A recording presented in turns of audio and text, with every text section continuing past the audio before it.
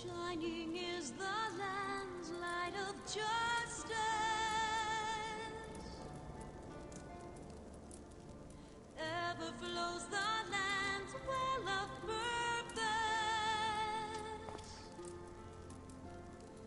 Walk free, walk free, walk free. Believe the lamb's alive. So believe.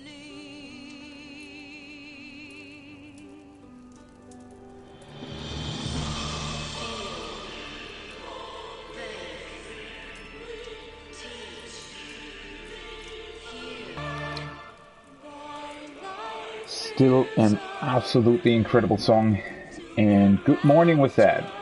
Good day, good evening, wherever you are. Whew. Finally back to 14 and some shenanigans within the game, some stuff that I just wasn't able to get to while I was preparing for Savage and leveling and doing story and all kinds of things. And finally something that isn't just boring crafting or something like that.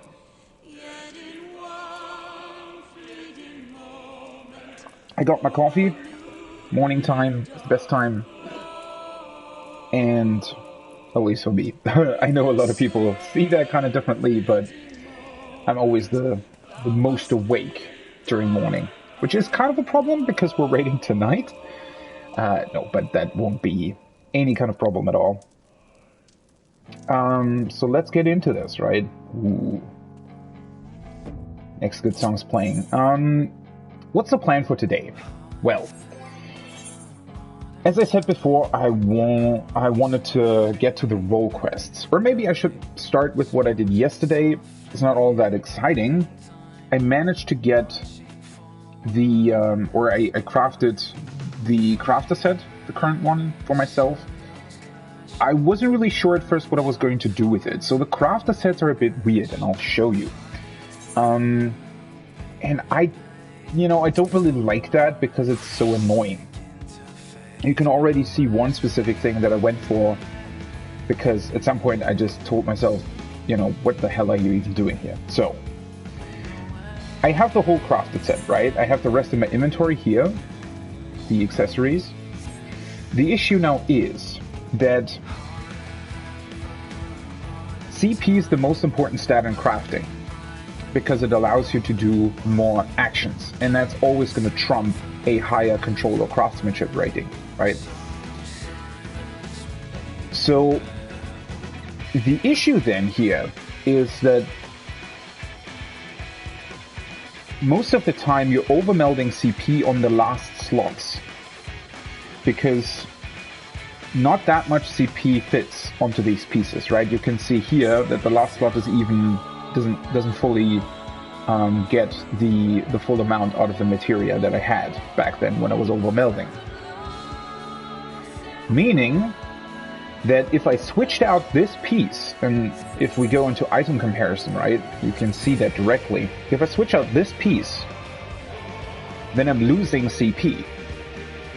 Now with one piece that wouldn't be that big of a problem, but if I switch out every piece on the right side, I'm actually losing. I mean, you can see this is 12, so I'm gaining 4 CP by the piece itself, right? The new piece, the 560 piece, has 4 CP inherently more on it compared to the last one, but the last one was overmelded with 12 CP extra, right? Meaning I lose 8 CP per piece, and that's a lot. Now the issue here being obviously that, well, depending on the tier you're going for, in terms of crafting, obviously I could have chosen maybe an easier set in terms of melts, right? You can obviously melt CP way earlier than this, right, in one of the first slots, and then melt control and craftsmanship in the later slots, right? Now, obviously, the highest tier set is always going to go for control craftsmanship first, and then CP. right? Because CP is usually, you can't melt that much CP on it, right? So that's usually going to be with the lower level materia, meaning that the higher level materia has to come first, right? But it does create this issue here that basically doesn't allow me to switch for the my gear to the new pieces because I would be losing CP. And that means that I have to get the CP materia first before I can switch out the gear. Now, I'm not quite sure yet whether or not I might at some point just say fuck it and, you know, just melt the CP anyway or something. I don't know. I mean, I was sitting there yesterday, I was doing 100 collectibles, right? Collectible turn-ins on my goldsmith. I just gathered the materials first, then crafted the 100 collectibles. That takes a long time, right? I mean, not that long, but a couple of hours, right? And the amount of purple scripts that you get out of it, you know, is not that much. I mean, you can see that there are still 10 materials missing on these 4 pieces. The only things that I managed to overmelt were this one, and this one, right? These ones are missing overmelt as well. Now, what I went for at some point, and here's the thing, right? The current Savage tier has already started. My summoner main is already overmelded and pentamelded. So technically, I don't really need pentamelded crafters or any kind of really high stat crafters until the next crafting set comes out. And that's going to be in 6.1, right? And that I'm definitely going to high stat pentameld because then I'm prepared for 6.2 Savage, right? Which is why, at some point yesterday, I just decided for myself, because it's kind of ridiculous. One crafted materia costs 500 purple scripts, right? I mean, I could just buy it, obviously. It's not that expensive, actually. And I've done that in the past, but again, it's just not worth it for the current set, I think. Because at the end of the day, right, what I was saying to myself is, well, pentamelding the current set, I'd probably have to buy, because I would go nuts just getting the materia by myself, right, through collectible turn-ins and stuff like that. So I said to myself, well, if I wanted to get the material that I need, I'd have to buy it. Which, not a big deal, right? I've done it in the past. It's actually not that expensive. A couple million gil, you can make that back. That's not the issue. But it would be way cheaper for me to just buy the raid food and raid pots that I would be using the crafted set for directly, right? Instead of paying for melds to be able to craft my food and potions, I can just directly buy food and potions, right? And that's why I'm not really going any further with this set. I'm just going to see all the materia that I can get through, you know, obviously spirit bonding this gear, through the weekly turn-ins. Those always give you a bunch of purple scripts and white scripts and whatnot. So there's plenty of opportunities still for me to actually get materia, right? And I'm going to keep an eye out for very cheap materia as well, so that I'm going to be able to stock up some crafter materia for 6.1 as well, right? I need to keep that in mind, because if I'm sitting there not having materia in 6.1 either, that would be pretty bad as well. Though, having said that, because the set is released, like the new crafter set is released in 6.1, that gives you 3 months to actually pentameld it until the next Savage tier releases, right? So that's plenty of time. Not a big deal, but one other thing is, at some point I just said, well, it would probably make more sense to go for these tools.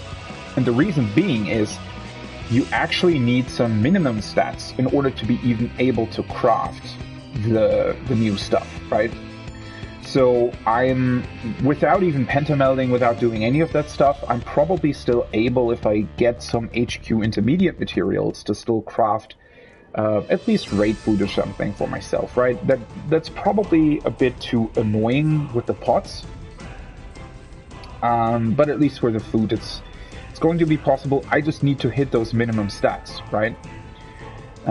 So overmelding tools, by the way, is the worst thing in existence because you need to do it on all 8 crafters simultaneously, essentially, which has always incredibly annoyed me because there is no point to overmelding or pentamelding one crafter. I mean, yes, technically, obviously, if I'm only crafting food and potions, then yes, I could just go for Culinary and Alchemist, but those rotations that you're using, right, I couldn't be bothered to, you know, then you have to, like, if you have to use lower rotations or crafter rotations for lower stats anyway, right, I don't know, it's just a mess overall. So at least for now, I just went for these ones. These are really, really cheap, by the way, right? They cost 700 purple scripts, which is just 200 more than one, right? And I repeat, one materia 10. Now, on average, you're going to need 6 10 materias for one overmeld slot, right? Because it's 17% chance of putting it into the slot. Meaning with 10 pieces, that's 60 10 materia, right? And for not even a third of that price of purple scripts, you can get tools for all the crafters. So I went with those first. I'm still missing 2. I'll just get them next time with the purple scripts that I get from the weekly turn-ins next week.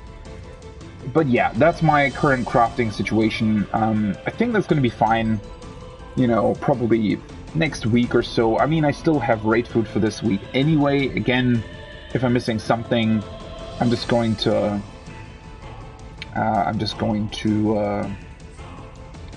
craft myself stuff. I need probably some pots for our re-clears on Tuesday, because it would make sense to just be potting for every pull there.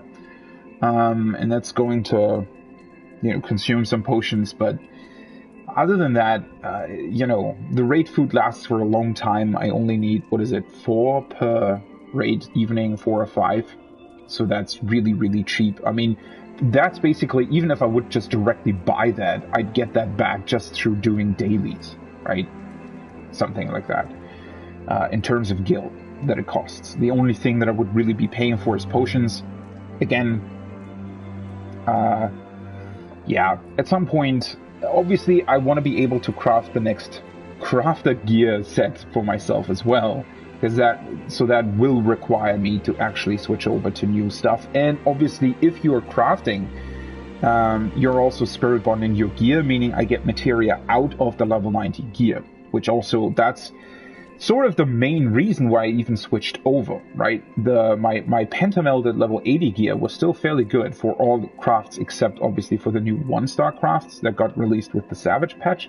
For everything else, it was perfectly fine. But that way, I was only getting the old Shadowbringers materia, right, through Spirit Bond. I was getting a lot of it, right? And by a lot, I really mean a lot. Like, you're literally... I was crafting stacks, like, I was quick sinting stacks of things yesterday for the collectible turn-ins, and half a stack already gave me basically 10 Shadowbringers crafter materia, which is kind of nuts considering that they're still fairly expensive because you need them for the high stat tier overmeld set as well. But yeah, that's where I'm at. I'm going to slowly transition over on the right side as well, as soon as I get the CP overmelds and stuff, so that I'm not losing CP actually.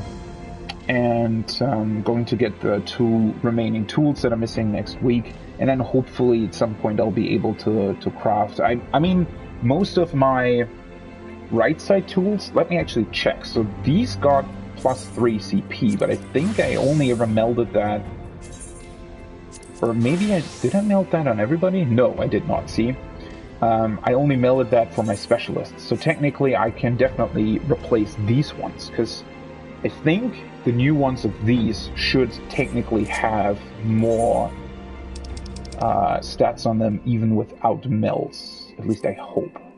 Let's see, where's that? The wheel is probably here, right? Spinning wheel, secondary tool, yes. Let's compare those, yeah. So even without melts, these are already better in stats. Though still not enough to actually hit the new thresholds. So yeah, but this is what I'm going to go for next, right? I'm going to switch these out, and then slowly but surely overmelt the last 10 materia slots that I'm missing, and that will give me enough stats to actually craft the new stuff, right? And from there on, I'm just going to slowly try and get the pentamelts on the right side, probably, because those are with the CP stuff, right? Yeah. That was a long explanation for my crafting stuff, but I did a bunch of that yesterday. I didn't do much else. I did the dailies, obviously, as well. But, yeah, that's where I'm at. And with that, as I said before, what I wanted to do today, first of all, I'm going to start off pretty chill. I mean, I'm already doing that. I'm going to be looking out for my retainers. Then I'm going to be taking a look at the new Heavensturn event, which is still weird to me. In the past, I always did that, well, pretty much after the new year started. This year, it's a bit later. I don't know, they did some weird stuff with the events this time around. I mean, obviously also because Endwalker released at such a weird time.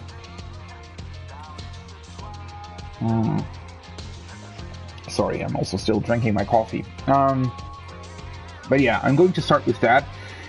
The event should be fixed by now. I think there was an issue after the patch where the Fate didn't spawn as frequently as it should have, which probably would have been pretty annoying. I mean, I don't know how infrequent it spawned or anything, but I think they fixed that with an emergency maintenance yesterday or during the night for me somewhere. They actually only did emergency maintenance on the zones the Fates spawn in, I think. So that should be fixed now, meaning I can start that quest. Then, well, I don't know what I'm going to do first. I definitely want to unlock Sage and Reaper today. Just so that I have them, that I have the possibility to always go into roulettes with them. I don't want to be in a situation where I'm sort of running out of things to level and not having unlocked those two. So definitely want to do that first. I'm still not entirely sure. I definitely wanted to try to level in boss jump.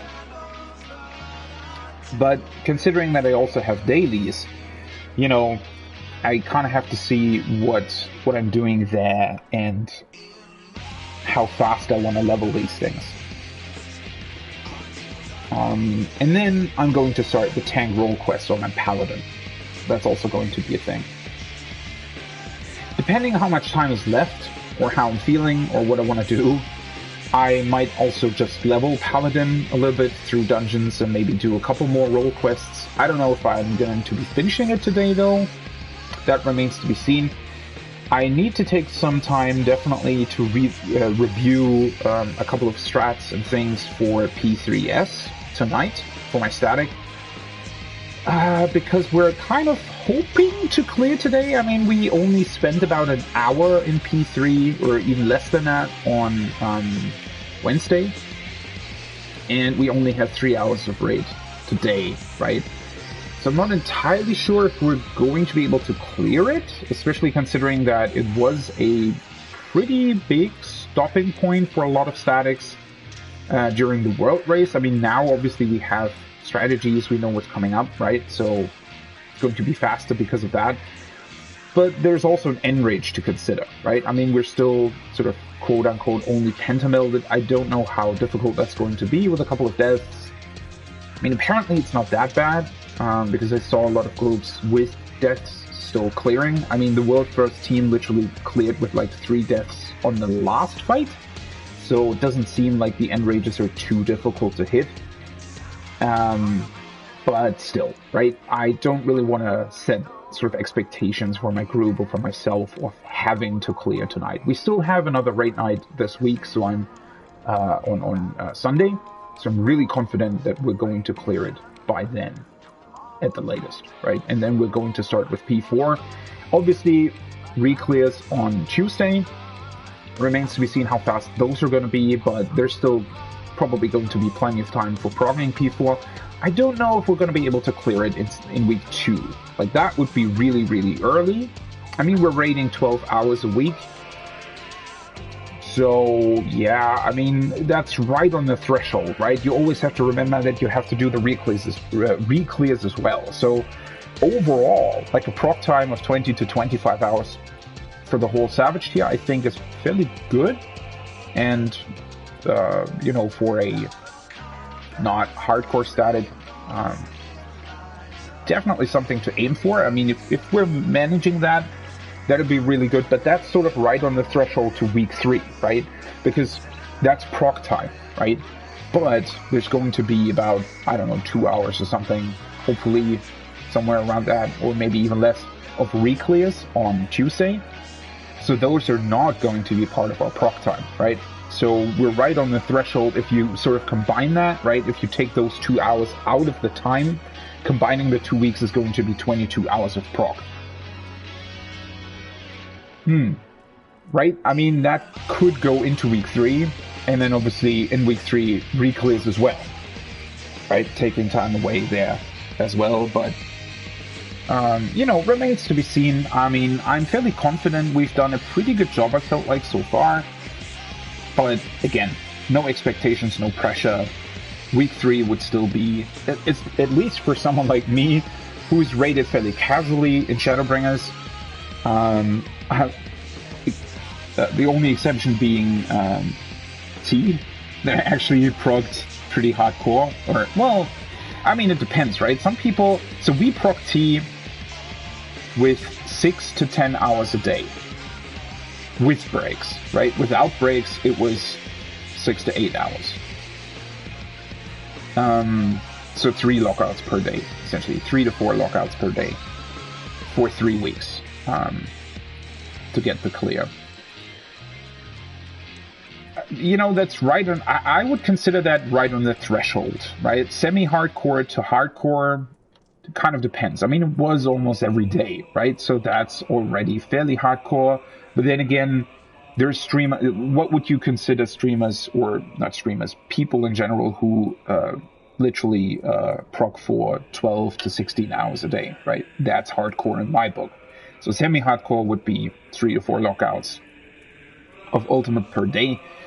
Yeah, I did that for T, but Savage I rated really, really casually in Shadowbringers. So, you know, to be clearing Savage week 2, 3, or even 4 would still be pretty cool in my book.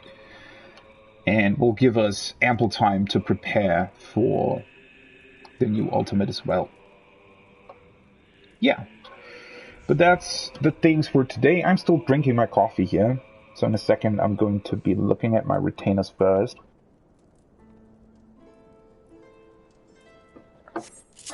At this point, I actually hope that I don't sell that much at any given time, because I don't have then that many items as sort of a backup that I could sell as well.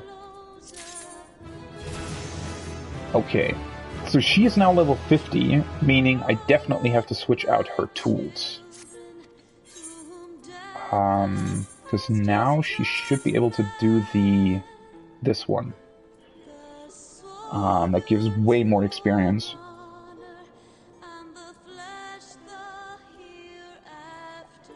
So that's gathering, right? Yeah. 216 gathering.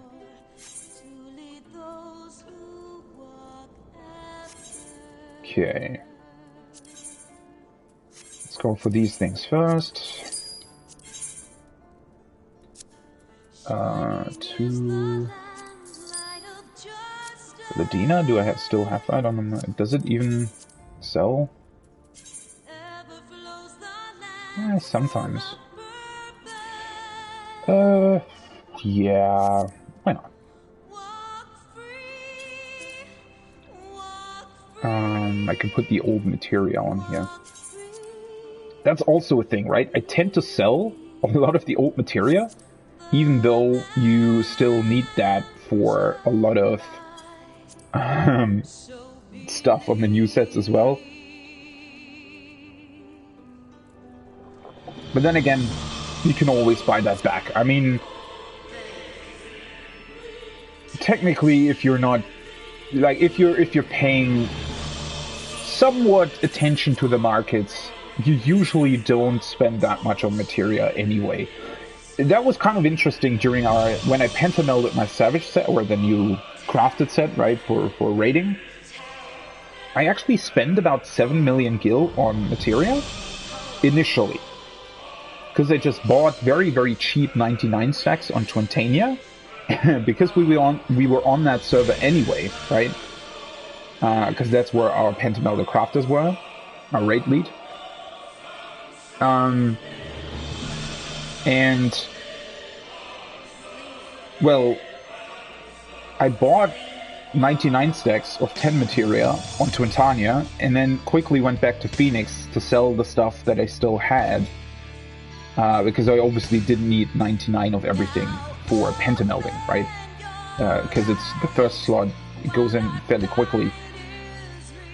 So I was actually able to make a bunch of gil back from that. So overall, I only spent about 2 million gil on pentamelding my raiding set, which is really, really cheap.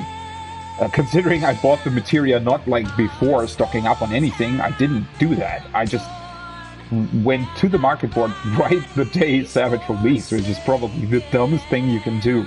I still made back a lot of gil, right? I sold the remaining stacks for over 5 million, even more than that, and combined with some of the other materia that I still had, I didn't spend that much gil on pentamelding at all. So that was kind of a nice effect of being on Twentania for that day. These I can just reassign. I can't be bothered actually changing out their gear.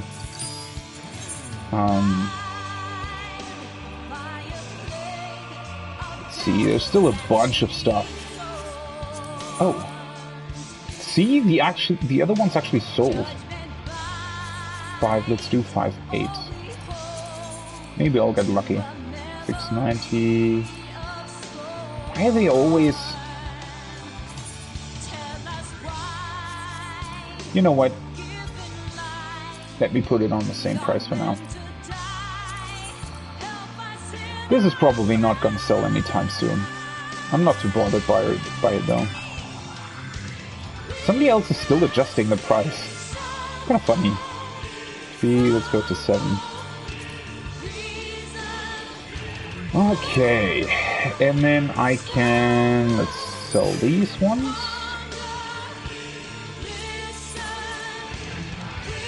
Okay, this is not worth anything. Where did I get that? I mean, one old... freaking... a really old dungeon or somewhere, I think. Should I sell these? Probably. Don't need them anyway. Let's do a 339. Those are just gonna be a bother if I try to use them. That would be for one pull, right? And we're kind of pulling quickly, so it's just annoying switching out the things mid-pull. 85 already. Okay, those I also have. That's cool. And I sold the competence material. Nice, nice. Let's put... wait, what do I have? This is command cunning. Let's put these on the market. Probably not worth that much. Let's do 479. 479 for 8. And 479 for the remaining 5.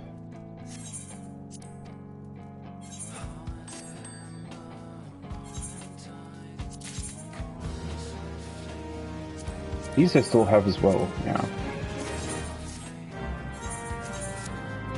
So, the skin I can put on her, these I can sell. This one, and this one. I'm really looking forward to be able to... That would also speed up collectible turn-ins incredibly fast if I would be able to make my retainers get the required materials right. But that's something for the future as well. Going to be stocking up on materials, like really, really stocking up on materials for 6.1. Okay, I sold something on her as well, right? Yeah, these two. Nice. So the thing is, I only have one coffer left at this point. So I'll have to switch over to something else here as well. Probably, you know what? I could use those slots to sell the new materials that you can get for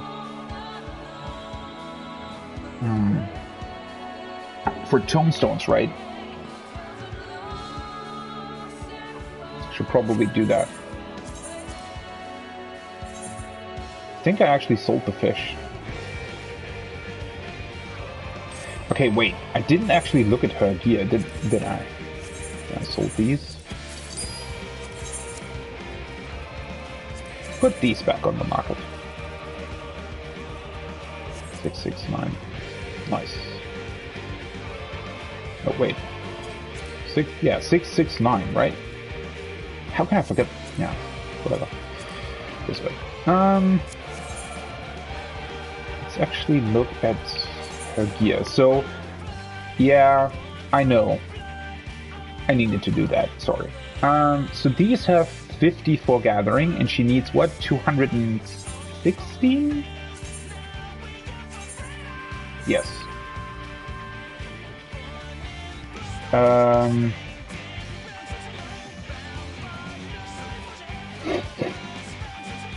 Wait.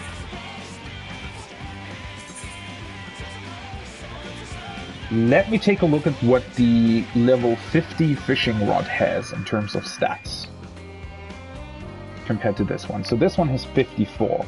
She can also still get other stuff here, obviously. I just don't know whether or not that's going to be cheap on the market board or not. And then I can also check for the rest. Okay, let me just... 1 second here. And put this here.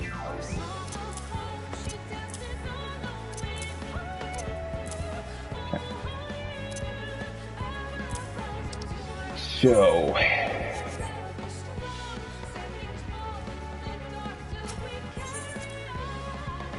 let me check out if that's cheap on the market board or not.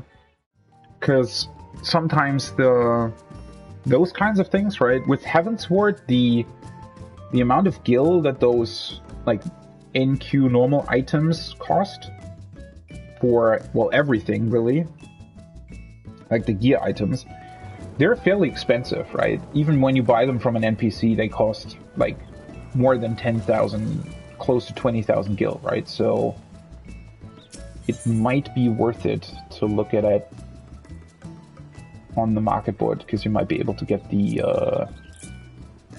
wait, 50. The HQ stuff fairly cheap. 48, 43. Wait, there is no what? Seriously?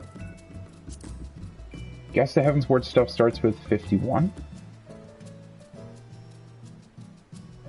Wait a second. Really?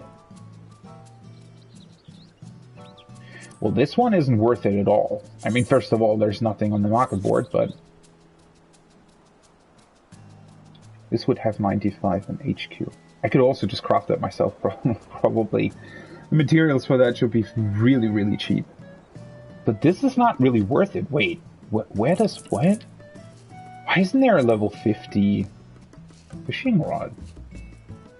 This one starts out on 52, and doesn't even have that much gathering. It's 40,000 in HQ.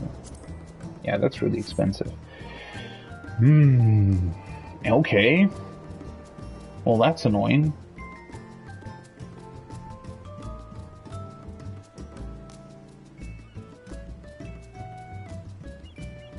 But there had to be... Wait, what? There had to be a level 50 rot, though. Where would that be? Probably here?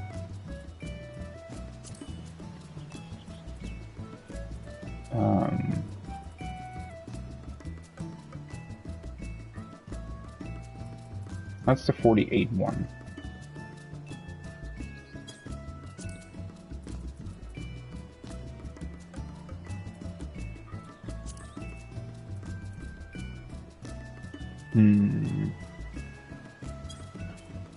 I guess there wasn't at that time?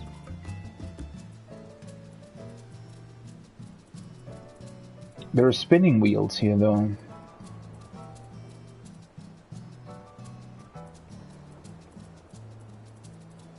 Maybe the Gatherers didn't have something like that at that point in time?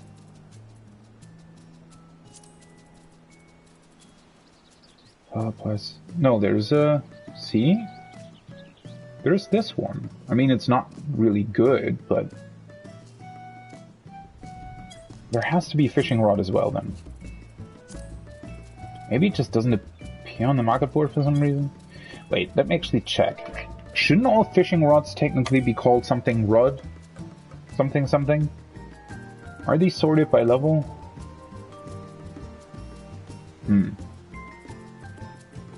Well, that's weird.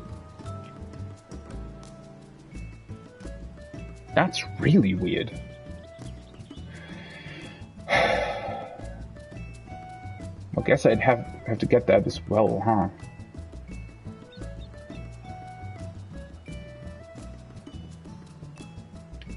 That's a 45 one, right? Huh. There should be level 50 gear, though. Definitely, right?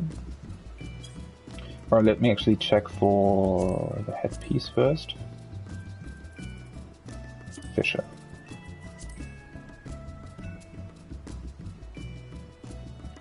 It's only got perception on it, though. Holy shit, that's expensive. Well, nobody's buying that anymore. Really? Those were the only crafting sets that ever existed in A Realm Reborn? They never changed that? Weird. Well, I guess I only need the gathering stat anyway, right?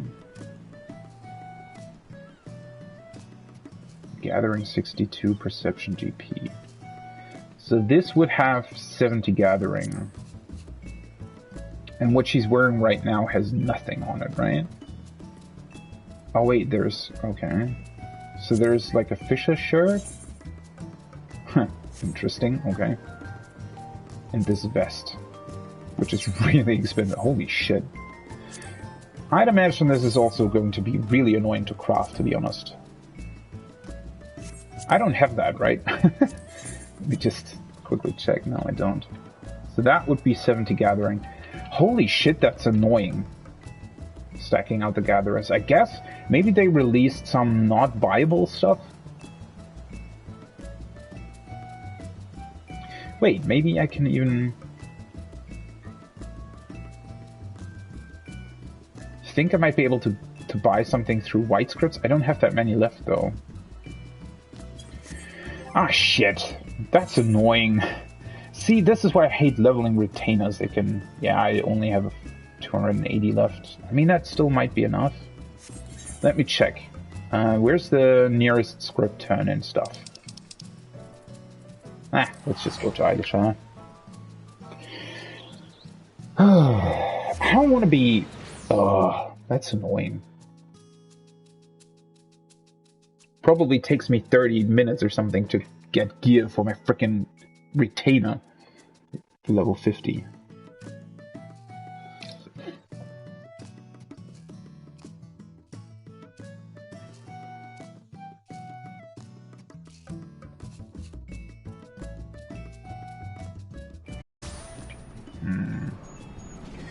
I don't think there's going to be any turn. I know that there are turn-ins, or not turn-ins, but I know there's script gear for level 60. I'm pretty sure. Not too sure about 50 though.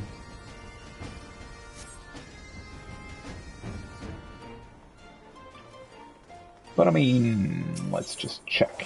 Script exchange. Oh, alright, I need gather scripts, right? Gear? Nah, see, 58. 60 is the eye level 200 gear. Might be worth it to prep for that. I mean, at least he... Wait a second. Do you have gear? No. I'd have to go to Ishgard for that, right? Although they wouldn't sell the level 50 gear either. God, that's annoying. Okay, what am I doing? Let me... Alright. So I need gathering. That's what I need. And she only has stats on her hands. Yeah, that's the only piece that I bought for her. I don't know about the right side. That probably doesn't have any gathering on it, right? And the body piece that I looked at had what? 90 gathering? So that would be 170. And then if I got the... that still wouldn't be enough. If I got the 48 fishing rod in HQ and the body piece, I'd still need something else as well.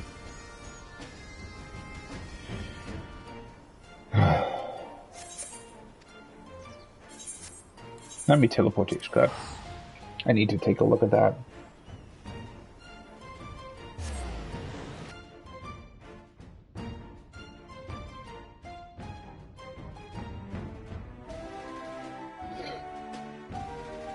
I need to keep that in mind though. As soon as she reaches 60, I'm going to grab the item level 200 stuff, and that should be enough to get me through the 60 to 70 level range, I hope.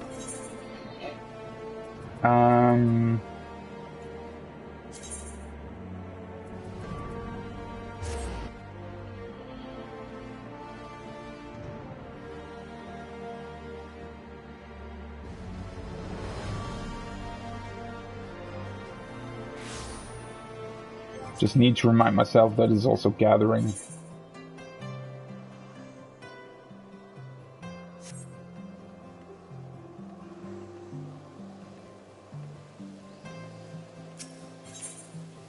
Let me switch to my fisher. It's easier to look for stuff. Okay, level 50. That's not gathering gear.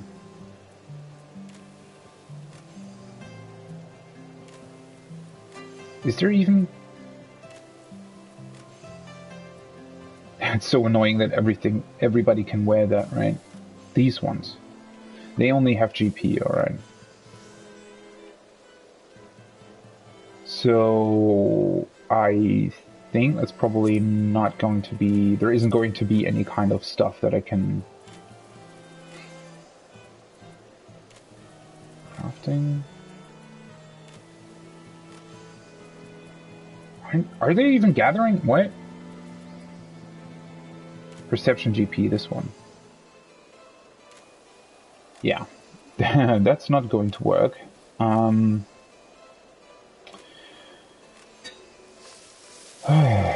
So I probably have to get the level 48 fishing rod then, and...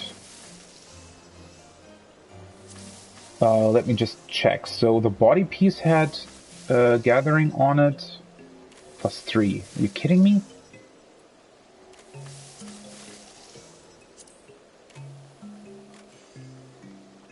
$31. Oh, they actually look kind of decent. Holy shit. I don't even want to know what kind of material they require, so I guess it's going to be body piece, legs, and fishing rod then. Because she already has gloves. 40 piece legs and fishing. Let me see. So that would then be...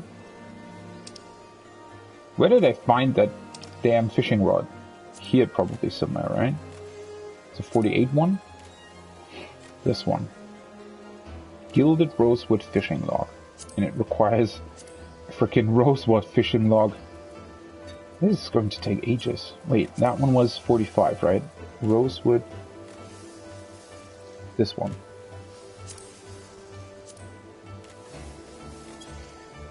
And then, that's probably going to be Weaver, right? The other ones? Maybe... here? Casting, aiming, striking...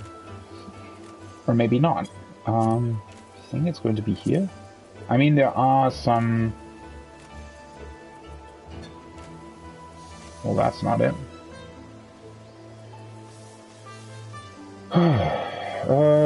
I don't even want to know. Oh, these ones. No, they are worse, though. Wait, what? So they're here, then?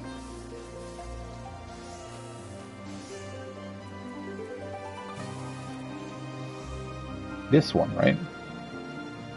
Yeah. Mastercraft Demi Material, Platinum Nugget, Vanya Silk, Silk Thread, Quick Hardening Sealant. I have a feeling those things are going to cost more than what this is worth, but whatever. Now I'm committed. I know I still have Mastercraft Demi Material. I hope. Wait. Maybe? Hopefully? This one, these ones as well.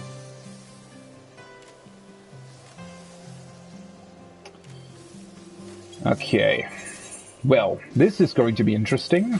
I didn't think that this was going to happen. Wait. Oh, I didn't update my carpenter set. Yeah, the carpenter is still missing the new tool. Carpenter and blacksmith. So let's probably... I guess I just didn't say carpenter. Whatever. Okay. So this one first. I actually have mithril ore.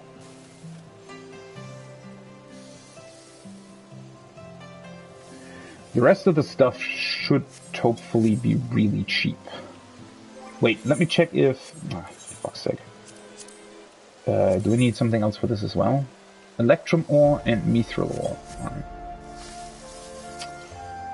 Electrum ore and mithril... Oh, shit, I didn't... whatever. I'll do that after. I completely forgot that I didn't put anything up on the market board for her. What the hell is it? Electrum ore, mithril ore. The intermediate stuff might be cheaper, so... let's see. I could also gather that, but that would make it even more annoying, so...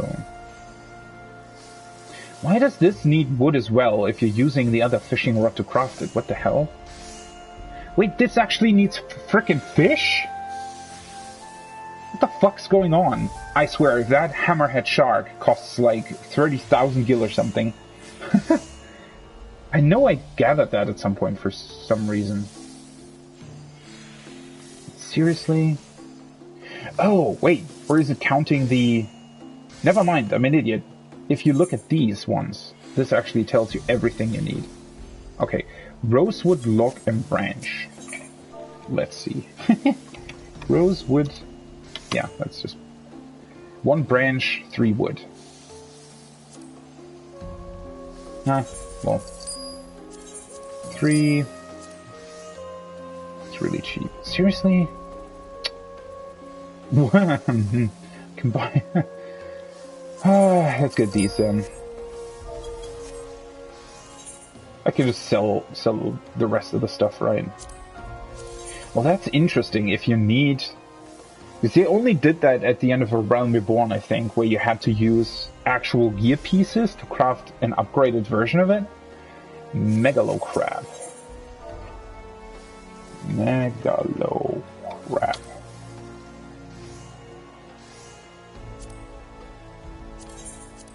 Well, At least this one isn't really expensive. Silver shark, hammerhead shark. So let's just look for shark. Unless these are, but I would be pretty surprised. Never mind! See, this is exactly what is. Wait, so there's one person selling 39 of these? For 3,000 though. Yeah, they're not selling for more than that. Are you serious? Couldn't you have put like one? I don't want to sell these. What the fuck? I'm not buying that 20,000 shark.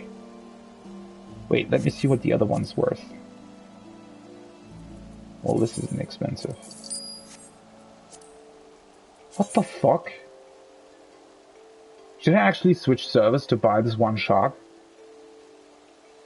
What the fuck is going on? Why is that so expensive? I can just grab the... Wait. Do you need those to craft the frickin' oil? I guess so, huh? Yeah, you do.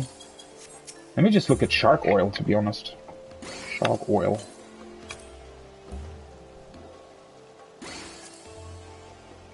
Why is that so expensive? Interesting. Wait, how much do I need? Well, it's definitely cheaper than, I guess, one, huh? Or two? And one, apparently. Are you serious?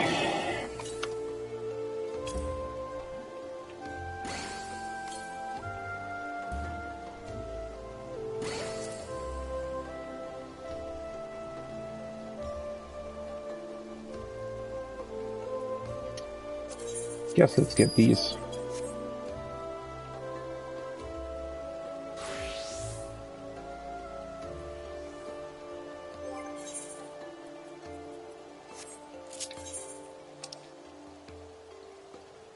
Well, that wasn't unnecessarily expensive at all, was it? And now I need to actually craft that stuff as well. What have I done? I swear, I need like 5 different crafters for that, right? So the shark oil is probably going to be either Culinarian or Alchemist, I guess? Oh, wait, I'm an idiot. I already have that. And then I need my... Let's see, Blacksmith should be there for the other stuff.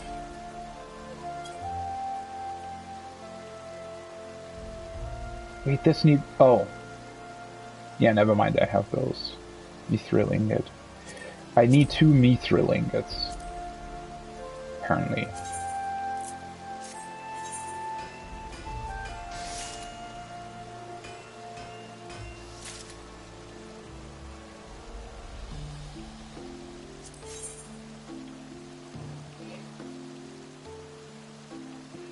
Seriously? One of them crafted an HQ? Alright, now I need the crab oil. Which might be Alchemist, hopefully. And this is crafting method. It is.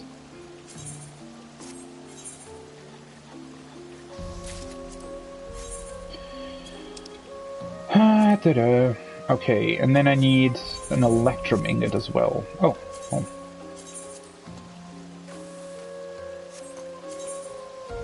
Is that goldsmith or is it...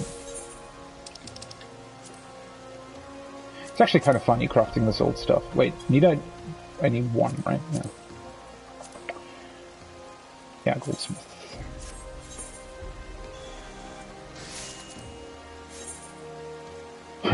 Getting a bunch of HQ stuff here. Wait, this didn't... Oh, never mind. I used it yesterday for something. Okay, back to Carpenter then. And one of these as well.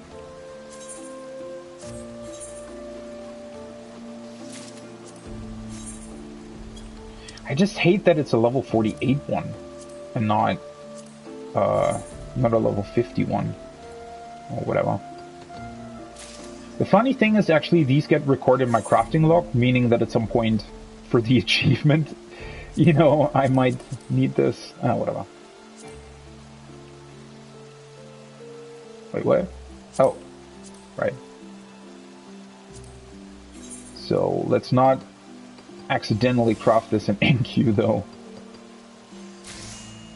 Nice. Well then. Alright, that's this one. And then I can just try to sell the other stuff, I guess. At least I didn't spend 30,000 freaking gil on a shark. Huh. I know that I wanted to... I think I actually did. Wait, let me think. I think at some point I actually crafted a bunch of shark oil, because I knew that it was fairly expensive. I think it was shark oil. Might have been something else, though. I'm not entirely sure if I remember that correctly, actually, but... yeah. This might actually be an interesting thing, but... probably doesn't sell enough to actually warrant putting more than one stack on the market board at any given time, and it's just not expensive enough to sell it frequently, I think. Well, then again, you never know. I mean, technically putting 3 of these, like 3 single one of these on the market board would be 30,000 gil if they all sell in a day, right? Or about, I don't know, 20,000, whatever. I mean, that's not nothing, right? If you don't know what to do with 3 slots on your retainers, might be something to go for, actually. Alright. Got the fishing rod. Now I need the vests. Okay. Oh. Well, that's nice. I only need hippogriff skin and quick hardening sealant. Wait, that's actually a normal material? I would have thought you'd have to craft that. Well, that's interesting. That might be, you might be able to get that from your company, right? Your grand company? Alright, let me see. 2 hippogriff skins and 6 quick hardening sealant. Hippogriff skin should be fairly cheap. Yeah. 2. Hooray for people who put this stuff on the market board for 1 gil. Seriously, you could make so much more money off of this, right? I mean, I know there's 52 hits, but still. This should cost at least 1,000 gil. Like, at least. Whoever's putting this up, this is just... like, why? Why even bother putting it up? Why not selling it to an NPC, right? I don't know. Never got that. But then again, a lot of people just probably don't sell anything on their retainers, so they'll just put it there so it's not clogging up the inventory, I guess. Sealant. Alright, that stuff's pretty expensive. I wonder where you get that from. If that's a Grand Company thing, I'm just going to teleport to Gridania.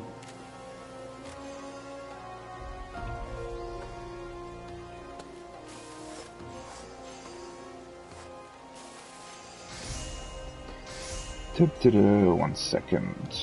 Let me...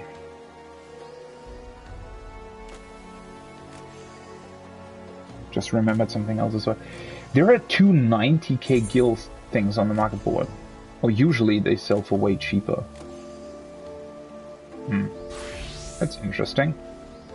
Why did people buy this stuff?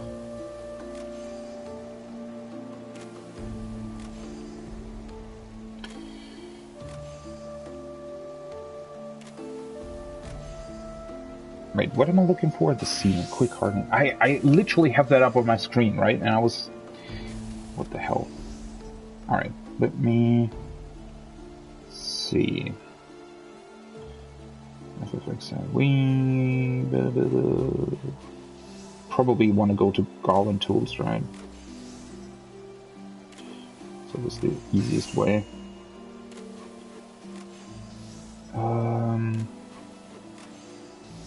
Quick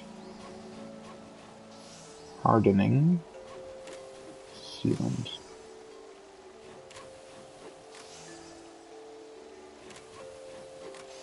Yeah, you get that from your grand company.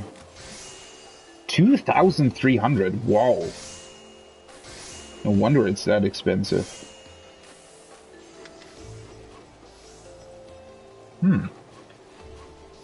How many do I need? 6, right?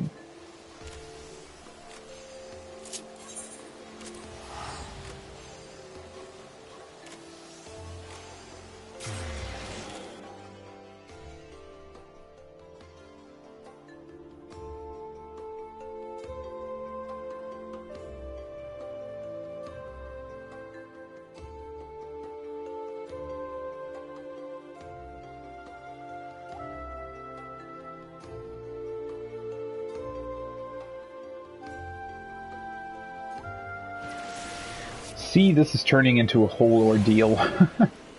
Well, then again, I mean, it's pretty much going to be the gear for the next, I don't know, 2 weeks or something, hopefully. Hopefully it's actually enough.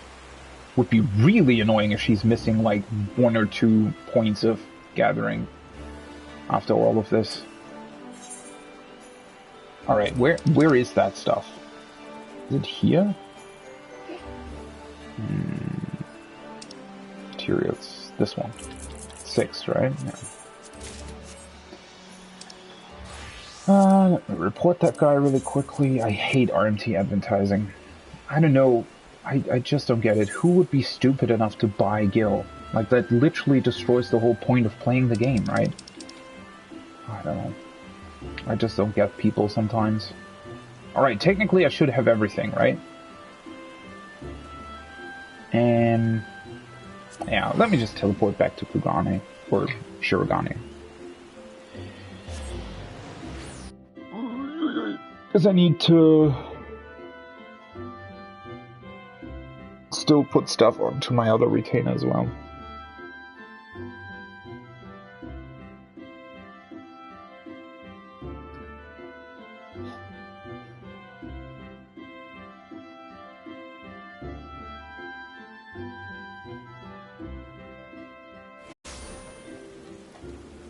Okay. So... I should have everything for that now. Wait, let's... Weaver, right? So, I need demi-materia, platinum ore, silkworm, cocoon. Let me see.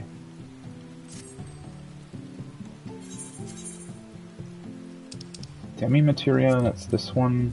Never thought I'd use that again. Wait, did I say platinum ore? I hope I did. I'm always forgetting what I'm saying. Silkworm cocoon, these ones. Okay.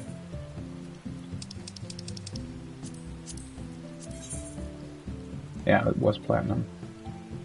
Effervescent water, potash, black aluminum.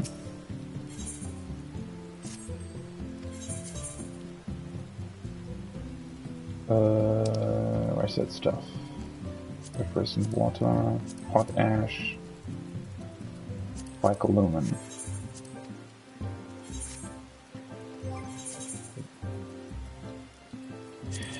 This is annoying. I wish this would actually stay on whatever you selected last, but it's always going back if you're on another class. It's a bit annoying.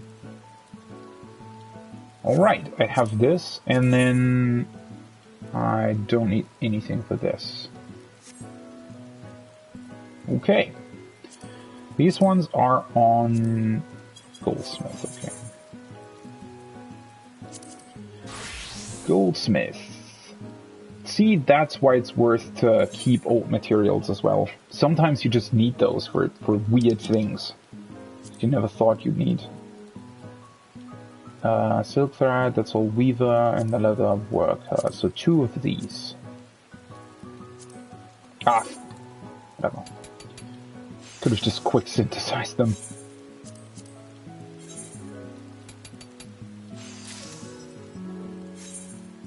Okay, then leather worker, for the hippogriff stuff. 2 of these.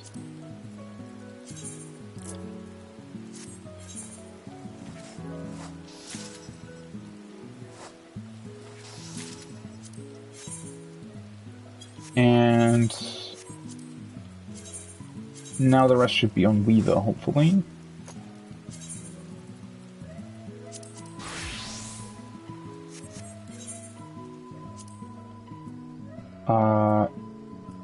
Two Vanya silk. Oh, wait, these need silk thread as well. Yeah, that's going to be annoying. So I need 2 silk thread and 2 Vanya silk. Meaning that I need 6 silk thread. And this makes 2. That's weird.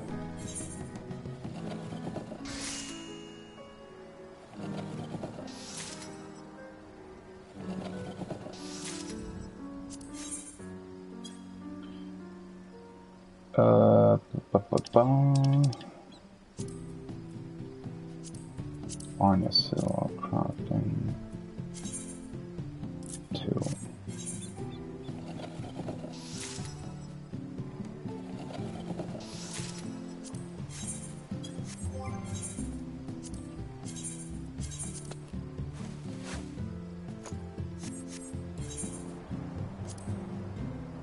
Okay.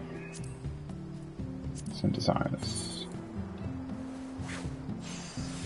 I wonder how often these ones sell. Because if they cost like 100,000 gil, but I don't think people are buying them very often, to be honest. They probably sell like once a month or something. Actually, I should probably take a look at that. How often they sell. I really freaking hope this is enough gathering. I mean, it sort of has to be, right? Like, what else are you going to equip other than over-melded stuff, which would be really ridiculous, to be honest. Okay. Wait, what are they called? Foragers. Okay. Forage. Vest. Holy shit. So they sell about 20 of these per month.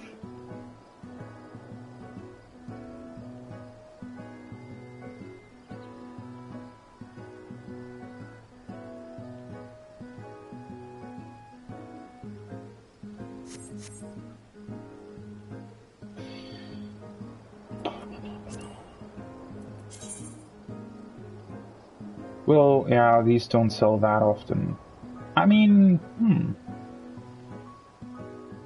The thing is, if you know the materials that these need, sometimes you just randomly get those materials, right? From certain stuff.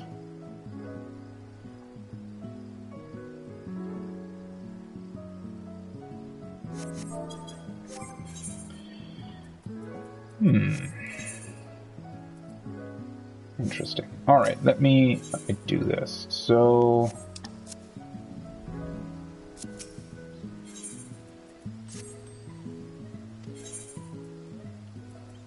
attributes and gear. Let's change out the fishing rod. The only thing that I hate is that now she doesn't have the cute swimsuit on anymore. Then again, this actually looks pretty cool, right? I mean, it does match her hair. Fine, yeah. Why not, right? Still looks pretty cool. And now she has 226. Well, it's close, but it's enough. Cool. So now I can do this one. And that's 420. Can I take a look at... Wait. Attributes and gear. Experience. So she needs 421,000 experience for the next level. So... yeah, it was definitely worth it. So this literally gives you 1 level. Wow. Cool. Okay.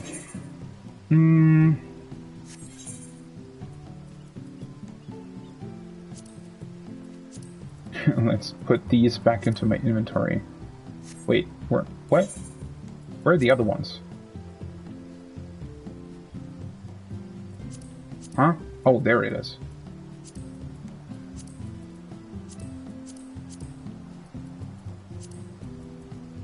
Okay. I had those on her, right? That's the, yeah, the gray gear stuff. Let's put these back here. And then I can put the rest of the materials back as well. Potash, water, silkworm, platinum, demi-materia, black aluminum. These ones are... do I want to keep these? I don't have them, right? Oh. Rosewood branch. I mean, I don't want to keep everything there ever was. But then again, let's keep it. I want to sell this stuff though, obviously. Yeah, that's fine. I think that should be it pretty much, right? It's the only thing that this one I can't sell. It sells for 28 to an NPC. Let's desynth that, see what I get out from it. Oh, nice. U lumber in HQ. That might actually sell. Okay.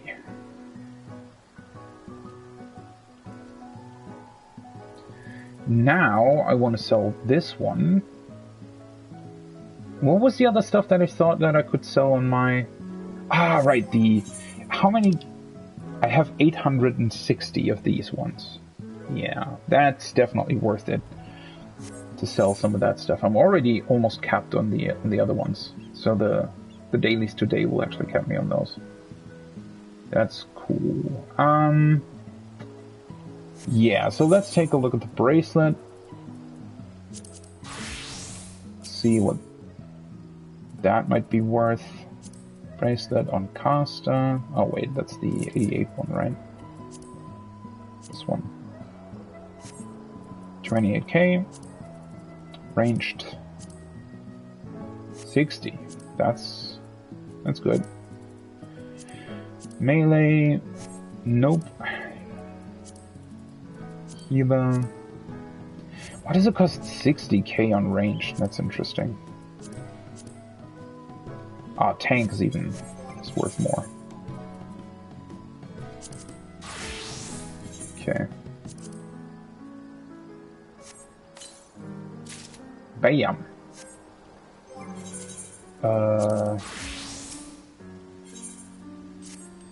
Let's put that up.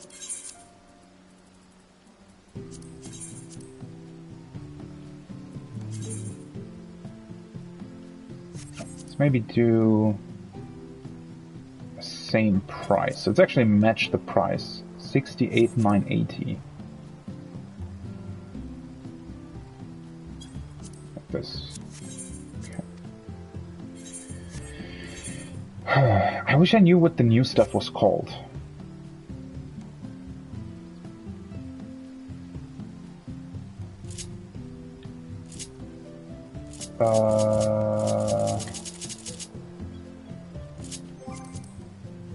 Wait a second. That should be on the...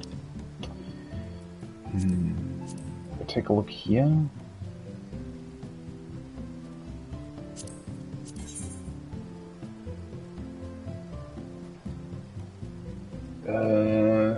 I think the alchemical abrasive is the new stuff. This one.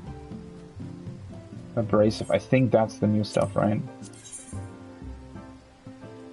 Alchemical, charcoal. Are they all called something alchemical? Alchemical. No, only these two. 10k. Wow. So these are definitely... Did that one of the retainers was called Bunny Girl Uwu. Sure. Charcoal... Wait, so the other ones... Do I have something here? These probably need something else, right? Ah, never mind. Wait, what are the other materials then? Who needs those? Abrasive? I guess abrasive and charcoal are needed on everything. Probably why they're so expensive then, huh? Well, I guess let me just go for those two. If...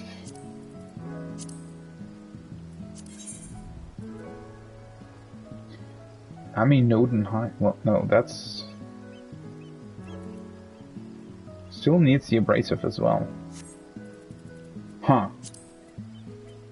Okay. Abrasive... Do these need something else? Oh, never mind. Let's just...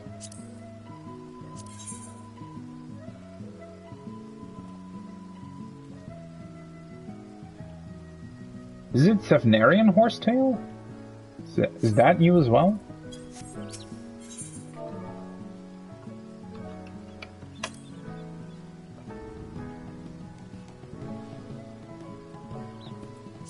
This one? Huh. Well, that's also worth a lot.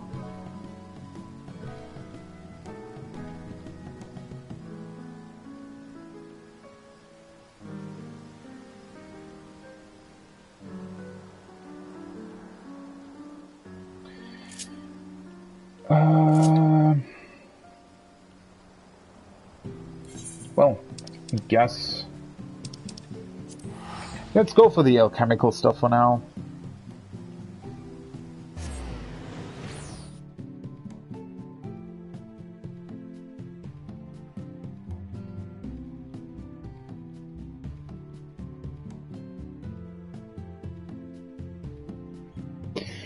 They will probably be falling in price really, really quickly, I'd imagine.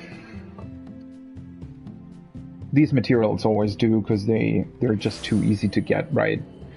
Like in two or 3 weeks, nobody knows what to spend their they're easy to get tombstones on, and then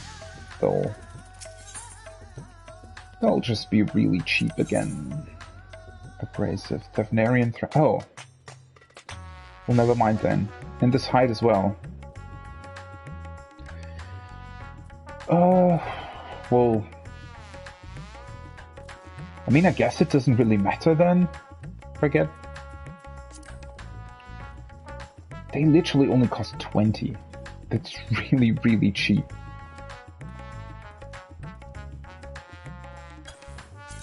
Let me just get 5 of these and sell them for now.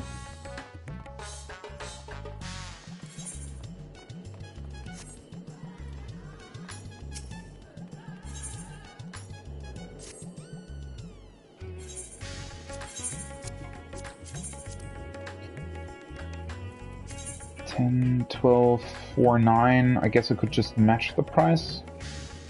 Or should I go for $12.99? Let's go for $12.99. Like this.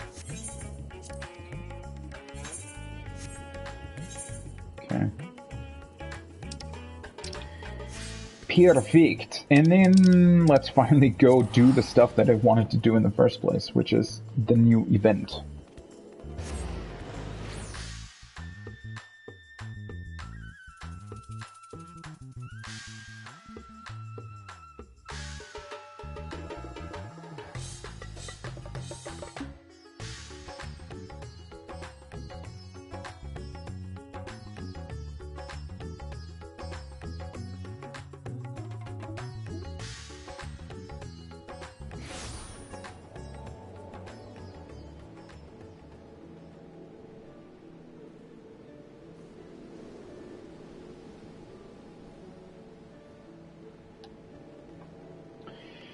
This always reminds me that at some point I need to do the post-Moogle quests.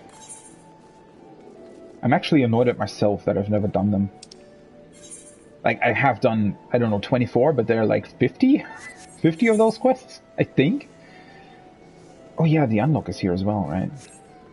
that the Heavensturn quest usually starts here.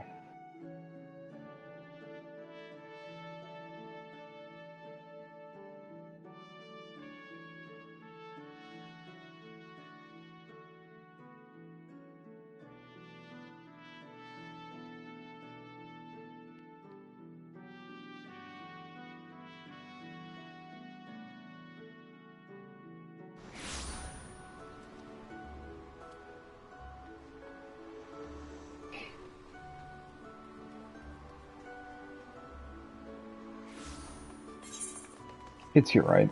Yeah. Okay. So, at first, I didn't actually get it, right?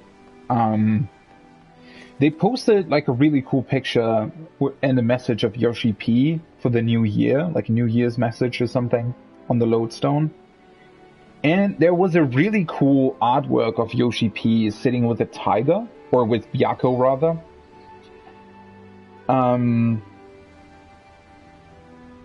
And I didn't really get, like, it just looked cool when I was first looking at it. But then I saw a bunch more artwork with tigers, and I got reminded, oh yeah, I think Japan has the Year of the Tiger now, or Asia, I guess, in general. I think in China that's how they do that as well, right? It's called the Year of the Tiger or something.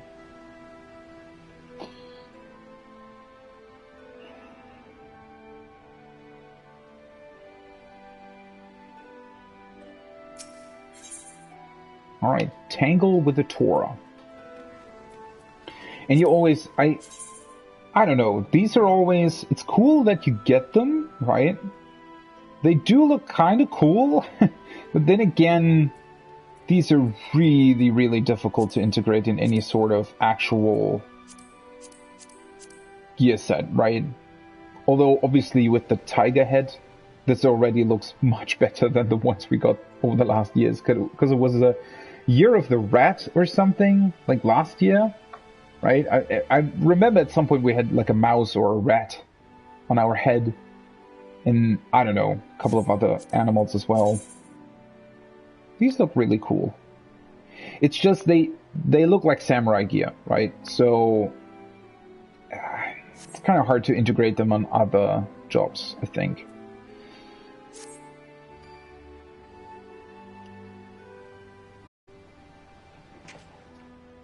You there! Unless my eyes deceive me, you strike me as a gent that knows how to look after himself. Don't you know? Wait, is that not the same guy from last year's? An adventurer, you say? Oh, how fortuitous! Ah, but where are my manners? I am the Tora Bugyu, and it's a pleasure to make your acquaintance. Might I ask a moment of your time? You are far too kind. Allow me, in that case, to explain my current situation. I have made my way to Eorzea as part of a delegation sent from Higashi to partake in the Heavensturn celebrations. I have been briefed that the Eorzeans believe that at year's end the gods choose one among their number to serve next as a herald of good fortune. In the Far East, it's not a god, but one of 12 great beasts that is chosen. Why is it 12 anyway? I knew that at some point. It's kind of cool with the game. I wonder why they... I guess the 12s were also chosen for the months or something. I mean, we will know that in the future, but... And this year shall belong to the formidable Tora. So Tora means tiger in Japanese, then? Question mark? You may know it better as a tiger in these lands. Regardless, you doubtless now understand why I come dressed in my present attire. Now, allow me to proceed to the heart of the matter.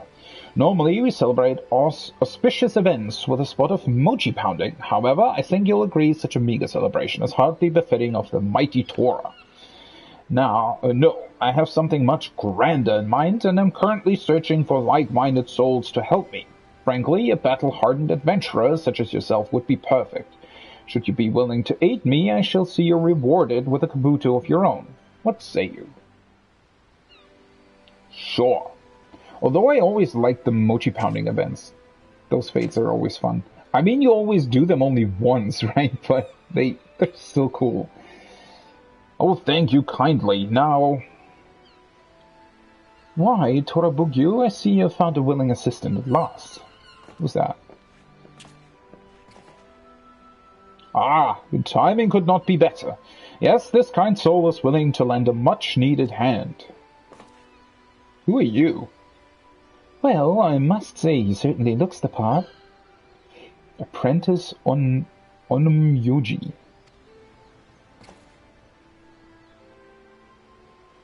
Would you not agree, Master? He is perfect for the ceremony. You may want to hear his opinion on the matter first. Can't you see he is positively bewildered at present? But allow me to clear up exactly who we are first. We are a clan of mages practiced in the ways of Onmyodo, come to perform a ritual designed to quell evil forces. That's really cool gear. Where do you get that from? Kinda looks like a mage version of ninja gear? It is nothing overly complex. We simply put on a performance that we hope will please the gods. The ritual this time has its origins in a rather old tale concerning a ferocious tiger. We will use our powers to give life to the tiger adorning the folding screen we have brought with us. Then you, in your role as bloodthirsty warrior, shall vanquish the foul beast, assuming you agree to participate, of course. Sounds cool. You bet I slay tigers for breakfast. Why do I have to take part in this again? Why isn't there, like... I wish there was, like, a third option. This just seems overly aggressive, and this seems, you know, just not very polite. I don't know. I slay tigers for breakfast. I knew we could count on you the moment I saw you. Hardened adventurers never back down from a challenge, after all. You have my sincerest thanks, kind adventurer. Now, if you will excuse us, we must ready the ritual site.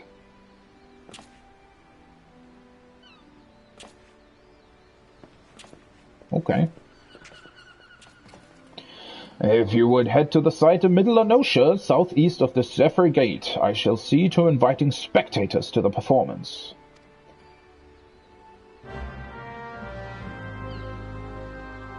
So that's going to be the fate, I guess? Yeah, complete the fate Tora Tora Burning Bright.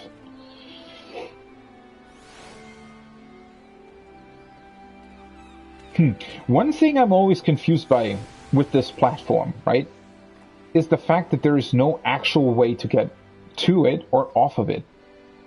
Shouldn't these stairs technically, shouldn't there be like a way? You're literally walking through the flowers, right?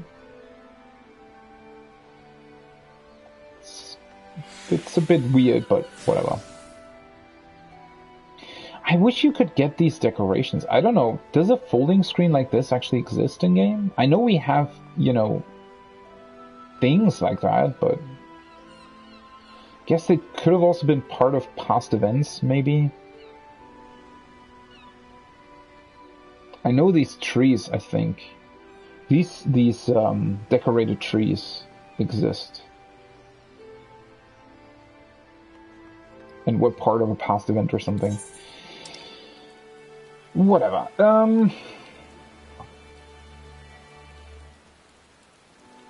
Let's just do the event, I guess, huh?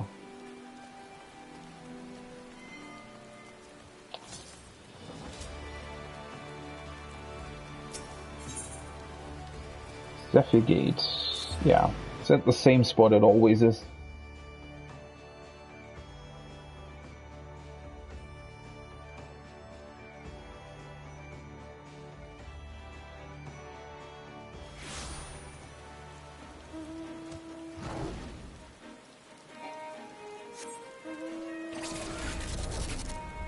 Guess there's still a few people doing it.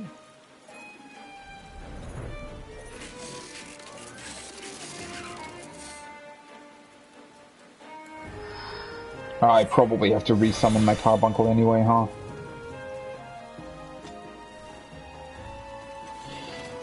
Whoa, there's quite a lot of people actually. Huh.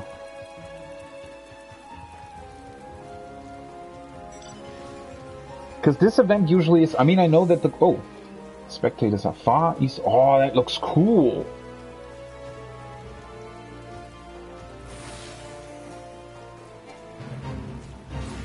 Yeah, this is always really low level. Time for a fight most ferocious. One between... What is he saying? Man and beast. Now watch as my apprentice summons the fearsome Byakko from the folding screen. Wow! Wow. It's a very cool animation. Hi. Do not fear, we have a noble warrior at hand ready to slay the foul feline. Yeah, sure, let me get to that. Ink for what?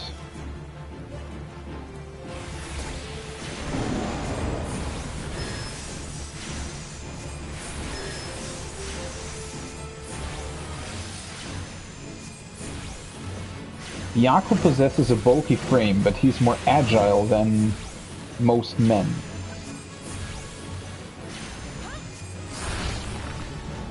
Wow. Wait! What the hell was that?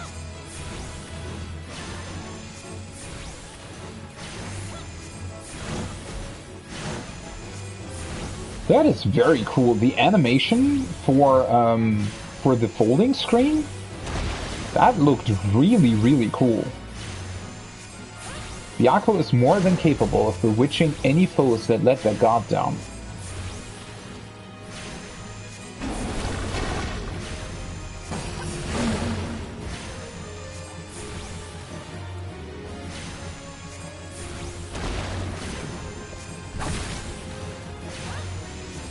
A lot is actually happening here. Huh.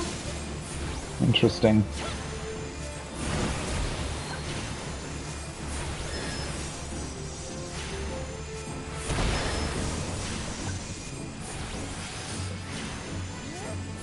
That's actually really interesting for a level 5 Fate. Is the quest always level 5 as well, by the way? I've always wondered that. I've never really paid attention to it, to be completely honest. Ooh, and they're doing spinnies?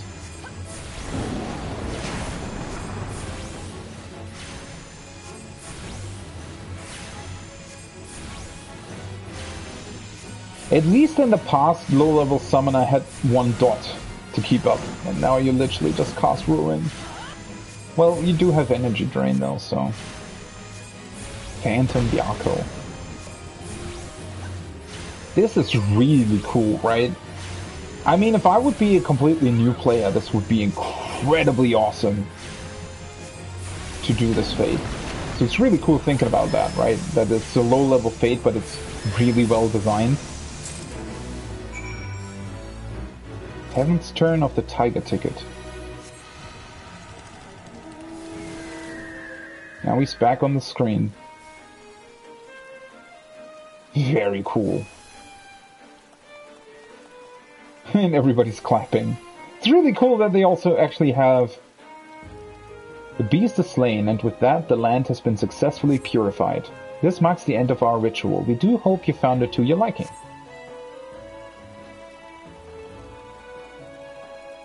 Kind of terrifying if you're just a normal, like, citizen, right? That they actually summon a real tiger that is also pretty big and fearsome. Oh well. Okay. Let's go back then. That was really fun. Sometimes I kind of wish these events were longer, but then again, it's also cool. I think, you know, it's kind of cool that they aren't, that they're really easy to complete, because that way you never really, it's not annoying, right? Just kind of a shame that you only ever see those things once, and then, you know, you're waiting a year to actually see them again. Whatever. Where's the frickin'... this one, right? The lift attendant. Drowning wench. Yes. It's also really cool, you know, returning to Limsa and actually using the lift and stuff. That's also why I like these events, right? Just getting you back into old areas. And I started my game in Limsa, actually, because I chose the... Well, it's not Summoner, it's Hermetic or something? How do you pronounce that, actually? I started my game here, so that kind of always... I still, you know, I'm always reminded of how I started out here. Those first moments you walk through the game, it just immediately grabbed me. The way it looked, the way the quests were designed, the way you immediately had, you know, the main story to latch onto, and it led you through everything. Really good tutorials as well. If you're actually reading them, that is. Unfortunately, a lot of people just don't do that. But yeah, it's another Elysian player. What's going on? I'm seeing a lot more Elysian, especially female Elysian.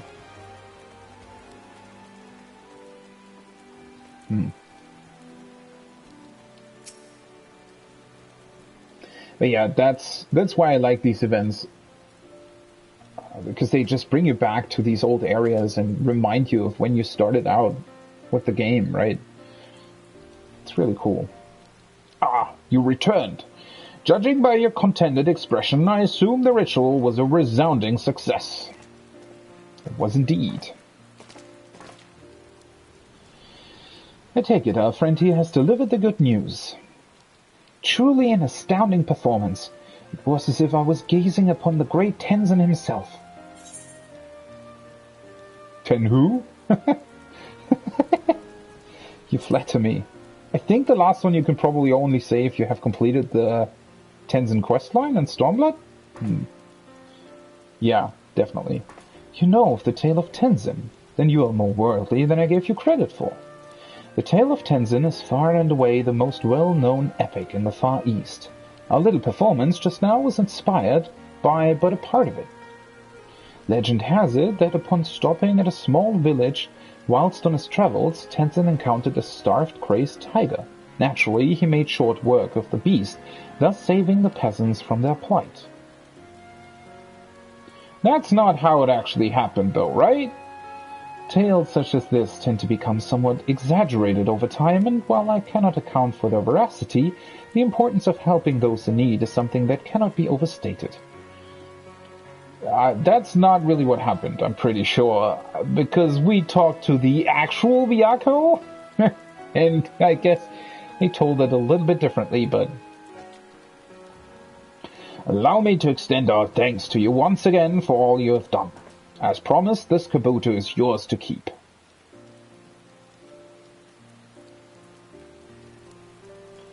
Thank you once again, noble adventurer. We intend to put on our performance a few more times during Heavensturn. We should be glad for your assistance again, if you are willing. Sure. Oh, right, you have to buy the other one, right? So I'll get the golden one first, and then I'll buy the silver one. Right, for a second there, I was wondering what you actually do with the... Feline fun. What you actually do with the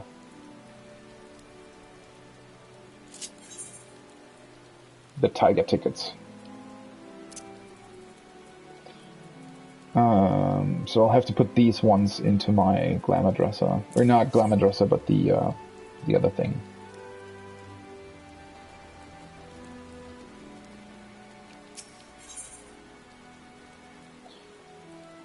The white tiger. Oh, you can actually get the folding screen? Oh, that's cool. Features the fearsome Byakuo of Eastern legend. It seems he could leap from the canvas at any moment, and given his near unlimited powers, he may do just that.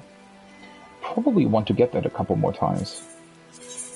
Let's get this one first. Get this one once. Zoni meal.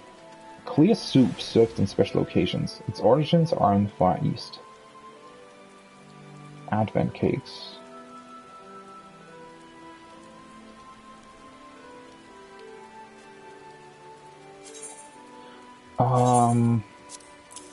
let's get 1 stack of these. And I just want to look at these. Although then again, wait, how many tickets do you get for? I think like 10, right? Let me take a look at that first. If you do the quest again, let them eat cake. Oh, you just get the prisms. No, the fate is the thing that actually gives you the tickets, right?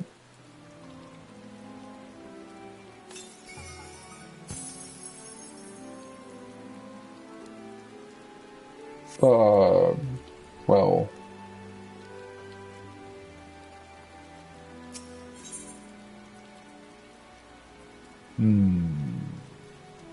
So wait, if I get the prisms anyway...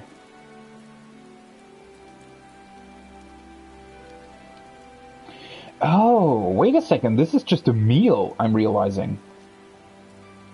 Usually they give you, like furnishing meals that you can put up in your house. I didn't see that.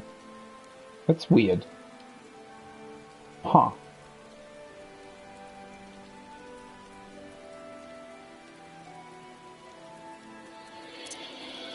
Oh, whatever. Okay, golden and silver kabuto, I have those. This one goes into my house. Yeah, I don't know what to do with these then. I guess let's put them here for a time. Okay. Let's just look at this as another quest. It'd be kind of a shame not to do it. Ah, just who I wanted to see. I was wondering if you would be willing to help hand out a few advent cakes. It is customary for us to do so during Heavensturn. We finished preparing them but a short while ago, and who better to share them with the townspeople than the man of the hour? Here you are. Pray take these to Hawker's Alley. I imagine it won't be long before you find passers-by eager for one of these delectable delights.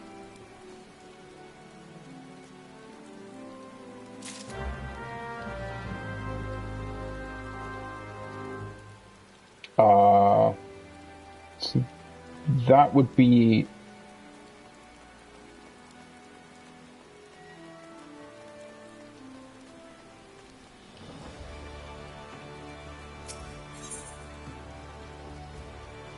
here. For a second there I was wondering, Hawker's Alley, isn't that the one in Gridania? But it's not. I don't know why I thought that. I'm so rarely in Limsa. It's not even because all the people always hang out here, but I don't know. There's just never really reason to go back to Limsa. I always like to go back to Gridania.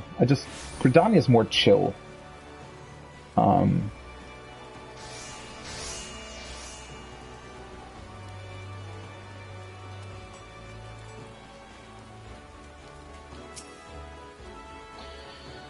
Can I interest you fine folks in some delicious rice cakes? There is no better way to celebrate Heavensturn than with a delicious treat.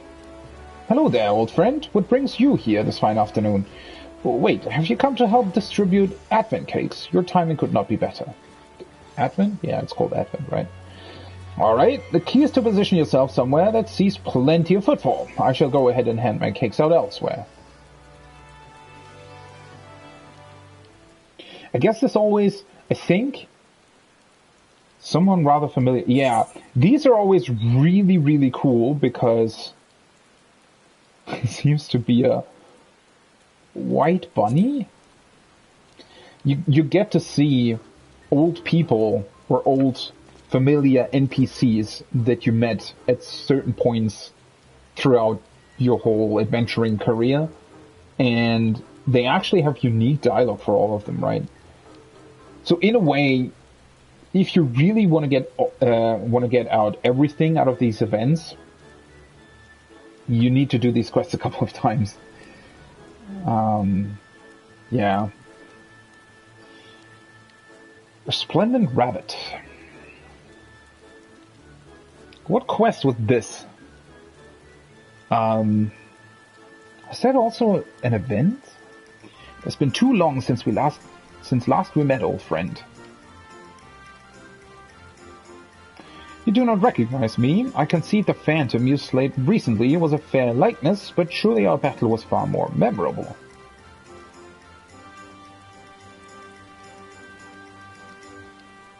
What? Tell me, what is it you are handing out to the people here? What? What phantom that I... What? Who are you? I'm probably missing something really obvious here. A most delectable treat indeed. Ah, how I enjoyed feasting on them with Tenzin at my side.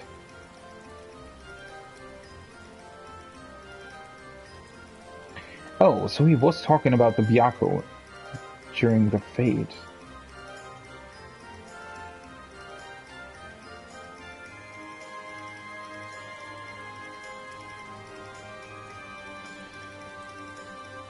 Tenzin at what? Though it was not always pleasant, even now I vividly recall the time Genbu found one such treat lodged in his throat, or when Seiryu thought to swallow one whole, burning his mouth, and all the while Suzaku clamored for Tenzin to come and help them. Yeah, Suzaku would do that. Who are you? Why do you know all that?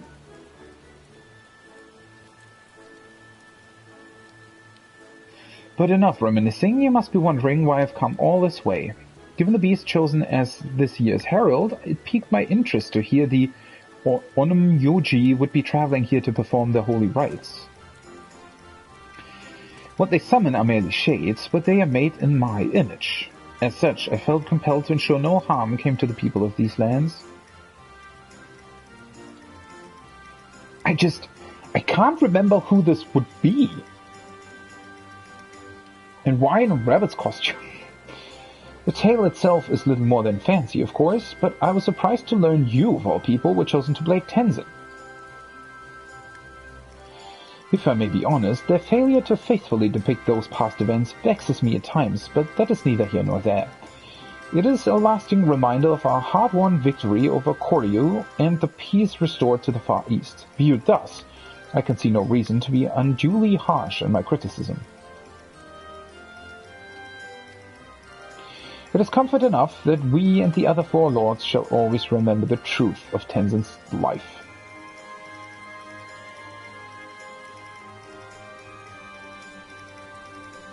And with that, I shall bid you farewell. I pray you continue to carry on Tenzin's legacy, as I know only you can. Speaking of the others, I beg you keep my visit here between us. Should Suzaku and Seiryu learn that I had the singular good fortune of seeing you perform as Tenzin, well, I would rather not think on it.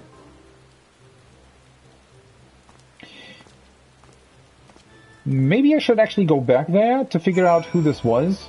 Because they would, like, for a second I thought that it was the turtle man. And maybe it was. I was confused because they were talking about Genbu, as if Genbu was somebody else. But now that I think on it, Genbu just lives in his body. So they share a body, but the turtle man is still, I don't remember his name, unfortunately. Is it Sorokin? Oh, whatever. But I guess it must have been him. But what's with this weird rabbit costume? Like, what?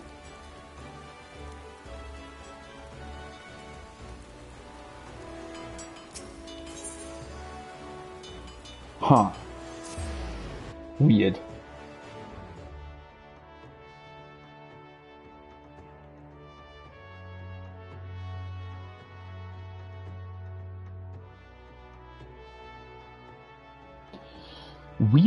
Weird.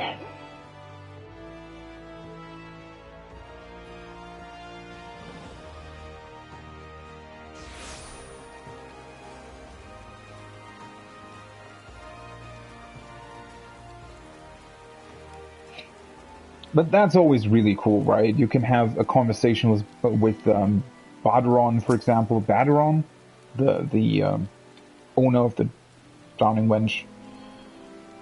Ah, you are returned, and I see you are without advent cakes. Another day's work complete, then. Thanks is no small part to you. I pray take your ease and enjoy the remainder of the Heavensturn celebration. Okay, what do these look like?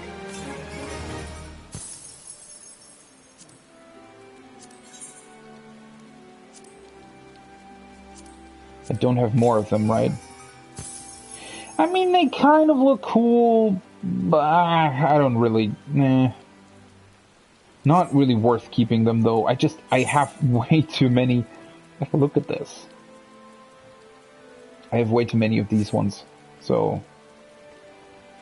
I don't want to keep all of these prisms. I wish you could get them as emotes. That would be much better, but... I mean, I kind of get why they aren't.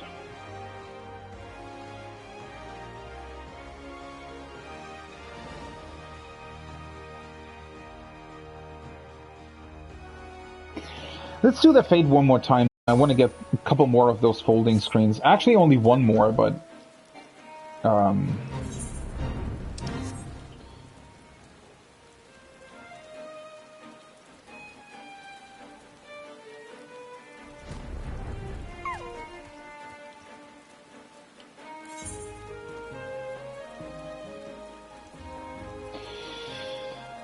Yeah, I'll just buy a couple of these.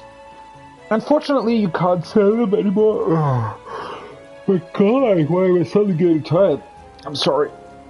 But, well, I think, like the first 2 events or something that they did, or not the first 2 events, but the first 2 years. So during A Realm Reborn, all the events that happened back then, those things you could actually sell on the market board. And they're still sometimes there, right? For ridiculous prices, like 30 million gil or something. I get why they're not doing that anymore, because they now sell these on the Mock Station. And that's fair, right? I mean, I don't really mind that they're doing that. You could just, you know, if you're not there for some reason for one event, you can buy them next year. And if you are there, then well, you have them, right? Without paying anything. I guess that's kind of cool. Oh, right, we have to start the Fate. Never mind, I was waiting for... whatever. But yeah, these are... You can buy them on the Mock Station, the things from past events. Can you please activate the event? Ah, Adventurer. Good to see you once more. Preparations for the ritual are finished at last. We would like to request you play the role of the noble warrior. It is quite simple. We shall summon forth an apparition of the mighty Tora from a folding screen, and you simply need slay it. Can we count on your aid? Yes. Let's do it. Oh, should probably switch back my chat tab. The only thing that I'm still annoyed by, I think I've actually done every single event in the past 5 years, right? Since I started playing the game, I've actually done every single event. The only event that I didn't do was the... what's it called? The 3 sisters, right? The singing sister thing that always happens during spring sometime. The one where you got the glowing sticks. That's actually one of my favorite emotes, or the 3 emotes rather, are really, really good. And I was never able to get them because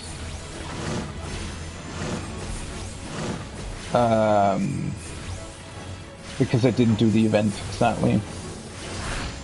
And I always said to myself, you know, if I would ever buy something on the Mock Station, then it would be those things. Specifically to sort of punish myself for not doing the event back then.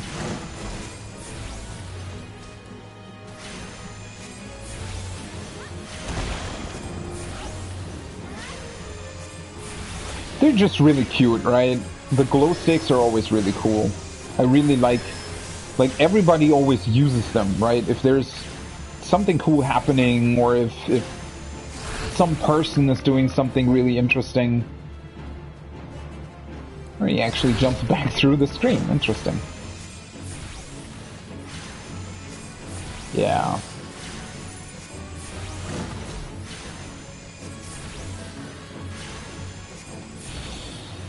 I might have to look out for a sale on those at some point.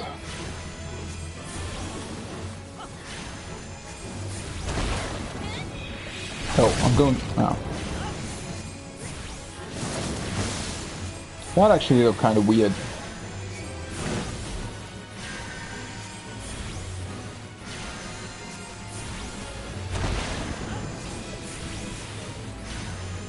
Guess the AoE wasn't displaying properly because the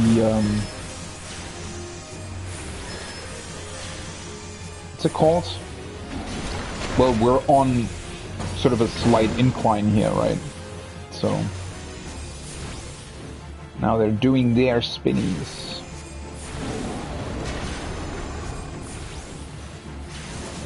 It's a very cool event.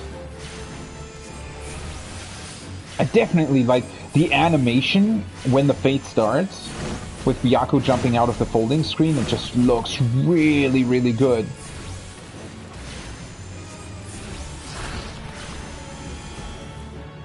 Why does it have to be level 5 though? At least level 10 would have been interesting. I mean, on level 5 most jobs literally have one skill. Or maybe two. Though then again, Summoner has Energy Drain and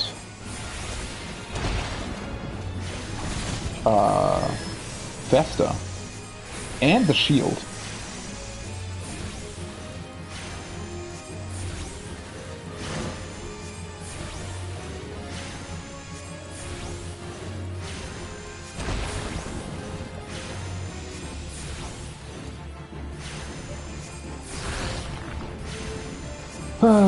It's just not really interesting to cast Ruin 1 for literally 3 minutes straight.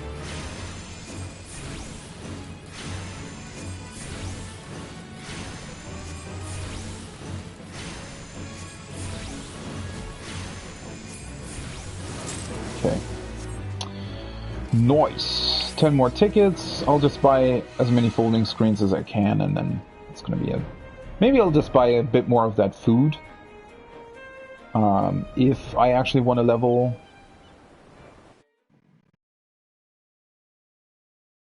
tanks or healers through dungeons, might be worth it to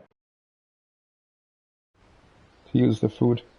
Although I'm not really sure. In the past, you know, it was never really worth it to use, like, it was still worth it, because it's, you know, it doesn't cost you anything other than remembering to use it. But, you know, in the past, for roulettes and stuff, I think the bonus wasn't actually influenced by food. But now that they've changed how experience is distributed in dungeons, you only get experience for the bosses, right? But I guess 3% experience just gets added onto that experience if you have food on. I mean, it must be something like that, right? Otherwise, it wouldn't make any sense to have that anymore. Right, I just noticed that's actually gathering food experience. You still should be able to get the experience bonus though, right? That counts on like every job, I think.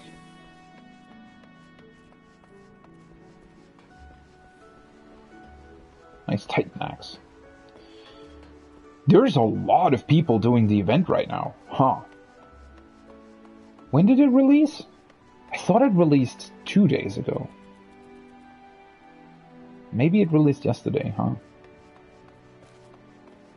Oh, that's not what I wanted to do.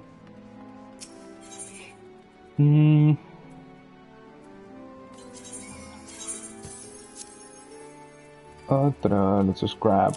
How many can I get? 3 more, right?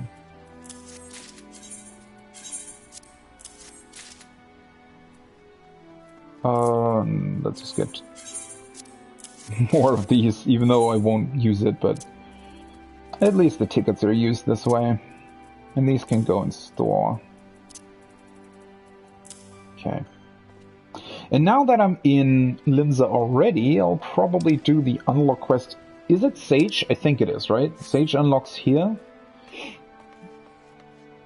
So I think I'm going to do that next. Just quickly check.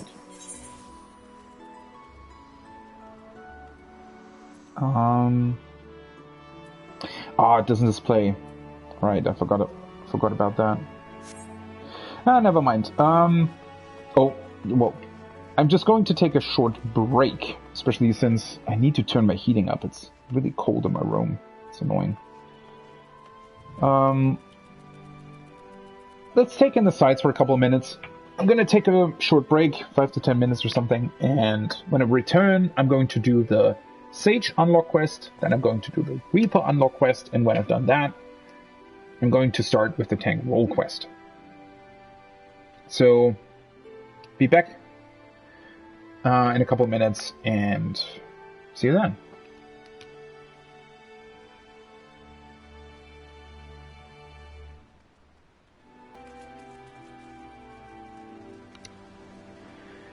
Alright, let's go.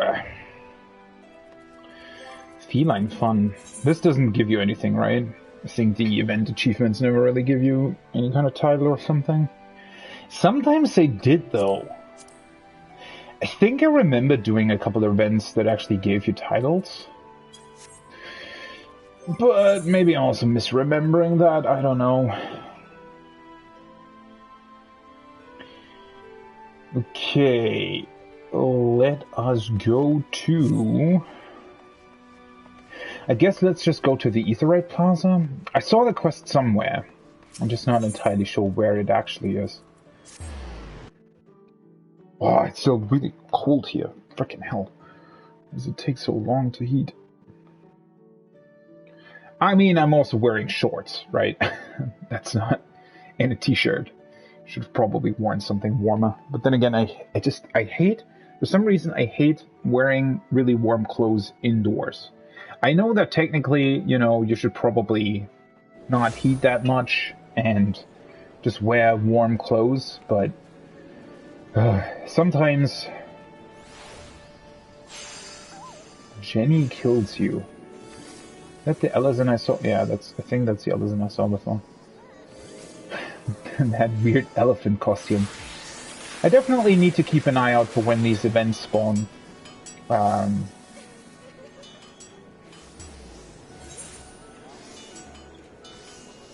Sage's Path. That's interesting. Isn't that very close to where you also unlock Dancer? Or I guess Dancer was further down or something? It's really interesting that they're so close together. I mean, you know, I get why they are, you know, doing it this way. Hi. You look kind of apprehensive. I get why they're doing it this way, right? They want you to be able to experience these jobs as soon as you reach the level for it. But then again, you'd need to be level 70 to unlock Sage or Reaper, right? So technically, if you're 70 already, you should have at least reached Kugana, right? So I kind of wish that they would include the newer cities in this as well. I mean, it made sense to have Samurai and Red Mage unlock in the old cities because those are level 50, right? They start on 50. But for the other ones, I would have really preferred them to be unlockable somewhere else. I mean, Dancer sort of made sense. I mean, well, yeah, they still...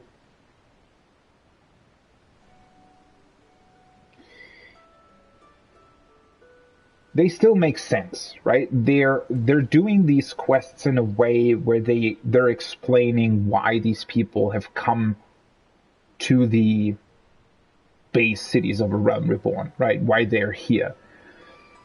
In lore, it still makes sense. It's just, I don't know, it's a bit uninteresting to me to have all of these unlock here somewhere. I wish they would unlock somewhere else, right? Because I think there are a couple of cities, especially Kugana, for example, that should get some love with these things, right? Where they put something in Kugane once in a while to do there and to have a reason to go back there. I mean, I guess I just did the... Wait, was it the role quest? What did I do that happened in Kugane a couple of days ago?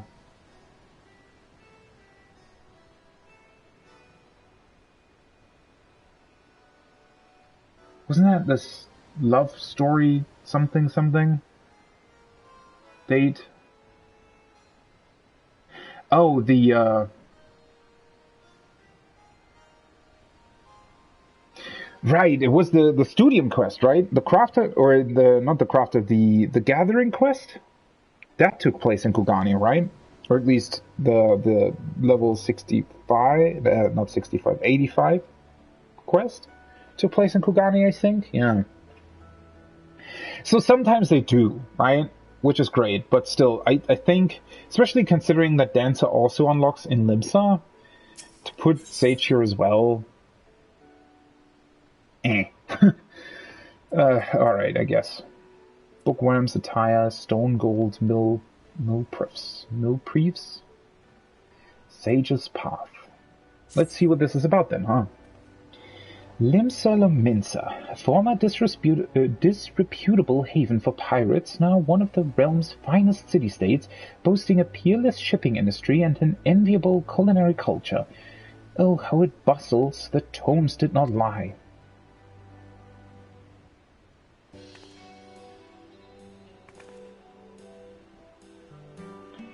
These quests are also going to be interesting because no other job has actual quests from 70 to 80, right? That's when you're doing the Shadowbringer's role quest. So I wonder how they're going to do these. Well, here I am, Mother, in faraway Eorzea. I will complete this mission, just you watch. In your noble name, and as first of my class I will succeed. And afterwards perhaps I shall invite our esteemed alumna Alice for tea at the Bismarck. I'll be the envy of everyone. I love how Alphinaud and Alice are just so well known in Charlian, right? You never really thought about that before, but now that we've actually visited the place and seen how popular Alphinaud is, holy shit. Ah! My apologies, good sir. I failed to notice you. Oh god, she's gonna freak out if she learns that we actually know Alphinaud and Alcé. I am Lala Jinjal, a native of Charlian. By your appearance, I assume you are an adventurer. Are you perchance well-traveled in Eorzea? I am indeed. So you are, how very fortuitous. And that's your name, you say. I swear I heard it somewhere before. In any event, it is a pleasure to make your acquaintance.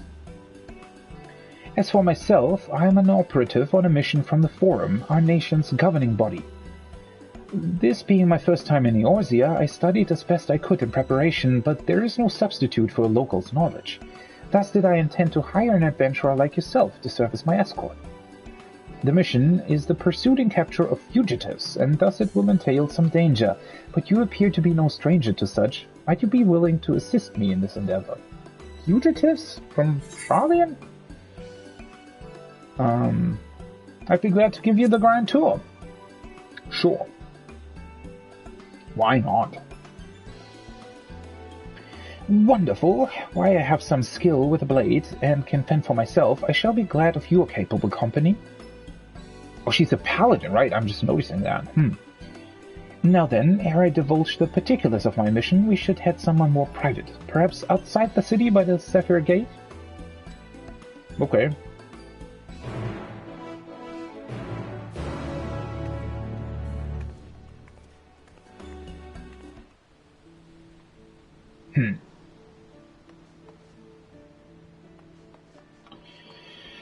Back to the Sapphire Gate then, I guess.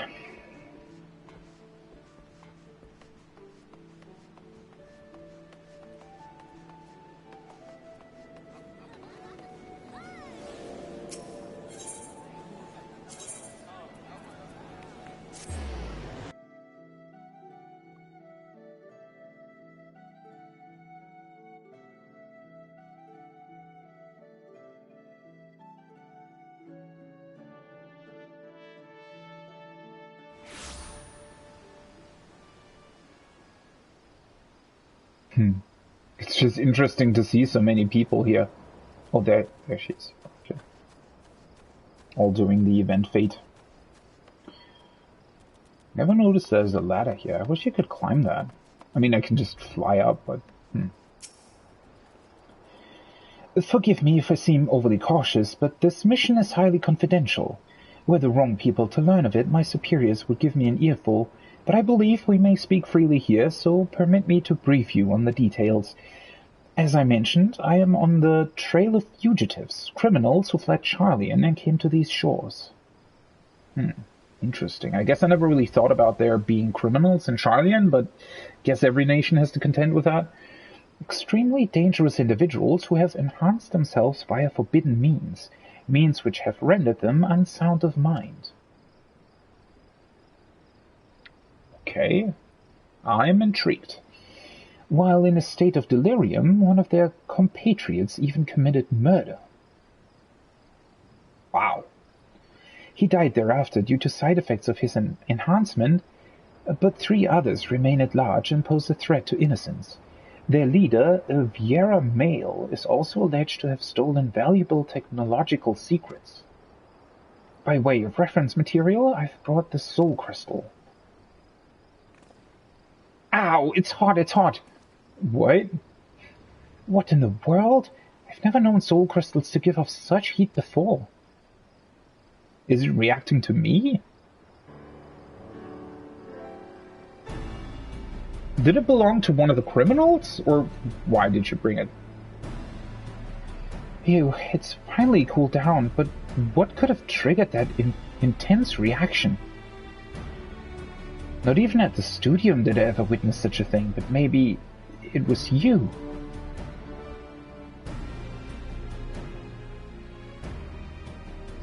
The technological secrets which were stolen were contained in a similar crystal. This particular sample has been loaned to me by a healing institute in Charlian.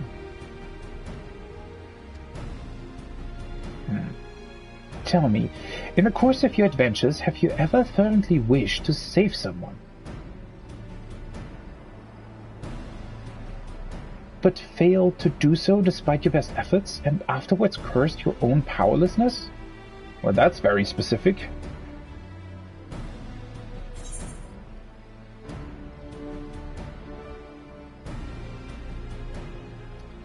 Yes, but it doesn't stop me from trying to save whomever I can.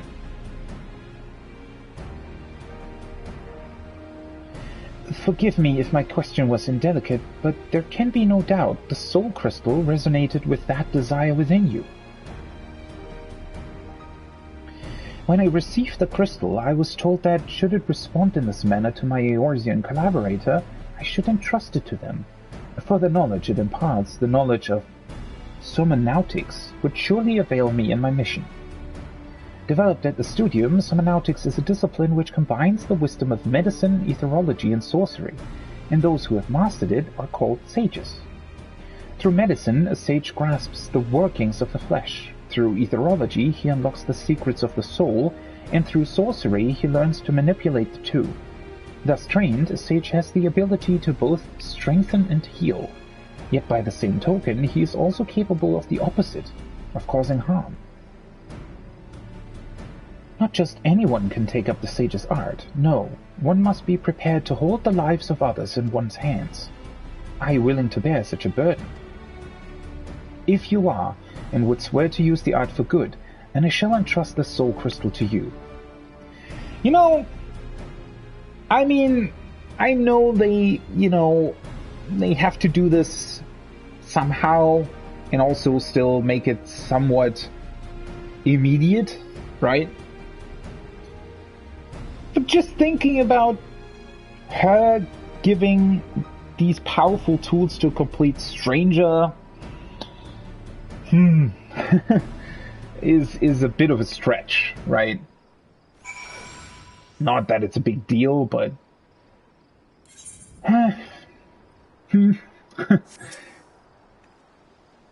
So, have you come to a decision?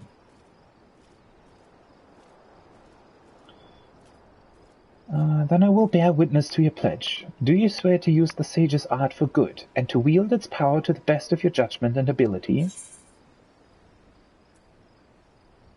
swear and become a sage. Yes, I will. Excellent! Chosen as you are by the crystal, I had faith that you would rise to the occasion. When those around you cry out for succor, the crystal shall be your ally, for it bears the wisdom of sages past and their hopes for the future. By hearkening to their whispers and following in their footsteps, you will come to embody those hopes, to save and change countless lives.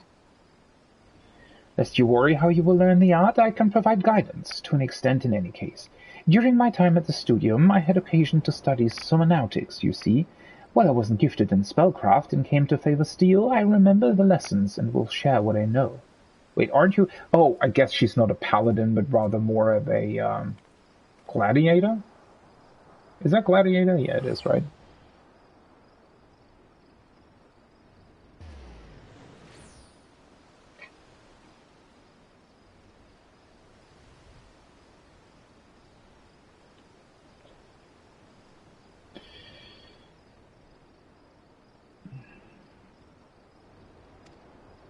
Together with the soul crystal, I shall provide you with a set of sage's garments. Nice, and they're in my size, that's convenient. So go on, take up your crystal and don your attire, and we shall begin your training. Do I have to go back into the city to actually open the coffer? Or maybe I don't, huh? Sage unlocked. Nice.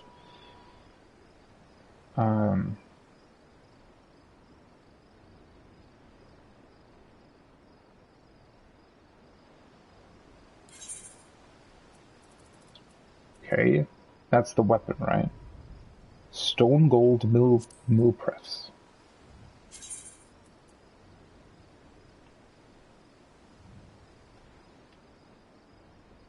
I do like the animation, although they're kind of hard to. It's kind of hard to see how they look in flight, I guess. Place an armory chest, and then open the coffer. Look. Although technically these are 385 for. Oh no, never mind. This is healing. I'm an idiot. For a second there, I thought, oh wait, I have caster stuff from my blue mage, but that's a caster. That's not a healer. Bookworm spectacles. Let's see what this looks like. I don't have right side gear though. Right? Maybe I actually have to spend some poetics on that.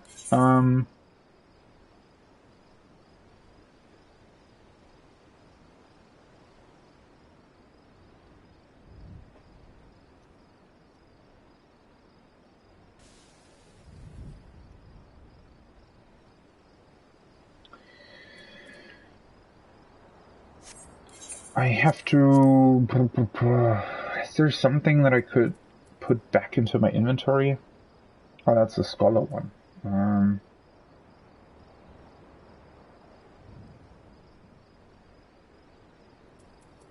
Well, technically probably these old tools now that I don't use them.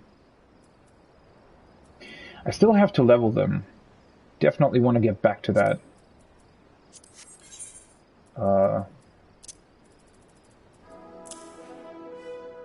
So these are still... Well, that's a finished relic. This one and this one I'm still leveling, and I need to level that one as well at some point. The crafter tools.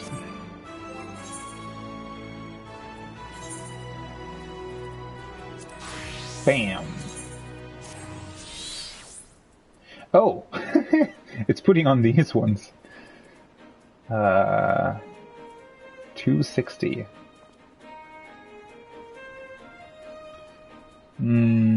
Interesting look, interesting look. Not bad, but also not great. New gear sets, Sage. And I have to put move setup.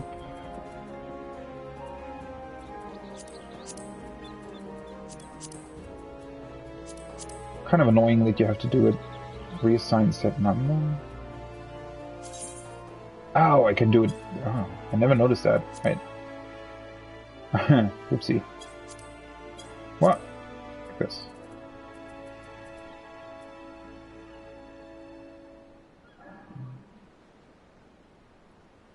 Wait, where's the... Did I just... What? Oh, never mind, it switches. Well, that's annoying. What the hell? So you can't... Well, for a second there I deleted... I thought I deleted my white mage set, but it switches it with the set that's at that position. I never knew that, actually. Whatever. This doesn't take long at all. Okay, so it's white mage first. Let's see. White mage, scholar. I never... Why did I put Ast first? White mage, scholar, astrologian, sage. Okay. And then let's just link my healer gear turret, right? I want to link the fucking... Seriously? You can't even link a plate? Whatever.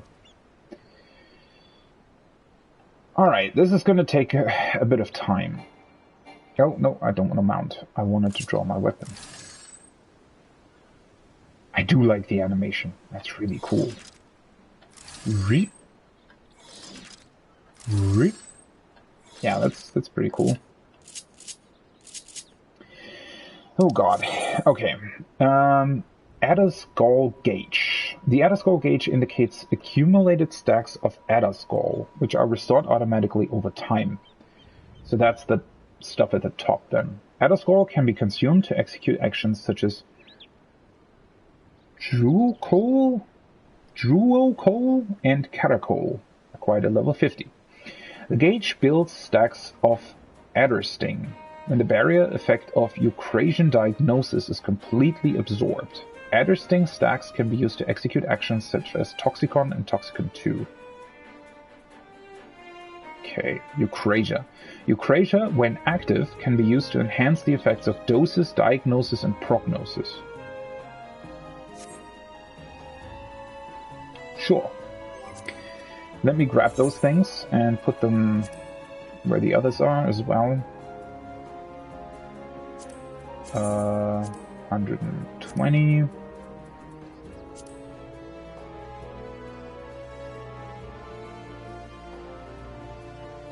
So I guess this would go here.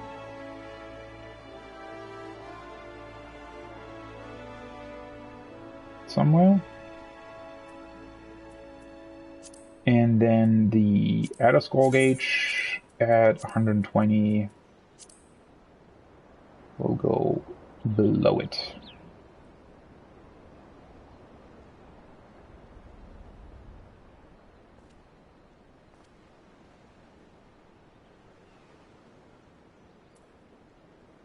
Let's try to keep it.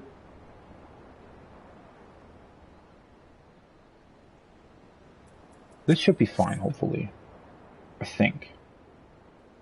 Maybe. Okay. Whew. Yeah, this is going to take some time. But doing hotbars also always gives you the time to actually learn what the different things are doing. Okay, first of all, I think the roll skills should always be... Oh, never mind. Sprint is always there as well. So sprint should go here, technically, right? I think my lucid dreaming would be here. Let's put these things, I don't know, here for now. Heimer, Toxicon, Torch. Those skill names, right? Holy shit. Zoe. Okay. I think Shieldcast should be here, right? And then, why isn't there a Swiftcast here somewhere? I guess it's because it's hotbar 1 and 2, rather. And I have 1 hidden. Rescue is here, though. Rescue. Boop. Okay. The teleport stuff I don't need. What do I usually have on my third bar? I definitely need the limit break. If I can find it.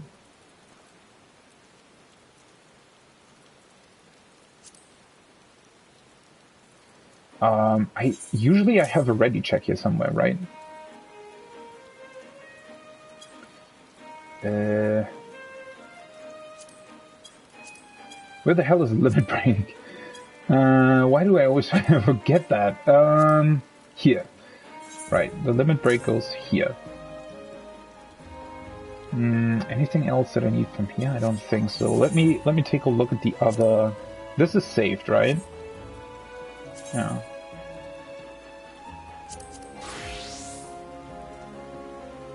That's my third bar. Alright, so limit break, the one marker, the one not marker, the ready check goes there. Food, Gizzle Greens, and the countdown timer thing that I have. So the ready check would be here. Okay. The countdown timer is this one. It's just a 20-second pull timer or whatever. Set to hotbar here. And the signs are here. It's always useful to have at least these two, because you always can quickly assign, like if you're in a dungeon or something and you have sprouts with you, you can quickly assign these to indicate what they have to do or should be doing. Alright, and then the Gizzle Greens I'll put onto my hotbar as well. Here. That should be fine for now. Okay, and then I guess the roll command, swift cast can go here. Okay, let's actually do those first. So Asuna is always here, and then these repos, swift cast, lucid dreaming, Shorecast and rescue. So, where is Shorecast usually? Let me see. So Swiftcast should be here, I think. God, why don't I remember these? Repose, I think, should be here. And then Lucid Dreaming would be... Where would Lucid Dreaming be? Here, right? Let me actually take a look at that. Or you know what? Let's just remove all of them. That just makes it way easier and not confusing. So I think rescue is here usually.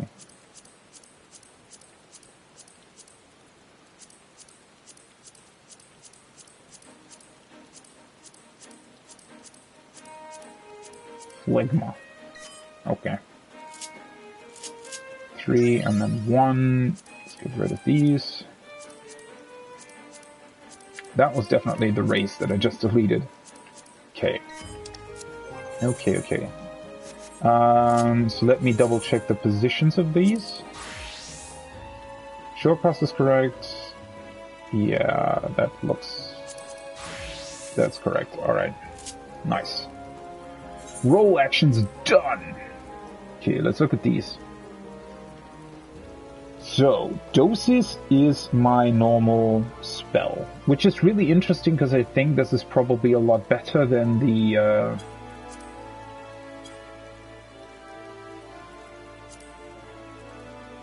other healers have at that level, but whatever.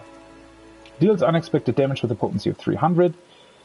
But it does have the additional effect, restores HP to targets under the effect of Cardion granted by you, cure potency 130. That's really, really cool.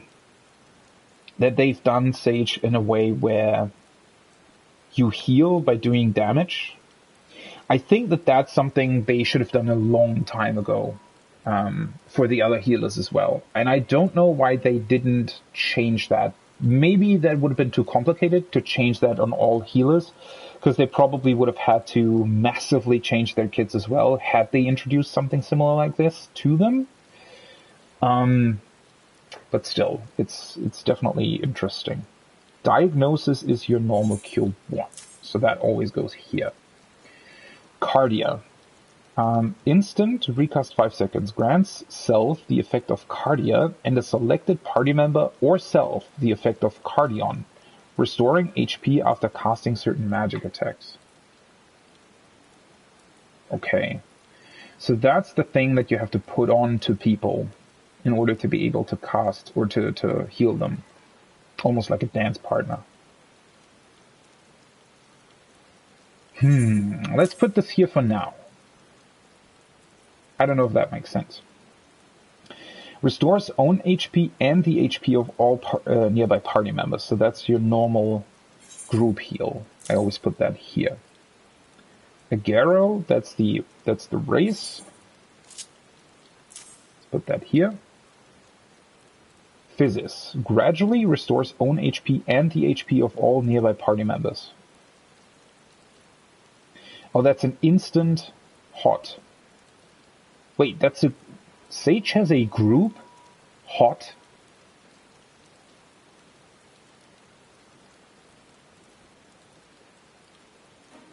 Interesting. Let's put that here for now. Why? I thought Sage was a shield healer. Scholar doesn't have this. Okay. Phlegma. Did they have to call it Phlegma? Seriously? Deals unaspected damage to target and all enemies nearby it with a potency of 400 for the first and 30% less for all remaining. Restores HP to targets under the effect of Cardion granted by you. 130. Maximum charges 2. Wait, this thing has charges? That's an AoE charge thing? This action does a... okay. Charge time 45 seconds.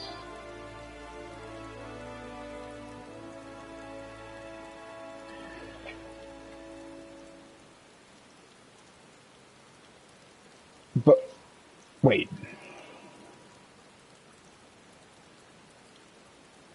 So Sage already gets an AoE attack at level 26? Wow. I mean, it's only every 45 seconds, but still, with the 2 charges? And 400 potency? That's kind of nuts. So, you do want to time this for healing, though, technically, right? I mean, in an optimized scenario, you also want to hit this under buffs, probably, and in your opener. Interesting. They've definitely taken a bit of a different approach for Sage, which I like. Although these things do make me question some of the decisions that they've done for other healers in terms of their offensive spells, but alright. Eucrasia augments certain offensive and healing magic actions. Doses is upgraded to Eucrasian doses. Diagnosis is upgraded, Eucrasian, blah blah. Okay, so that's the stuff that you hit like before you do something else, right? Prognosis, diagnosis, and doses. Okay. Diagnosis, prognosis, so that's the group heal, that's the single target heal, and your single target spell thing.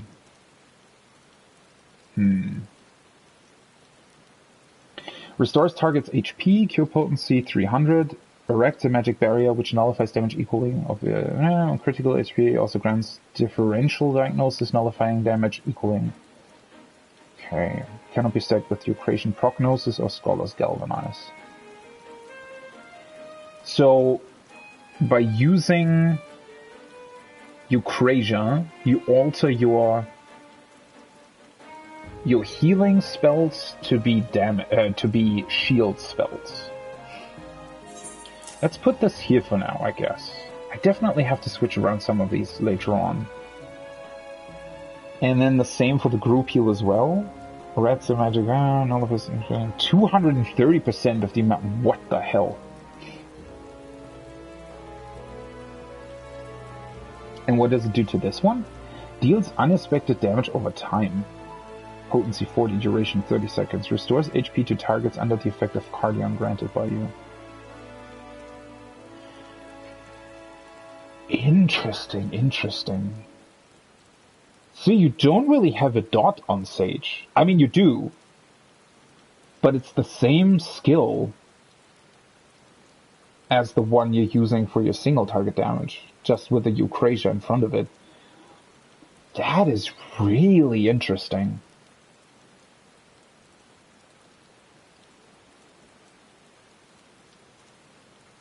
So technically, I also, I do like that more. So on Scholar, right? On Scholar, you technically also have timed things, right? Because your ether flow gives you 3 ether flow stacks, and that allows you to do 3 specific actions with those stacks, right? But instead of them being on just a 1-minute timer, essentially, so just giving you back 1 stack every 20 seconds, you have to do it yourself. Now, in a way, that gives you more control over it, and especially considering that Scholar also has the ability to eat their fairy to get 3 additional stacks, it makes sense that you decide when to press ether flow, right? Because you might still want to use a stack and then press ether flow. Now, in an optimized setting, that shouldn't really happen. Whatever, that's a different discussion. It's still fairly interesting to me, though, because I think in a way, I do like this Sage approach better. I think. And, well, it is a passive region of those points, right? So it's essentially you also have 3 ether flow stacks on Sage. It's just called something different. But instead of pressing it yourself, it just replenishes over time. And while technically the Scholar approach is, on a surface level, more interesting for your gameplay because you have more control over that, you can specifically say, oh, all right, I'm holding these things, especially during phases where the boss might do something, whatever, disappear, right? So you can't really manipulate that on Sage. It's just on a flat timer. But having it on a flat timer and not having to press any kind of related button yourself means that opens up more slots, more potential slots for cool actions on the job itself, right? And thinking about how sort of underwhelming ether flow feels like a lot of the time on Scholar, I mean, the things that you can do with your ether flow stacks feel powerful and cool on Scholar, I think. But just pressing ether flow and also spending it on energy drain, for example, feels really, really underwhelming. And almost more of a hindrance, right? I just don't enjoy pressing energy drain to get rid of my ether flow stacks that I have potentially too many of, right? I just don't really like that. And especially considering, so on Sage, you pretty much have to press or use one of these stacks every 30 seconds for your dot as well. So that in of itself also generates that's a really interesting approach that also opens up one more sort of hotbar slot for something else that's more interesting than just a dot, right? So combining it with your single target, really, really interesting approach. Again, this just, I mean, in a way that's logical, but this just seems like a way more modern approach to Final Fantasy job design. And yeah, obviously it is, right? It makes sense. But looking back to Scholar, I mean, in a way, just changing Scholar to this same self system would be boring, right? Because then it would be the exact same again. But, just keeping that in mind, I think it's, especially since Scholar also has the fairy gauge, I think they should actually think about changing that, right? Instead of having to press ether flow, for example, your fairy could just charge. And then you would maybe take those fairy charges for something else. I don't know. And they just have different amounts of what they cost in terms of the fairy gauge, right? Because the fairy gauge in and of itself is heavily underutilized on Scholar anyway. So combining the fairy gauge and ether flow, I think, would be a good strategy for Scholar moving forward. Obviously, you know, there'd be a major redesign involved. So you'd really have to think about, well, how many or how much gauge are you using for certain actions, and how much worth are they, you know, in a group setting scenario, whatever. That would be a major redesign, but still, you know, just looking at this, I think Scholar could definitely use something like that. This is really, especially since they included the damage skill in this as well, right?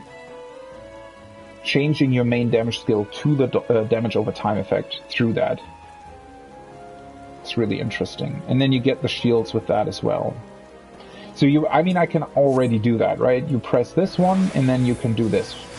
And now I have a shield on myself. Cool.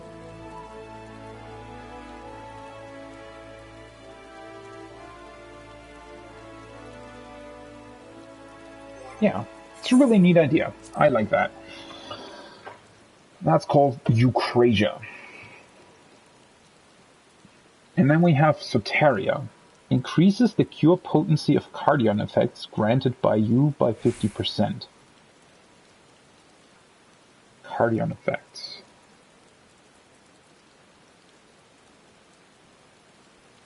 Cardion. Oh, so that's... Okay. Okay. So you put Cardio on somebody, right? Usually the main tank, probably. And then they pretty much get passively healed by you doing damage. And then you can increase that healing by 50% for 15 seconds every 90 seconds. Interesting. So let's say you put it onto the main tank, for example, and there's a tank buster coming, you can change, or you can press Soteria, and every time you do damage, it will heal the tank for more than what it usually does. Okay. Icarus. Rush to a targeted enemy's or party member's location. Unable to cast if bound. So that's the rush. That's really cool that Sage gets that. That's level 40. Wasn't there a trait before that? Oh no, that's 45. Never mind. This is just increased damage and HP restoration, yeah. I guess that would make sense to be here, because that's usually where I put things like that on DPS classes at least. Okay.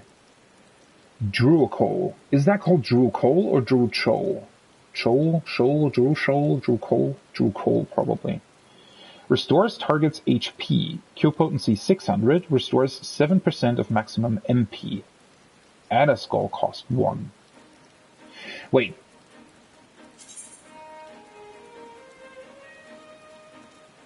Add a skull is what's restored over time. And add a sting. You can get add a sting by absorbed shields. I didn't really realize that. For a second there, I thought that Eucrasia was the thing that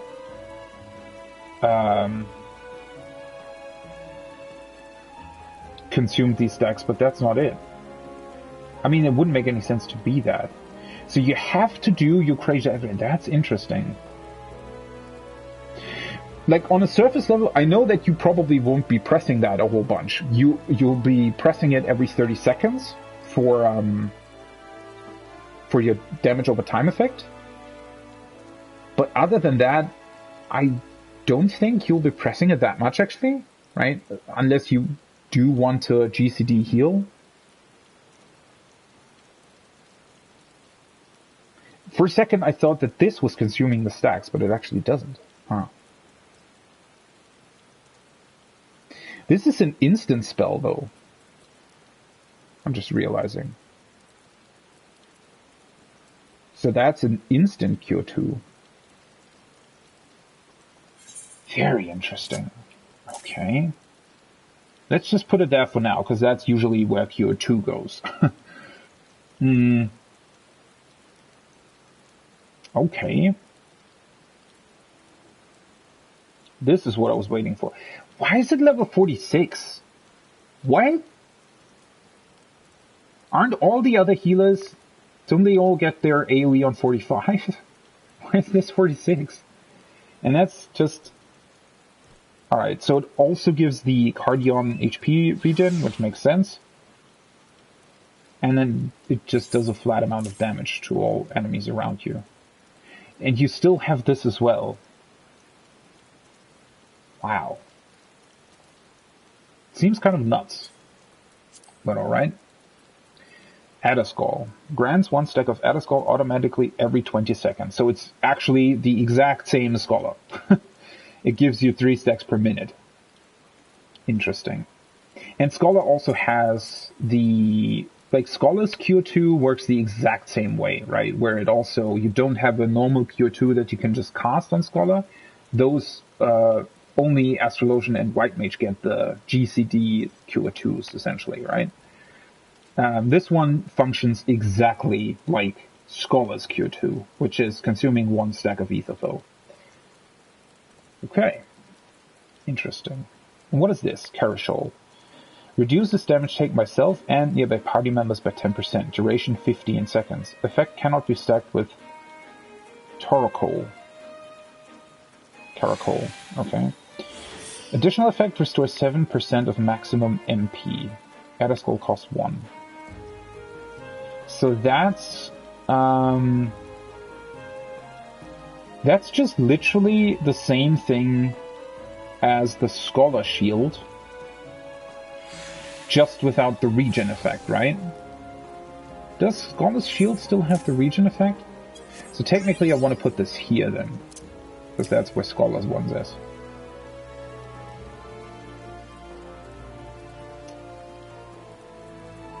And this one, yeah, this is pretty much Indom, right? Another Ellison lady. I don't know why I noticed her, but what? This is pretty much, well, it's a hot Indom instead of an instant Indom. It doesn't consume stacks though. It's just on a flat timer. This one does. Am I missing something here? Or Scholar's Shield still has the regen effect, right? Additional effect regen, cure potency 100. They didn't change that at all, right? I'm pretty sure. It's also interesting that this party members will only suffer 90% of all damage inflicted, whereas on Sage reduces damage taken by 10%. I mean, obviously that's a difference, right? But why? Why not make them the exact same? Interesting. Okay, so those two consume stacks. But the Indom thing is instant. Very, very interesting. Yeah, and the level 45 trait is just that you now get the stacks, because that's the first time you actually unlock a skill that can do that.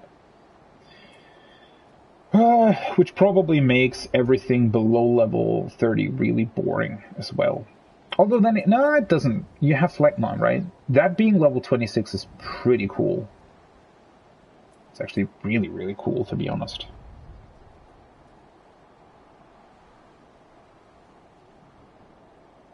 Wait, did I miss this? Physis. Gradually restores own HP. Oh no, that's... Wait.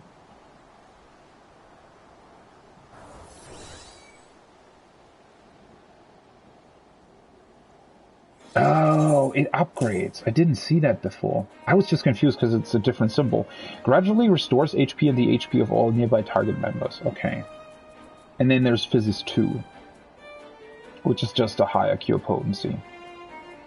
Oh, it also increases HP recovered by healing actions by 10%. Wow. Okay. Charcoal. Ixocoal. Restores own HP and the HP of all nearby party members. Cure potency 400. Header score cost 1. No, this is the Indom. Huh. Okay. So this one's extra then. Oh no, never mind. So this is pretty much the equivalent of the fairy, like Scholar's Fairy Hot, right? It's not as potent, I think, which makes sense. So I probably want to put that wherever I have the Scholar Hot then, right? So, because Ixocoal is literally Indom. It has the exact same cure potency and consumes 1 stack. Indom is also on a 30-second time, I think, right? No, wait a second. Is it? Yeah, it is. Why did it think that it wasn't? Interesting. So that's Indom. Where do you put Physis 2 then? Or Physis, whatever. I mean, I guess it depends what other skills I'll be able to get. Technically, Technically, Physis 2 should probably be wherever Scholar's Hot is, but I'll just put it here for the time being. Zoe. Interesting. Increases healing magic potency of your next healing spell by 50%. The next healing spell. Huh. So that's kind of a... I guess that would be the equivalent of Scholar's shield spread thing. Whatever it's called. Because that's also on a 2-minute timer, I think. Technically. Let me... You know what? For the time being, let me put those on those exact spots. So, Scholar's Healing or Fairy Hot I have here. Whispering Dawn. So this is less cure potency, but a longer duration compared to Sage's, right? Other than that, it should probably be the exact same. And Deployment Tactics, no, Deployment Tactics is every 90 seconds. Then again, you have to cast a GCD to do it, right? I mean, I guess it would be sort of equivalent to Fey Blessing then, probably, right? Let's see. I mean, I will probably move those around. But for now, let's do Physis 2 and Zoe. These don't consume anything. They're just on a flat timer, right? Oh no, this is every 2 minutes though. What the hell was I thinking? Alright, so technically this is Whispering Dawn.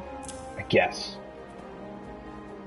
And then this is, I don't know, sort of an equivalent of the shield spread, but not really? Alright, let's see. Pepsis. Restores own HP and the HP of all of nearby party members by removing Eucrasian Diagnosis and Eucrasian Prognosis effects granted by you. Those are the shields, right? Diagnosis cure potency 450, Prognosis 350. Targets not under the effect of Eucrasian Diagnosis will not be healed.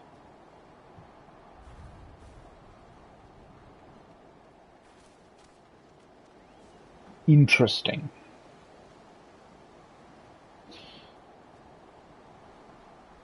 Prognosis is the AoE, right? So that's sort of an additional Indom, not almost as potent as Indom,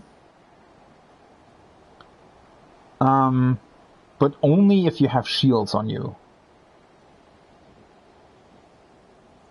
By removing Eucrasian Diagnosis and Eucrasian Prognosis effects granted by you.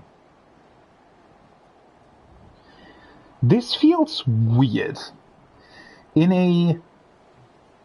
Because usually you would only want to cast the shields if you know that damage is going out, right? If you know that the shields are actually doing something.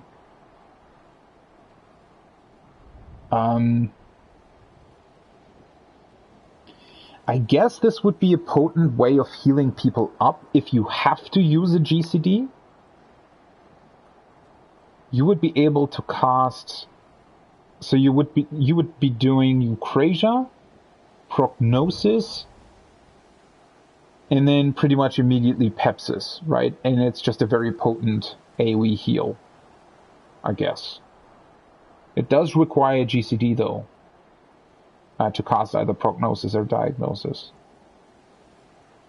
Because otherwise, right, if you ever cast a GCD for shields, then this doesn't do anything. That is a very, very interesting effect and something you definitely have to keep in mind.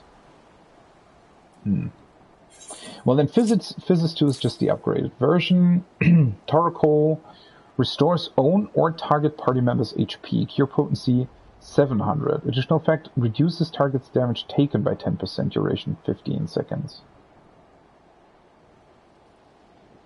And that also consumes a stack. So that's an additional single target heal that also gives a damage taken thing. Fairly potent for tank busters.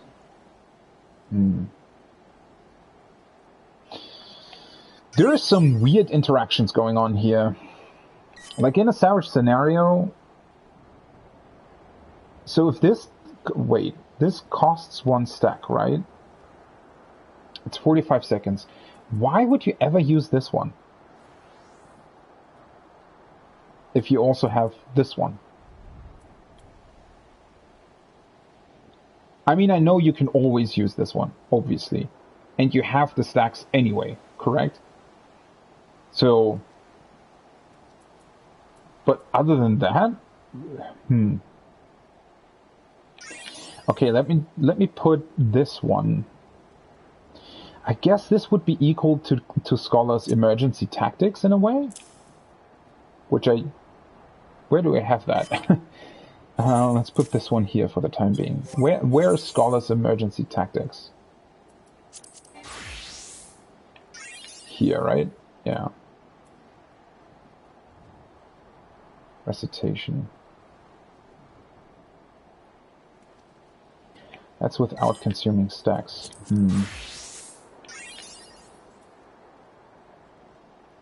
No, Zoe was every... What was the other thing that I wasn't really sure about? That's 60 seconds, that's 90...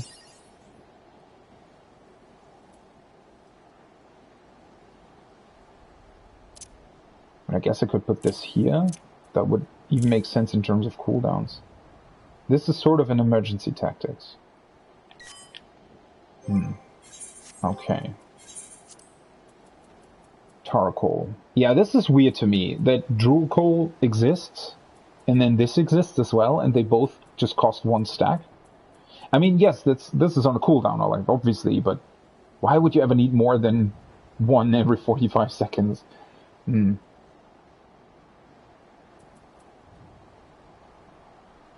Toxicon. Is that an upgrade to something? Wait. Deals unexpected damage to target and all enemies nearby it with a potency of 240 for the first enemy, 50% less for all remaining. That's the... Is that an upgrade?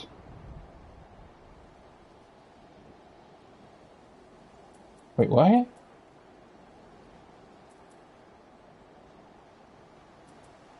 It's not an upgrade. I think. Wait a second. How do you... Oh, that... Oh. So that's like an energy drain thing. Deals unexpected... That's like an AoE energy drain. Deals unexpected damage to target and all enemies nearby. Why is energy drain on Scholar and not AoE, by the way? That's one of the most annoying parts about it. With a potency restores HP to target. So this is just some offensive way to spend the rest of your stacks if you don't know what else to do. I guess. Well, technically energy drain on Scholar is here, right? But since I don't really have a dot, I might move it. Still really, that's just very interesting to me. Oh, no, wait a second. That's Adder Sting. Those are the other three things that you only get by if shields are removed through damage, right? Let me actually see. What are the traits? Somnotic Oath. Increases the potency of doses, Phlegma, okay. Physis Mastery. Upgrades Physis to Physis 2. That's level 60.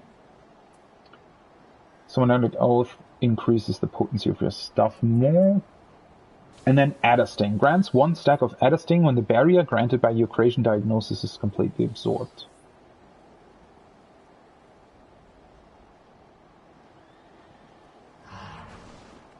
Wait, only of your creation diagnosis?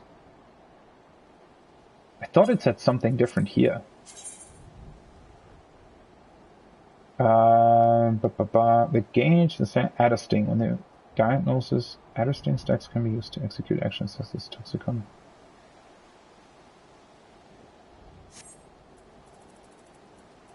It's only for this? So your creation diagnosis then? Erects a magic barrier with nullifies damage equaling when critical RSP, also grants differential diagnosis.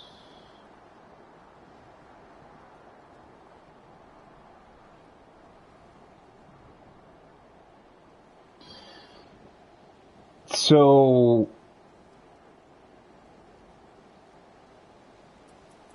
how much potency does this have? 240. Your normal damage skill has 300. And this is on the GCD as well. Why would you ever want to cast this? Wouldn't you want to essentially not ever cast a GCD heal? So if you don't have to cast Diagnosis, or your creation diagnosis rather, you will never get Adder Sting stacks. Correct? I guess? I mean, this makes sense in a dungeon scenario. When the tank pulls, it'll consume your creation diagnosis stacks anyway, and you have an additional AoE effect. But other than that, this feels sort of like it's not going to see much use in a Savage scenario. Interesting. For a second, I thought that it was just a spender for your Adder Gall stacks, if you don't know what else to do with them, but clearly it's not. These are called Adder... What are they called? Adder Skull. And this is Adder Sting. Yeah, I don't really know when you would ever use that, to be completely honest. Heimer. Erect a magic barrier around self or target party member that absorbs damage equivalent to a heal of 300 potency. Additional effect grants 5 stacks of Hamatinon. Hamatinon? When the barrier is completely absorbed, a stack of Hamatinon is consumed and a new barrier is applied. When the effect duration expires, a healing effect is then applied. Pure potency 150 per remaining stack. Okay. I would say that's, I mean, in terms of where to put it, this feels similar to what the Seraph does, right? Not exactly, obviously, that's a very, very different effect, but... So this is actually only a barrier, though, right? And it heals after 15 seconds, which is also really cool. This is what I'm missing on Scholar, or generally with shield healers. Especially now with the clear separation between regen and shield healers, I wish there was more just actual shielding. This is a very, very cool thing, that it creates a shield, first and foremost, and then it heals, rather than doing both things at the same time. Okay. Doses 2 deals unexpected damage with a potency of 320. So that's literally just the upgrade, right? Offensive Magic Mastery. Upgrades doses to doses 2, Phlegma to Phlegma 2, and your creation doses to your creation doses 2. Also increases the potency of Toxicon to 300. Alright. Interesting that Toxicon does get an upgrade, even though this okay. Eucretion doses is, yeah, Eucretion doses 2. Just a more potent dot. Okay. Yeah, so this is the same thing. And then Phlegma 2 deals unexpected damage to target all enemies with potency 490. Holy shit. That's this one. Okay. Rizomata. Where's the next trait, by the way? 78, Enhanced Charcoal. Alright. Rizomata. Grants 1 stack of Adderskull. Huh. Okay. Every 90 seconds you get an additional stack. That's not entirely equivalent to Scholar's Thing, right? What is Scholar's Thing called? I always forget the name of your fairy eating stuff. When you eat the fairy, that gives you 3 stacks. And I think that's every 3 minutes? Or is it every 2 minutes? This is definitely not equivalent to that. I guess I'll put it... Well, where would I put it? Wait, where's the... Let me see. Where's the... There, alright. Yeah, this is every 3 minutes, okay. So it's almost equivalent, but not really. Let me put it to the same spot, though. So this would be here, then. Okay, Hollis. Restores own HP and the HP of all nearby party members. Cure potency 300. Additional effect, reduces damage taken by self and nearby party members by 10%. That's every 2 minutes.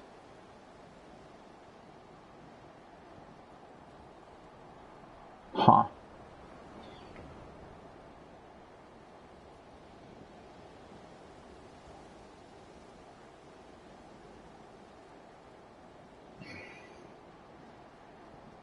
This is just a bunch of different stuff. It's really hard to decide where to put these things. What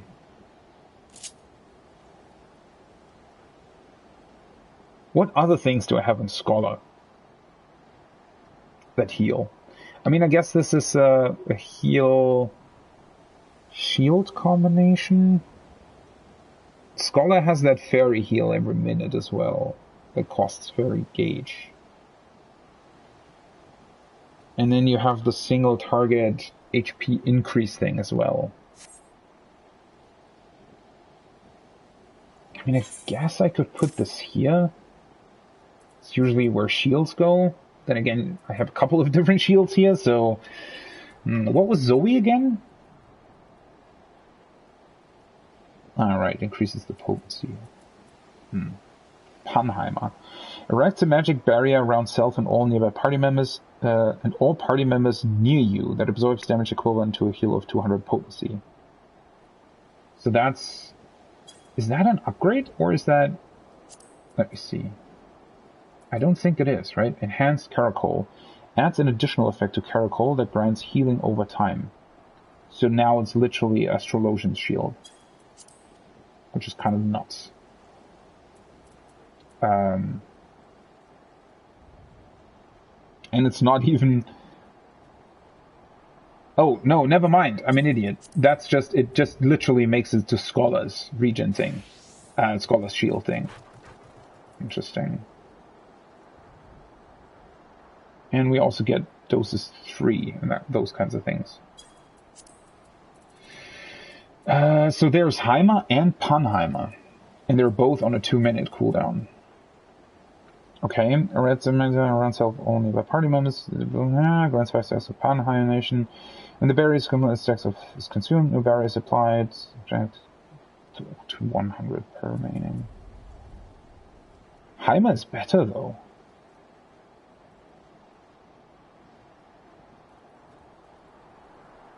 So there's what? There's literally like 2 things of the same thing. Like they're literally the same effect, just that Panheimer, the one that you get later, is weaker.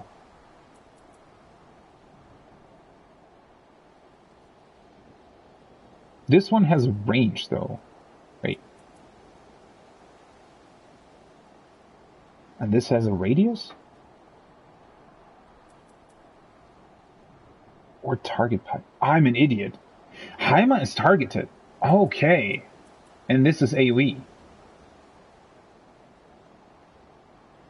Oh. Okay, okay. Interesting. So technically I should maybe switch these? I didn't notice that.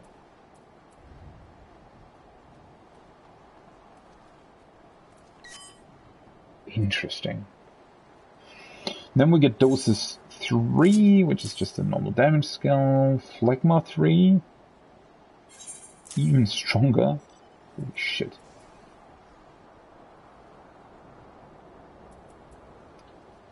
Dyscrasia 2. Deals unexpected damage with a potency of 1.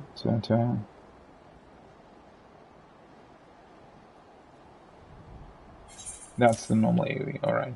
And then Toxicon 2. Damage to target and all enemies with a potency of 3 and force remaining. Restores HP to targets under the effect of Cardion granted by you. Okay. Toxicon 3, so a lot of upgrades, essentially. And then we have Crasis. Increases HP recovery via healing actions for a party member or self by 20%.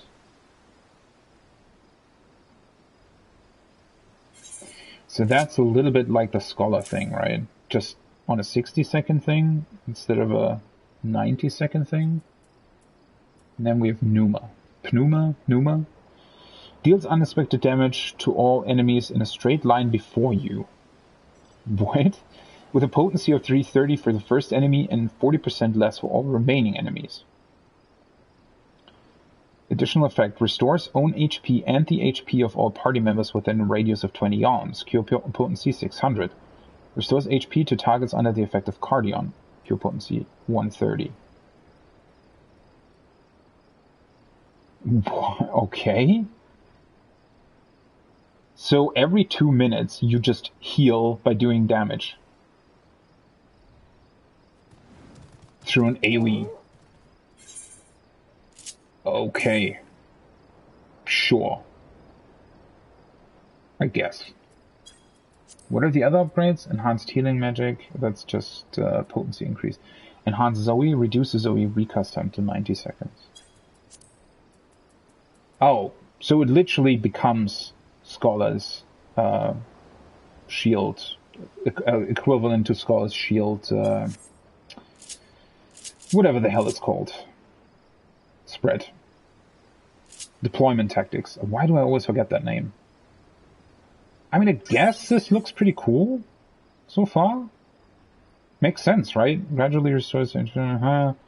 So this is where Scholar's Hot would be. This is where the Fairy Shield would be. Technically, this could also go here, but it doesn't really matter. Alright, and then we have this, and this is pretty much deployment tactics. This is the Eat Fairy type thing. And then these two are obviously different, right? This is sort of Sage's, what's it called?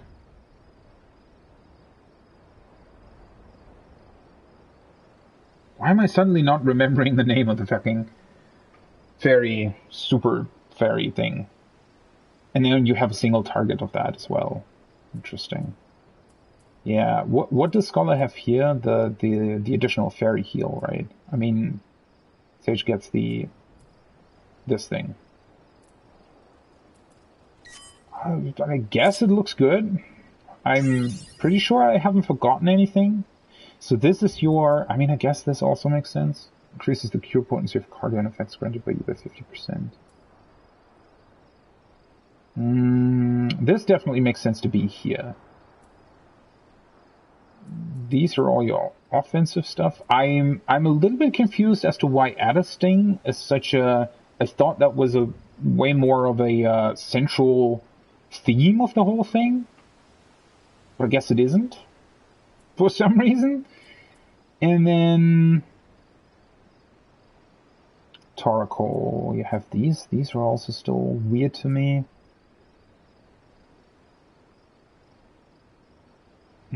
I just don't know if I want to have this here. I could switch it with this one. Although this is resuscitation equivalent thing. This is emergency tactics, essentially. I kind of want to keep it this way. Although, wait, where do I have X-Cock on my Scholar? That would be here, right? And then I have Ether Flow.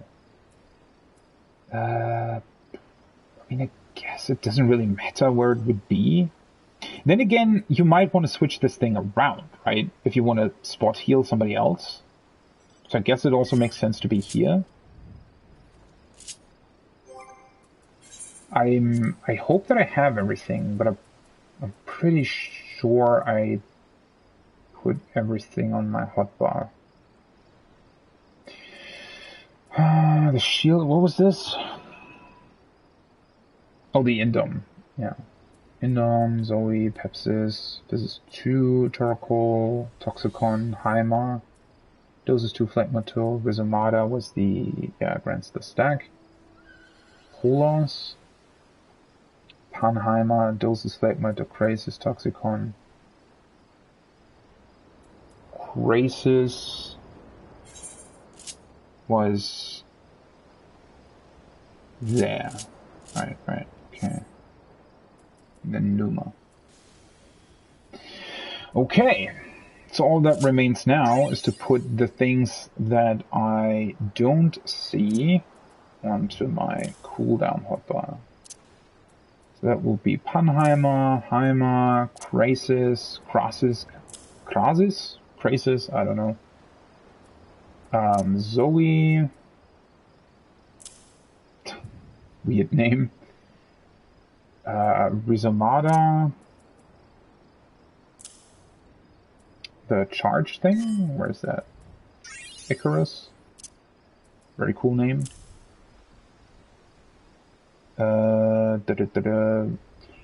Physis 2 and Holos. 1, 2, 3, 4, 5, 6, 7, 8. Perfect. And now I'll just sort them.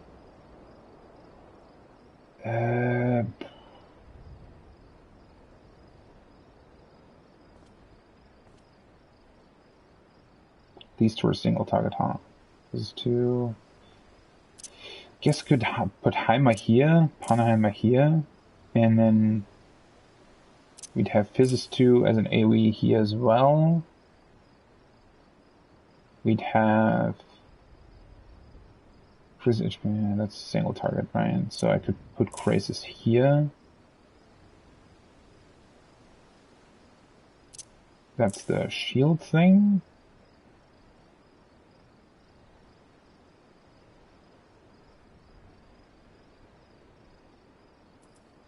I guess I'll keep it like this for now. Should be fine. Wow, this didn't take long at all. I mean,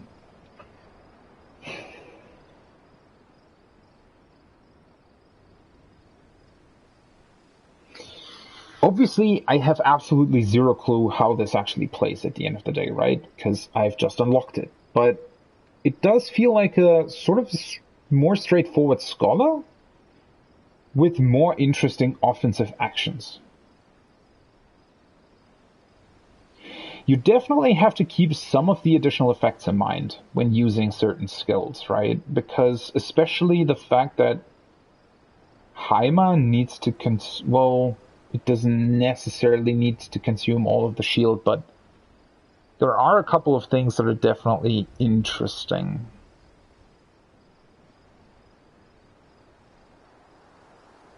And the way they work. The most interesting thing being the Toxicon effect. Because you still, like, you passively heal by dealing damage, right? So I don't know if you would ever apply, like, Prognosis, sure, right? Restoring the HP of everybody through GCD heal that can potentially also heal even more if you wanted to, sure. Single target?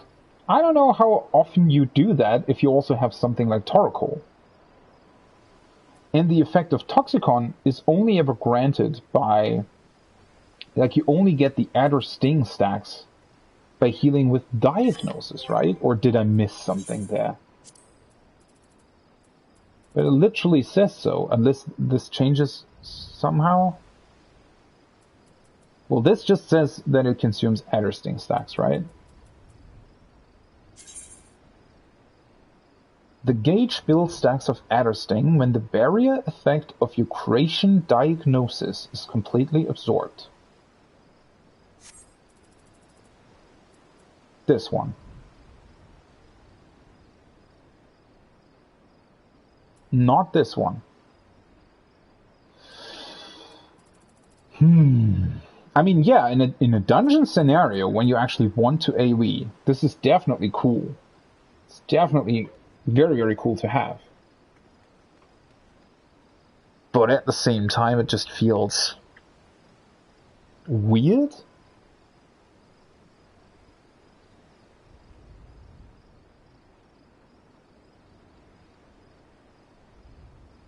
Well, in a way, let me think about this. So, let's see. Doses 3 is the one that you have on Mighty, right? That does 330 potency. Aha!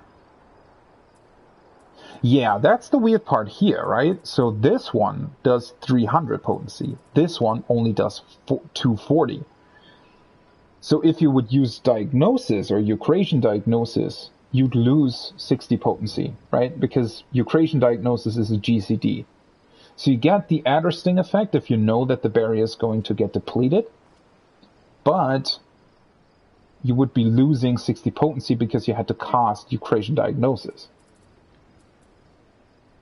Now comes the weird part here, or not the weird, the sort of cool but also weird part. These are suddenly equivalent in damage. These both deal 330 potency. Meaning that from level 82 onward, not before, but from level 82 onward, you can pretty much just freely cast Diagnosis as much as you want.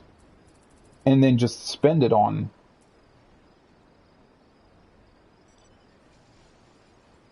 No, wait, this is on the GCD as well, though, right? Yeah, it is. That's not an instant one. I thought for a second it was, because then that would have made sense. Well, shit, that's weird. Wait a second. Yeah, this is instant. With a recharge time. Yeah, this is on the GCD, so you'd still lose one cost of doses, right?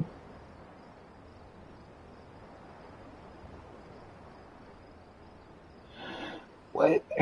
I'm confused. Like, I'm really what? I mean, this is AoE, though. So... But then... What? Discretia? Well, that's a... Wait. 170. But even then... 170 times 2... is 340. Which is more than this. Why would you... You're never using these things.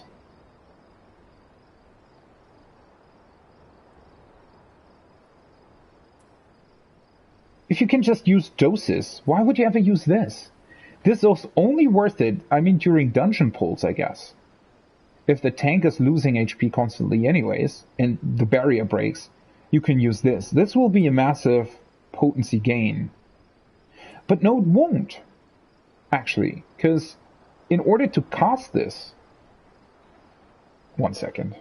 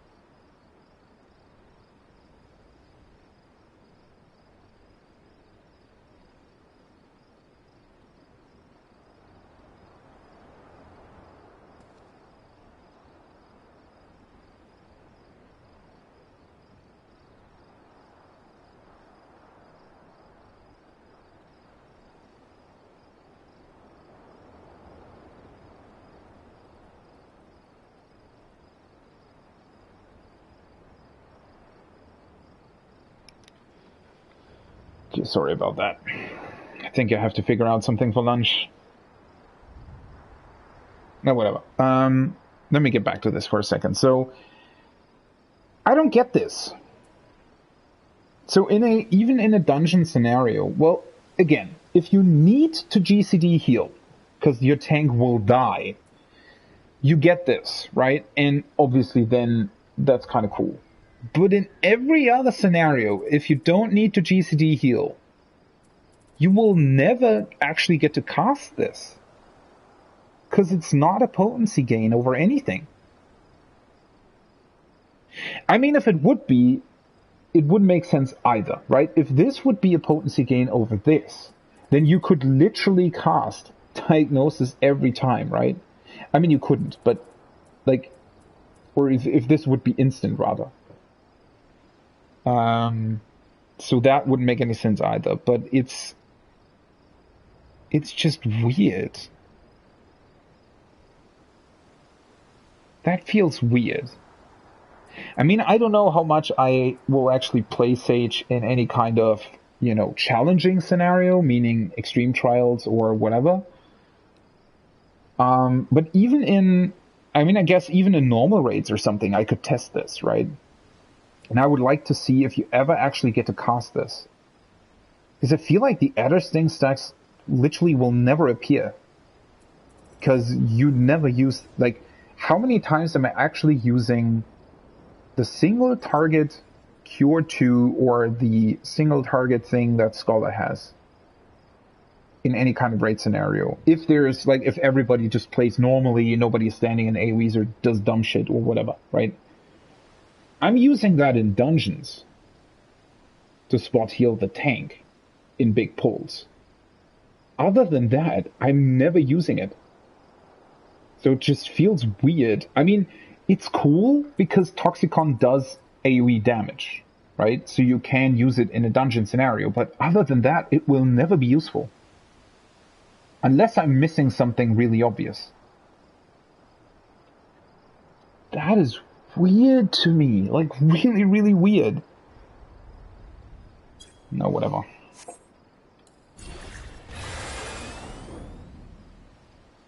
Oh wait, you don't actually place that down. It's just around you.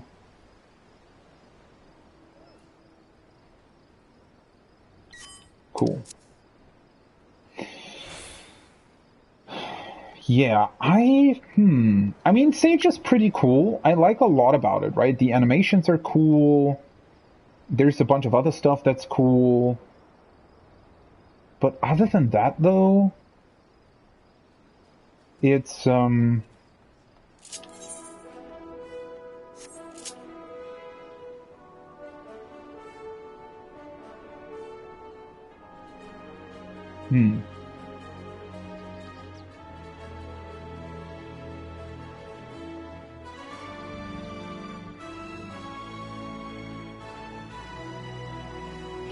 don't know. It's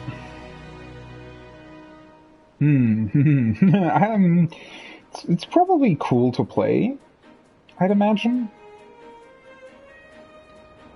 There's definitely some interesting things here and there that I'm not entirely sure about. It's got some interesting ideas.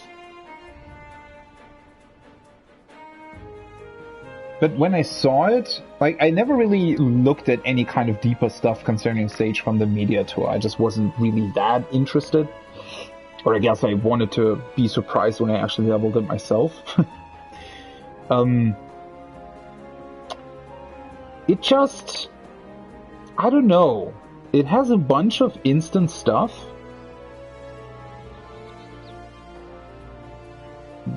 But I guess I would have liked more sort of combined mechanics. For example, what if Pneuma was only be able to be activated if you actually had 3 Adder Sting stacks or something, right?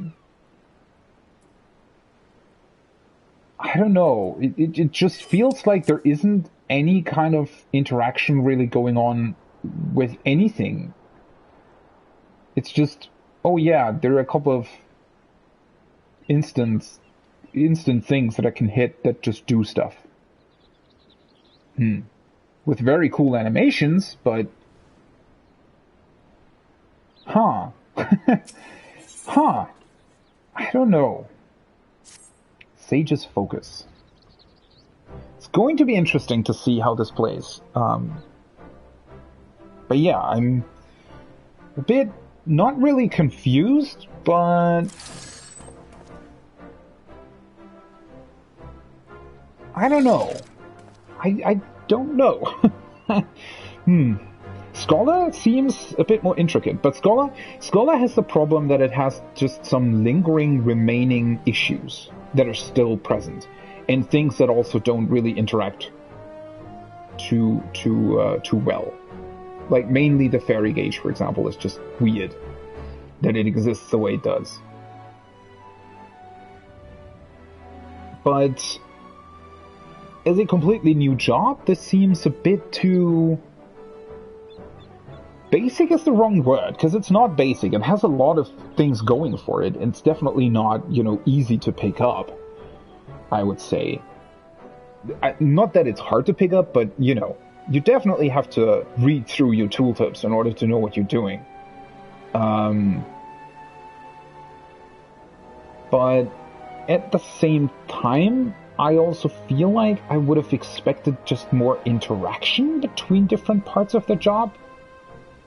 I don't know. I see the crystal has imparted you its knowledge, as expected. Excellent. You're ready to embark on your training, and naturally it begins with the armaments, a set of short staves known as nuliths. Nuliths trace their roots to healers of Eld, who employed naturally occurring objects of power known as adderstones. Okay. These stones, which harbor spiritual energy, were placed around the sick and ailing to create an etheric confluence through which the healer channeled his magics. From this primitive design, Nuliths gradually evolved into their present form. While their construction is far more sophisticated, the basic principle remains unchanged. In practice, the sage wields Nuliths as an extension of his mind, sending them darting through the air to weave the arcane patterns through which he unleashes advanced magics. Does sound really cool though, so mind-controlled drones essentially, right? If they sound difficult to wield, well, it is because they are. Even the Studium's most talented require years of training to become proficient. But you have an advantage that transcends talent. The crystal has chosen you. With its knowledge, the technique will come more natural to you than others. Now, as much as I would like to have you try your hand with the Nuliths at once, I have just received promising intelligence from command. Apparently, our fugitives have taken themselves to Idleshire in the Dravanian hinterlands. Let us make our way there at once. Okay.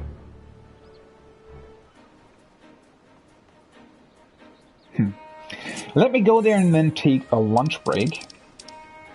Although I'm still not entirely sure... Wait, that's not Idleshire, that's my house. I'm still not entirely sure what I'll do for lunch. But, yeah.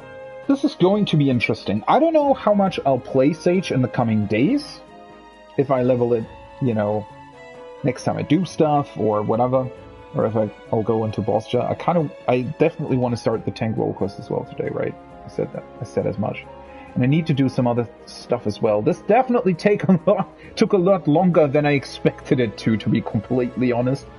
But then again, this is the most interesting stuff of the new expansion as well, in terms of jobs, right? Getting to know the new jobs and getting to see what their kit looks like and figuring out where it goes on your hotbar, stuff like that. That's just really fun. And I like that, and I want to take my time with it, right? But yeah. Before I continue this endeavor, I'll take a break. I don't exactly know when I'll be back. I try to not take as long, but yeah. I'll be back. See you then.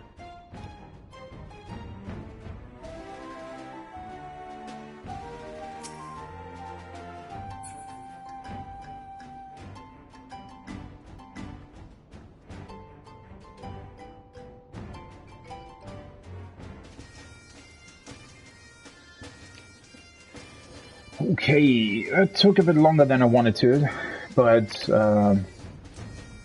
I just ordered pizza. Actually, I wanted to eat something different today, but well, I won't get into it. It's just a bit of planning that didn't pan out the way I wanted it to, or I guess it's got nothing really to do with how I wanted, but more to do with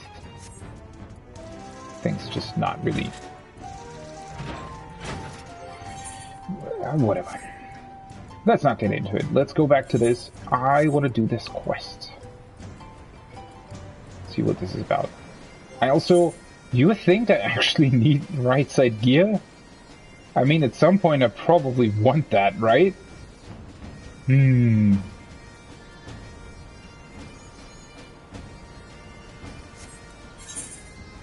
The Bostian gear is level 80 though, right? You can't equip that, is it?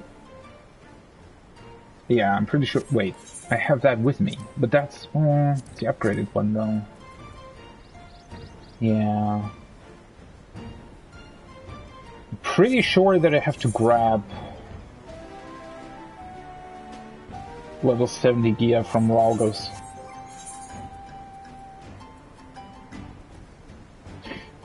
I mean, I can get 2 rings though.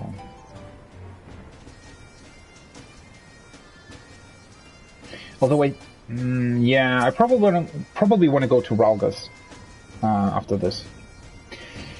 So this is Idleshire. The tales do not do the place justice. Truly impressive what the goblins and their fellow scavengers have managed to build upon the ruins of our colony.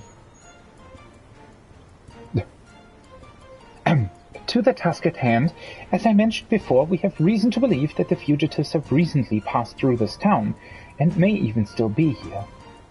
For the sake of efficiency, I suggest we split up and search. I will see to the town's south, if you could tend to the north.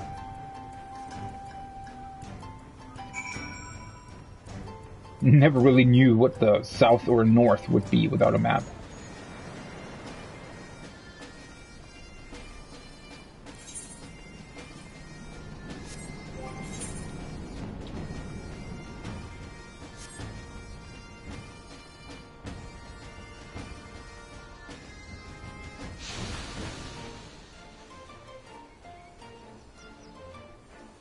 Why do you have a... what? Huh?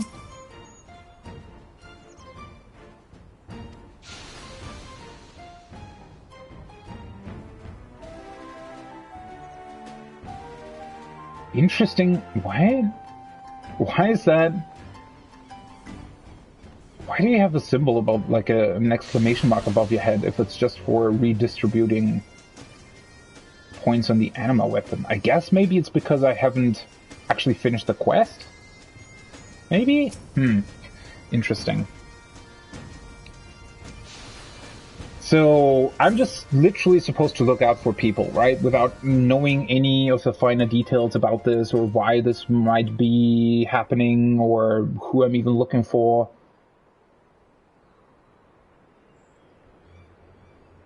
Help! Somebody please! I need help!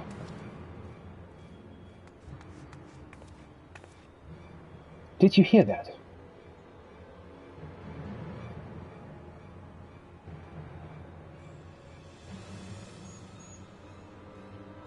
What the hell is going on here? Whoa, he looks angry. That man is in trouble. Surely convenient timing though on our part, huh? Look at me. And I'm talking to you! What the fuck is going on with him?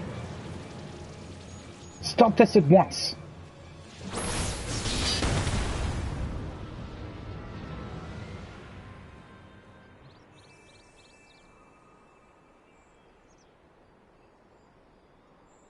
Sage's barrier.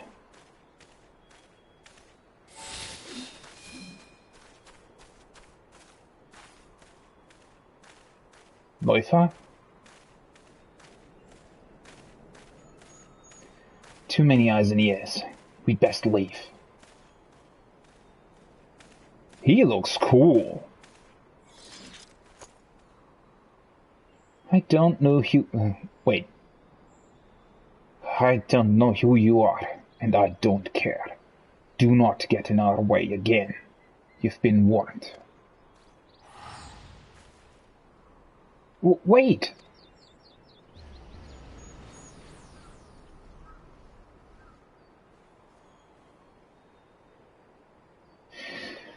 That bunny boy has a very cool design.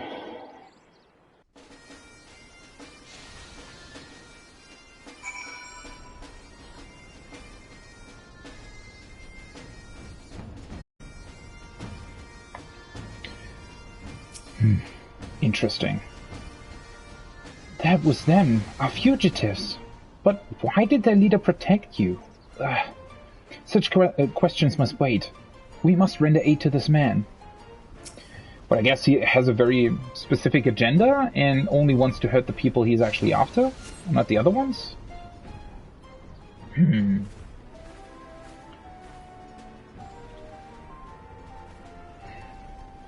It's an interesting color choice on your jacket there, sir. Thank you. Had you not intervened when you did, I dread to think what might have become of me. Permit me to introduce myself. Valdrene of Charlian, at your service. Truly. I am Charlian too. A recent graduate at the studium, in fact. Would you mind telling us what happened? Oh, that an alumna should come to my rescue. Thaliak watches over his own. As to what happened, what is there to say? I was going about my business when they set upon me, without warning or provocation. I see. What is your business, if you do not mind me, am I asking? Healing. The provision of it, that is. I am a sage, you see, and I travel the realm providing treatment gratis to those who cannot afford it. A sage, besides.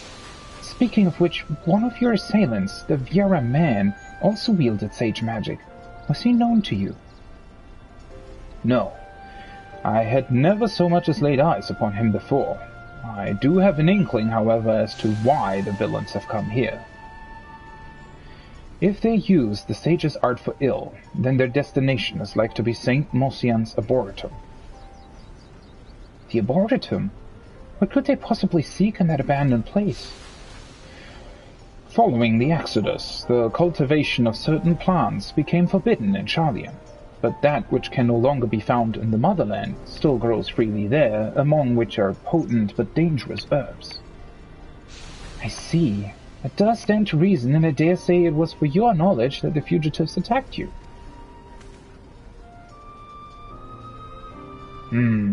You too are a sage, yet you do not appear to be Charlian.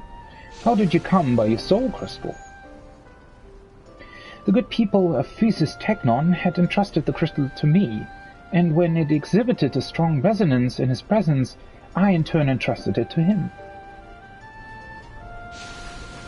Then you were chosen to inherit. Is aught amiss, Master Valdrene?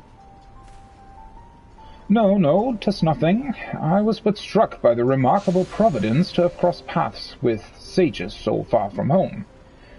Ours is a reclusive nation, after all, our policy to observe, not intervene. This did not sit well with me, and so I left Charlian behind, as the great Master Luzois once did, and though I would never dare equate myself to him, I too believe it my duty to alleviate suffering in the world. So that's what brought you to Eorzea. You are a noble soul, Master Valdrene, and I commend your resolve. Well, I must return to the road. I thank you again for coming to my aid. Till next we meet, let us both endeavor to seek out new knowledge and possibilities for the betterment of mankind.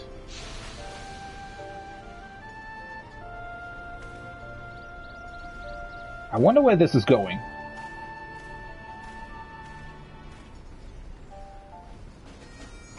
I'm pretty intrigued by this questline, to be honest. Let us head to St. Mosian's Arboretum at once.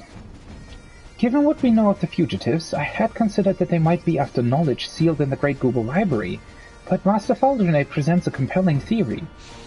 And for an all but proven theory of my own, our quarry have clearly enhanced themselves with sage magic.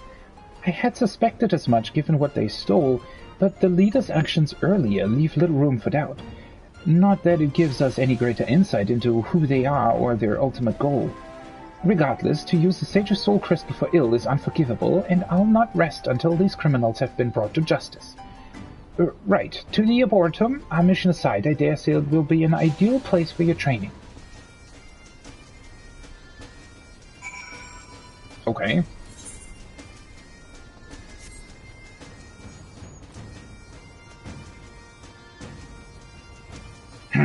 Interesting. I would have for sure thought that this was going to be the end of the quest, and then the next one would have been at, like, 73? I guess. Ah, that's the new... That's the Zodiac mount, right? Looks cooler than the Heidelin one, to be honest. Although I'm still a bit... I mean, I definitely like their design. I just dislike that they're seemingly... essentially using the same animations that they came up with for the Shadowbringers mounts.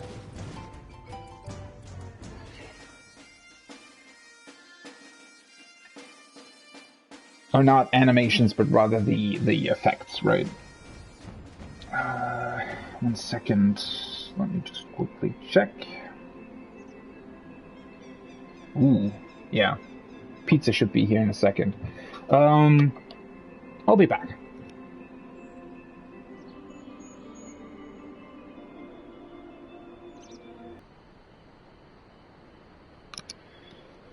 Okay, finally I can actually concentrate on what I was going to do in the first place. Although then again, yeah, at this point in time I kind of planned to not be...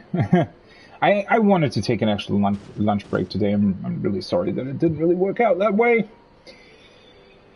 I hope that I'll be... I'll be changing my planning from Monday forward. And hopefully this, should be better that way. Sometimes it's a bit of an issue, right? Because I want to, like, the things that I want to stream in 14 or that are really interesting to me are obviously the quests themselves, right? And the things that are happening there. Whereas all the sort of grindy bits, they're not that interesting to stream in general.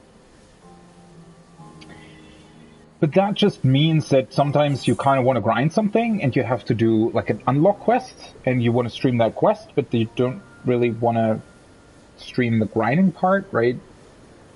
Kind of an issue there, but whatever. We'll see. Maybe I'll just skip unlocking Reaper today and do that at some other point in time. I don't know. I do want to start on the Tank-Rolequest though. We'll see. Oh, sorry. By the Scholar, so this is St. Mosian's Arboretum. Oh, for fuck's sake. I always have that after I read something. From the illustrations, I did not think it would be so immense. May interest you to know that this place holds special meaning to sages. From ancient strains to crossbred creations, myriad medicinal plants have been cultivated within its halls. Alas, in the wake of the Exodus 15 years ago, this once magnificent institution has fallen into ruin. Still, there's a certain charm in seeing nature reassert her dominion. Why, it must be a veritable menagerie of rare wildlife within. I should like to spend the day studying them, field guide in hand. Forgive me, this isn't a field trip, but a mission. Our objective is to find the fugitives, and failing that, clues that will lead us to them. Please see to your preparations. A spot of practice with your spells would not go astray, and then we shall venture in. You've learned all Sage's actions 70... Yeah, I know that. Oh, they actually... Interesting that it starts off with the duty right away. Maybe this is actually just a longer quest rather than Like multiple quests between 70 and 80? If you're ready, then let us venture forth. Oh, yeah, okay. Seems to be like a longer thing then.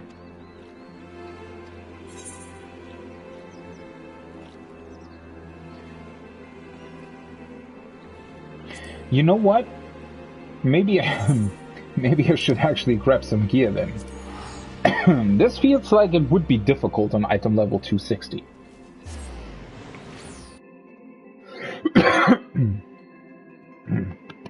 Sorry.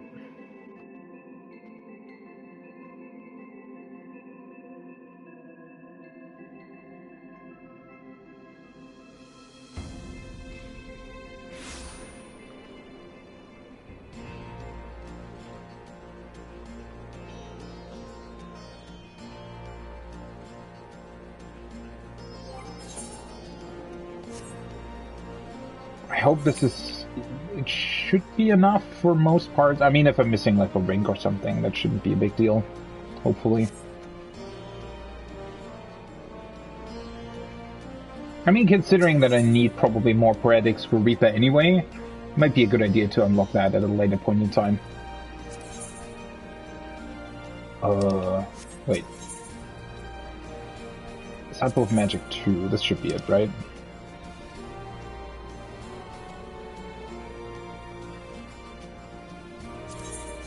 Not the earrings. This one, this one. Yeah, and you can buy 2 of these, right? Perfect.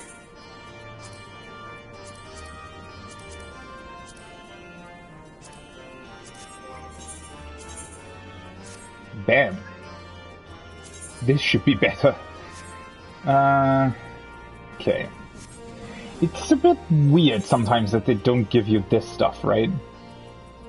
I don't know. You get a full left side set, but then not the right side? I don't really know why, to be completely honest.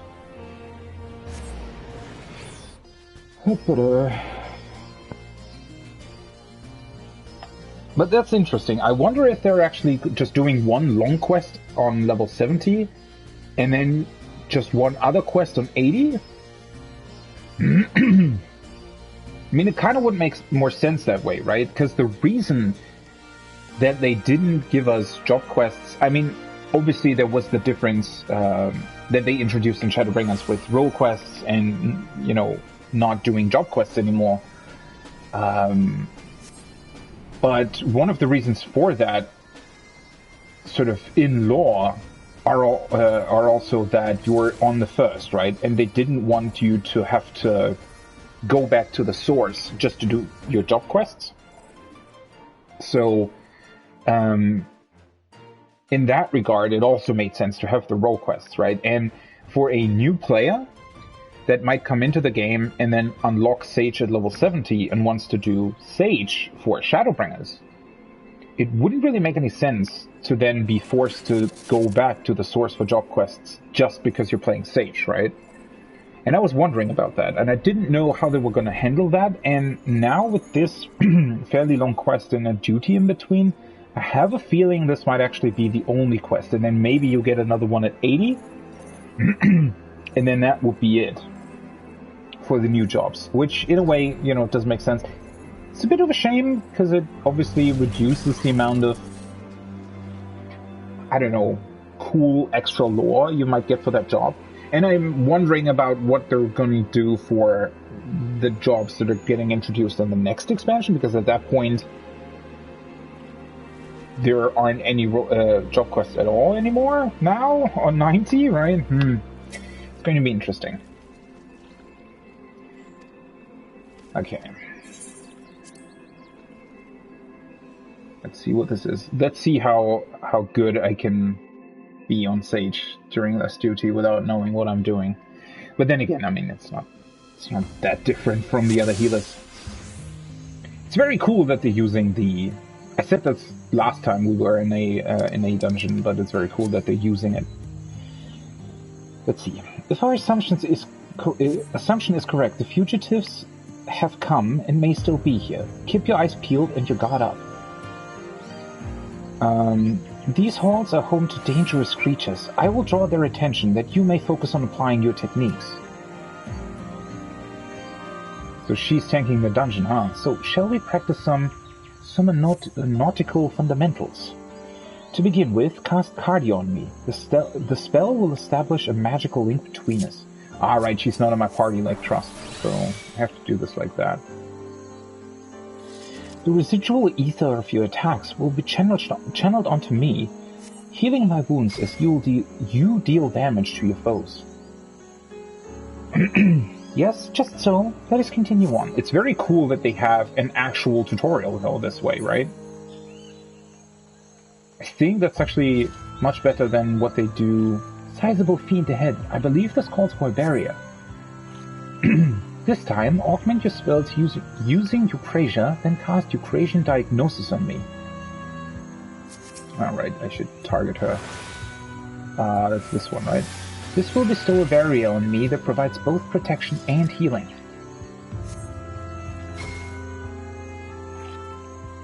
Excellent. Now we may proceed with confidence.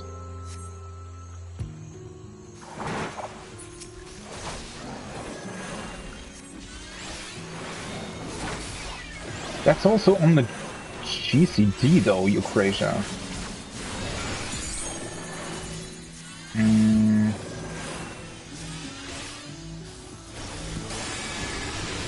Maybe I actually missed something in that regard. Nothing of note here. Let us head deeper into the Arboretum. Why are these creatures still alive? We were here 2 times. And there is still stuff. I mean, I guess it's plants, so they regrow. Interesting. Sure. So this pretty much works like Scholar, right?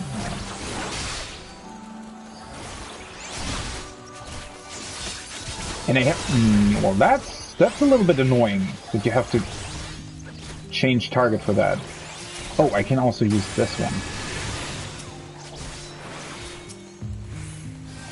I mean, in this case, it's just a bit annoying in general because obviously I'm not really in the party with her. Impressive.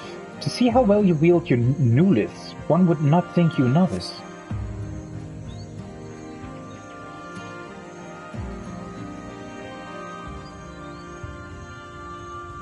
Should have probably cast something else on her as well.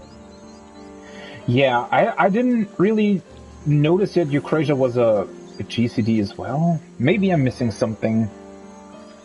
No fiends here, but what might this be? Peculiar trace. I mean, I guess we'll see, right? I want to see how this plays in actual content. Some manner of plant, it seems. Seems to have been harvested here. I can't identify it by the remaining parts, however. There may be other clues nearby. We should investigate further. I do really like this instance, though. Sometimes it makes me wish that there would be more stuff like that in general, that the job quests would just be like 3 really big quests with big events like this.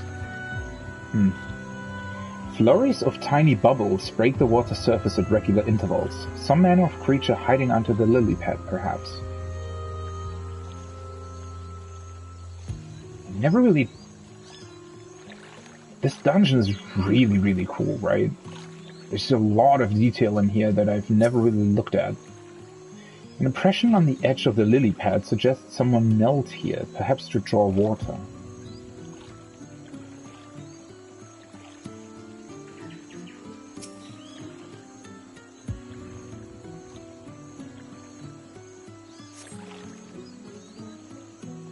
More of the same plan taken. What could it possibly be?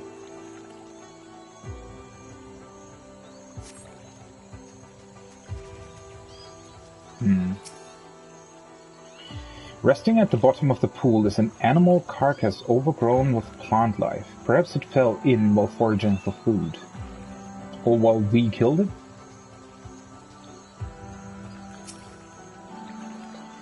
Fine scorch marks are an evidence on the on the leafage, reminiscent of those left by sage magics.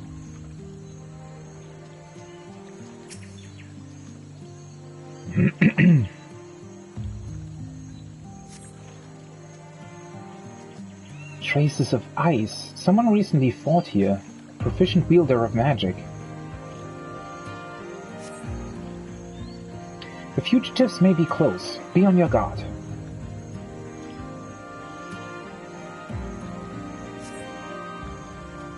Was this a main story dungeon back then?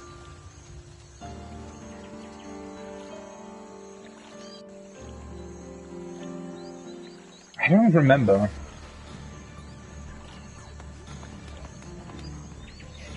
Oh, there they are. Well, you didn't venture far in. Fugitives, in the name of the Forum, I demand you surrender yourselves at once.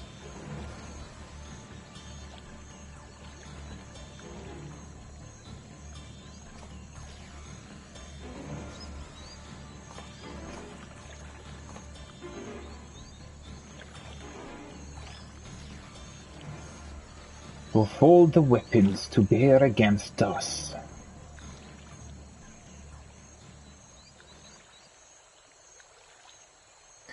No matter. I warned you once, and I won't warn you again.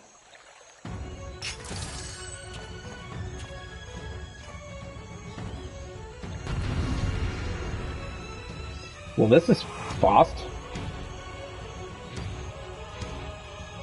They don't talk much, huh? Some actual enemies. I've got this. Stand back. Oh, we're fighting them individually? Very well. Interesting. Well, sure.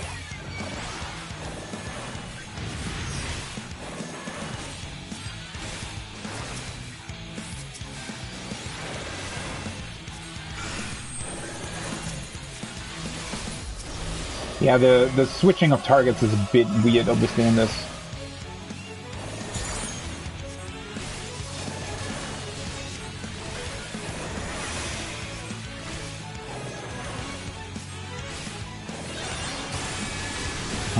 Definitely need to get used to this as well. Arm of the Scholar?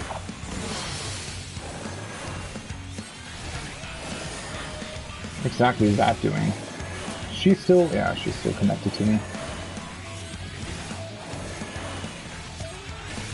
Let's finish things quickly.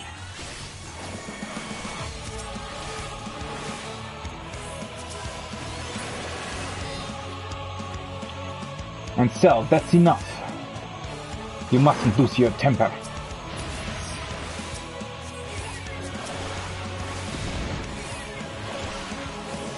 We'll deal with you instead.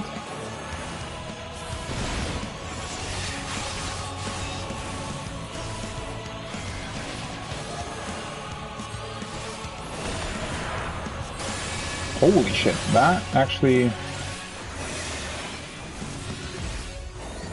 What was the other... Let's just do a group heal, shall we?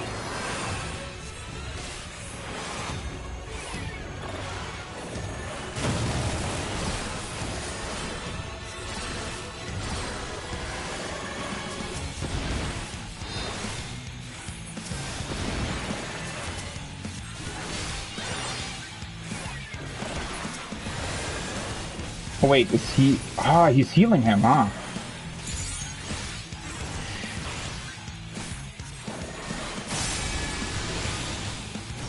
Well, I guess he's just healing in general? Oh, she's covering me! That's cool!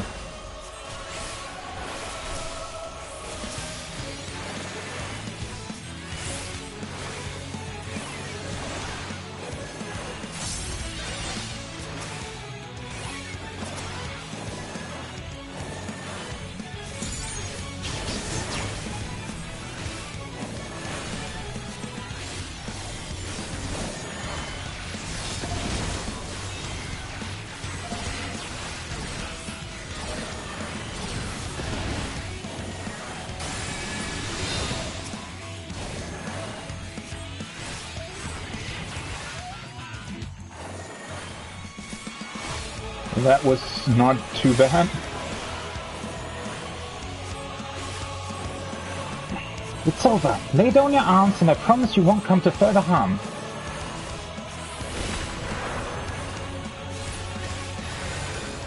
Well, that was easy. I thought that with the text at the beginning saying that there were multiple, like, save points, I definitely thought this was going to take longer than this. Huh. Interesting.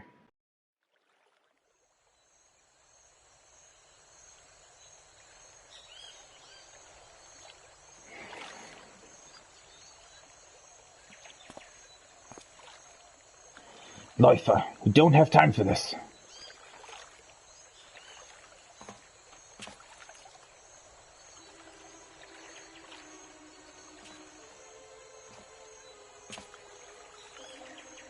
You held your own against the enhanced.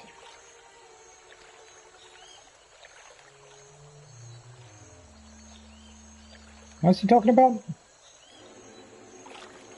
But it's enough sport for now. The mission takes precedence.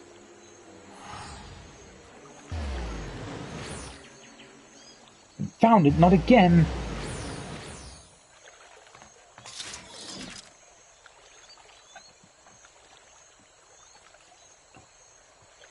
Huh?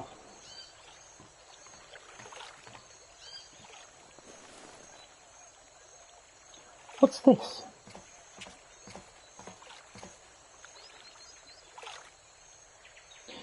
I just noticed my earring is kind of ridiculously large, right? The level earring you get for pre-ordering Endwalker. What's the chicken doing here? Interesting. The pouch they dropped contains a plant. What they came for, I shouldn't doubt. 'Tis some manner of herb, but none I've seen in the course of my studies. And as I made my way out, I also stumbled upon what appears to be a diary by the entrance. Though much of its contents are magically obfuscated, I could make out some nautical terms, so we may assume it belonged to a sage. As we continue our pursuit, I will work on lifting the enchantment. When you have a moment, please feel free to peruse the contents in Idleshire. On that note, let us head back to the settlement. Or maybe this questline actually will continue. I didn't remember all of the... Well, I mean, it's a bit annoying, to be completely honest, if your party member actually isn't, like, in your group, so you can't scroll through your party list. You have to target them manually. You know, Sage doesn't really lend itself too well to that, but other than that, yeah. I don't know, I think I didn't use this one. Ah, right, that was the... I need to remember that. I didn't use this one either. Or this one, I think. But yeah. That's... I mean... The duty wasn't really difficult, or wasn't really calling for those kinds of things, but... I do like the playstyle of Sage. I think it's very, very interesting in a lot of ways. There's definitely some stuff to still figure out in terms of how it works. Wait a second. Instant recast. Yeah, so some of the things, for example, Eucrasia being 1 second. So I guess Eucrasia and Eucrasian diagnosis then amounts to a complete GCD as well, right?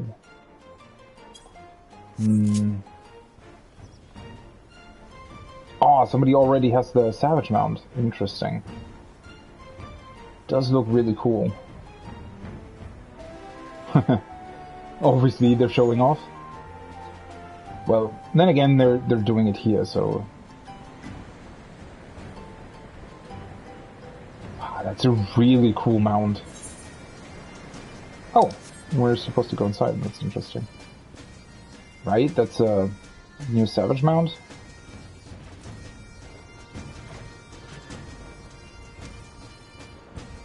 Very, very cool.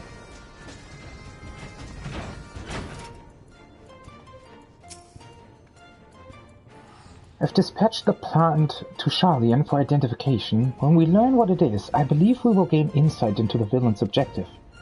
Now tell me, have you been practicing with the Nulis while I wasn't looking? I ask because even with the crystal's knowledge, you demonstrated remarkable proficiency. Well, thank you. Or actually it wasn't. You were standing next to me the entire time while I was looking over my tooltips. Regardless, 'tis plain you have a gift for the art. The sages whose memories reside in the crystal must be beaming with pride. You know, I'll say one thing though. The tank buster actually hit quite hard during that duty, so I'd imagine if you were not looking at your tooltips and had absolutely no idea what you were doing, that you probably failed that duty, which I very much like. Then again, you can probably put it on very easy after that, and you'll go through it without actually knowing what you're doing, so that's a problem. But in and of itself, the fact that on normal, it actually requires you to heal, that's kind of interesting. Though sometimes I cannot help but wonder, if the sage's art was created for the betterment of mankind, why then does it incorporate techniques which inflict harm?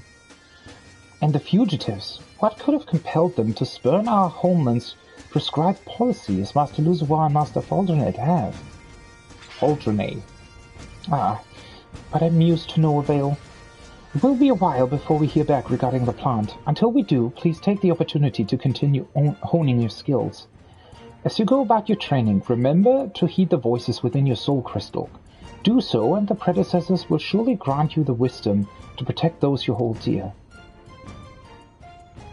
A diary of a sage is now available for perusal. More entries will become legible as you progress through the story. Okay. 73. Interesting, so they're actually doing a normal job quest.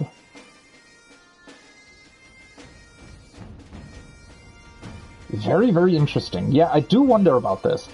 This would feel fairly weird, right? Doing it in Shadowbringers? Like, if you reach level 70 and then decided, oh yeah, I'm gonna try out Sage, or I wanted to play Sage from that point forward. I have a feeling that might actually, be kind of weird. That they're doing an actual job quest this time around. I mean, that's cool. I do like it. And what were they talking about is that... No, it's not here, though.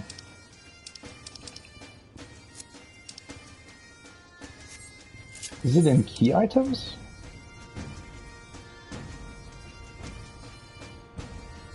Oh, never mind. I'm an idiot. It's here.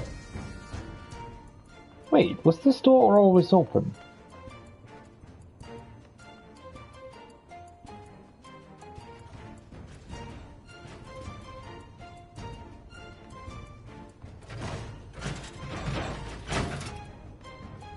I think I never actually consciously went into this room. Huh. Cool, I guess. Diary of a Sage. Entries 1 to 2. Diary of a Sage, entry 1. A young child was brought in today, so very young to be suffering so. But if anyone can save her, 'tis we sages of Busis Technon, and save her we will. Though it took many days and repeated treatments, we have managed to stabilize our most recent patient. We adapted the Eucrasia spell, as my clever husband proposed, and it worked wonders. His brilliance truly bellies his youth. Despite being 50 years my junior, he has already achieved so much. Why? Repeat. We have managed to stabilize. We adapted the Eucrasia spell, as my clever husband proposed.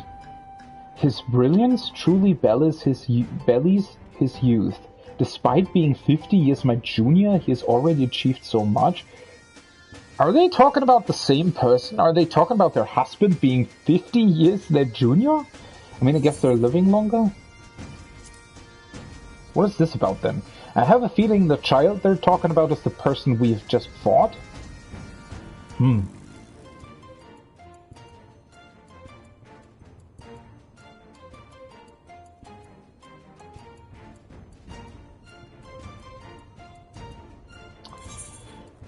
Okay. Well, at least I've unlocked Sage now. So that's a step forward, I guess. The problem is, I also want to do dailies, but now now that I've taken that long of a break, I definitely need to start with the Tank-Rolequest as well. God, I wish I had more time today. Or rather tomorrow. I have to work tomorrow, so that's... I mean, it's only one day this week, so it's not a big deal, but just means that I can't really go on too long today, and I also still have to prepare something and that kind of stuff. I do want to take a stream break in between, though. But I took a pretty long break for lunch as well. See, that's what I wanted to do differently, right? Technically, I wanted to start early, do like all of these quests that I'm really interested in, then take a break, have lunch, do something else, and then come back before raid or for the dailies or whatever. Didn't really work out that well. It's a bit annoying.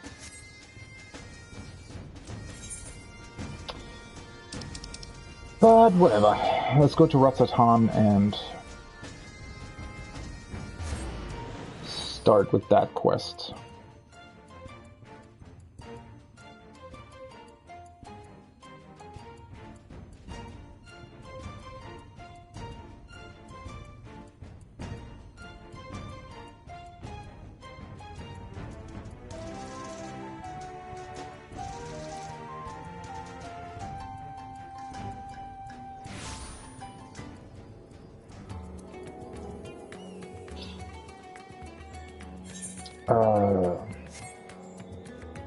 It's over there. Is that another Ellison? Or not? Yeah. What the hell is going on?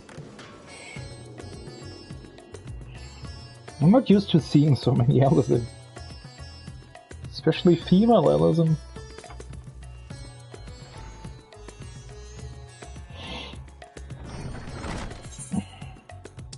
Yeah. That's the right way. For a second there, I thought that I went the wrong one, but the path on the left is just the staircase.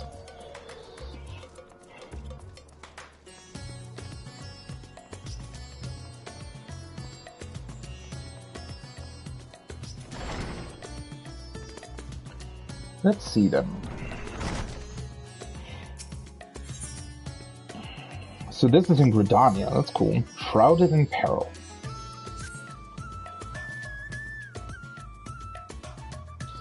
I've come on behalf of the Twin Eddas to enlist the aid of accomplished fighters. The small folk cower in their homes for fear of an unprecedented threat to the 12-foot, a blasphemy. It strikes quickly and with deadly precision before returning to the shadows whence it came. Try as we might, we have yet to devise a means to track it, much less slay it. Several brave souls search for it even now, but their chances would improve greatly if they had a stout protector by their side. Judging by your reputation, I dare say you're precisely the man we seek. What say you? Will you serve as the shield that stands between Gridania and certain doom? Protecting the realm is what I do. You've made it difficult to refuse. Oh, yeah, kind of that too. I will take that as an enthusiastic yes. Make haste to the Addis Nest and report to my superior. All Gridania shall pray for your success. Cool.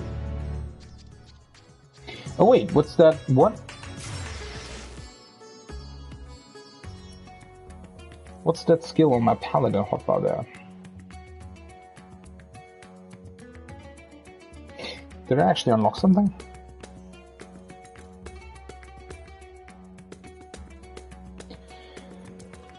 Oh, I also still need to do it. To look at some videos on P3. So that's also something that I definitely have to keep in mind. Yeah, I'm just gonna do these role quests and then I'm gonna take a break until raid time. Right, skill. Delivers an attack to... Oh, that's the upgrade for whatever the hell it was called before, yeah. This looks weird, right? like looking at the skill designs, this doesn't fit in at all. Alright, I don't even know what that's supposed to be completely honest.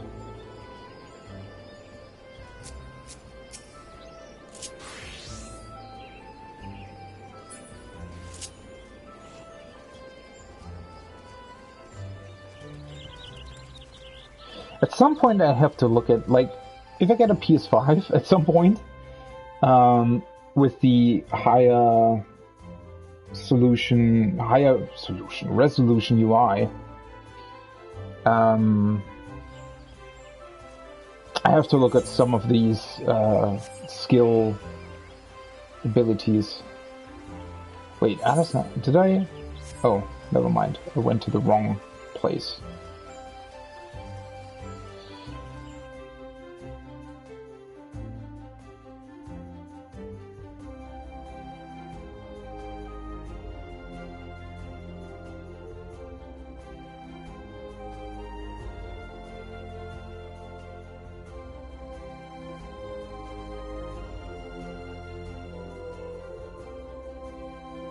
A friend of mine has sent me a very interesting screenshot.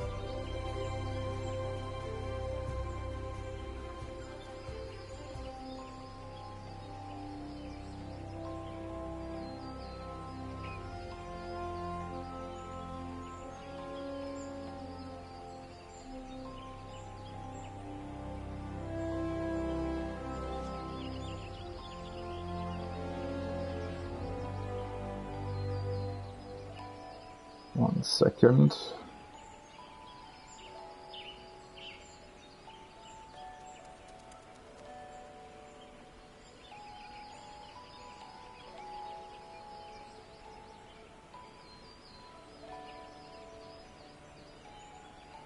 Why is my...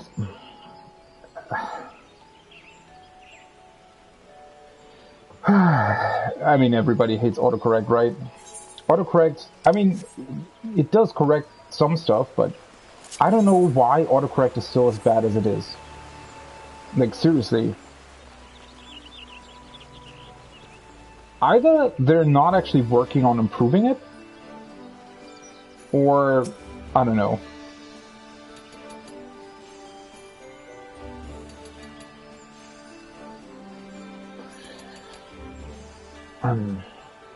Our liaison at Ratzat sent word of your arrival, but I can still scarcely believe our luck. Are you truly here to help us bring this wicked blasphemy to heel? Why are you always surprised? Then there is hope for us yet. I shall fetch the elder Tsitsia at once. She's leading the hunt, and I'm certain she'll be most eager to see you.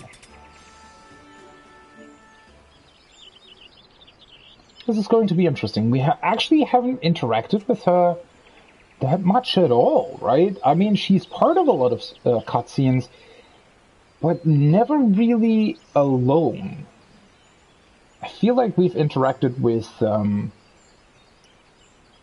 Nanamo a lot more, with Rauban as well.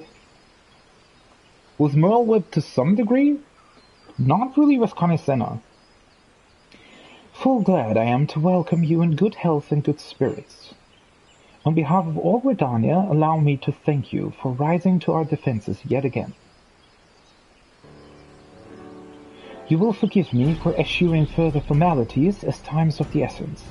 I shall share with you what little we know of this elusive scourge. Following the events in Thavnair, we received a report that an unidentified man had fallen into fits on the road before transforming into a beast most foul, a blasphemy we soon determined. Eyewitnesses to subsequent attacks spoke of patterns on its skin reminiscent of heavy chains, and thus we have named it Gleipnir, for the creature of legend. It emerges from the brush without warning, bringing destruction and tragedy to those unfortunate enough to be near. Ere we can respond, it retreats into hiding, leaving no trace for us to follow. The elementals cry out for us to rid the forest of this wicked presence. Yet even if we tracked it to its lair, I fear besting the beast would be no simple matter. The wounds on Gleipnir's victims are tainted by corruption. We can but conclude that the fiend's fangs, claws, and horns are all imbued with a powerful poison. The smallest scratch sends the afflicted into fits, and death soon follows. Mayhap you know of the creeping death. The effects of Gleipnir's vile poison bear more than a passing similarity to the symptoms of that deadly plague. It swept through the Trollswood many years ago. Did it now? I think I heard about that at some point, but I wouldn't have been, like, I'm not really able to recall anything about that. Like, when we heard about that for the first time, I'm pretty sure that it was mentioned in some quest at some point. But yeah, I don't know when or where. The sick found their skin covered in chain-like patterns and spent their final moments in excruciating pain. It was long before I came to Gridania, but people still speak of it with dread. Is it true that the disease spared not a single cure? Very nearly, yes. Before the remainder were taken, we were able to devise a cure from the Glimshroom. Slow though it was, the scars of this tragedy could then begin to heal. Gleipnir threatens to reopen old wounds, I fear. Yet despite the similarities between the blasphemy's corruption and the creeping death's marks, it is unclear how these two phenomena are related, if at all. Well, whoever transformed into the blasphemy probably was affected by this death plague in some form or another. Both conjury and white magic have failed to abate the poison spread. To confront Gleipnir would place our soldiers at risk of grievous injury. Forgive me, Elder Sitzia, but this appears to be urgent. What, again? Gleipnir struck once more, in the North Shroud. The whalers came too late to see the beast themselves, but the man in the tech yet lives. They are bringing him to Fallgood float as we speak. Then we must meet them there. Will you accompany us? Ethelmare should be able to apprise us of the details upon our arrival.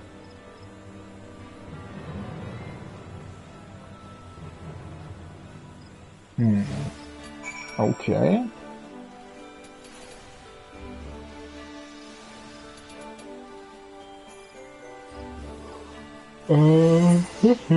God, why am I hate being tired.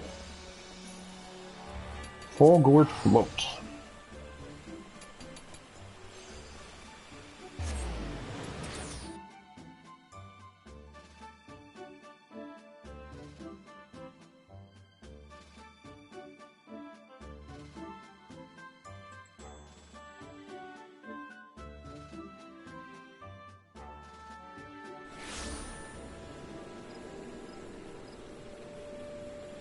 One second.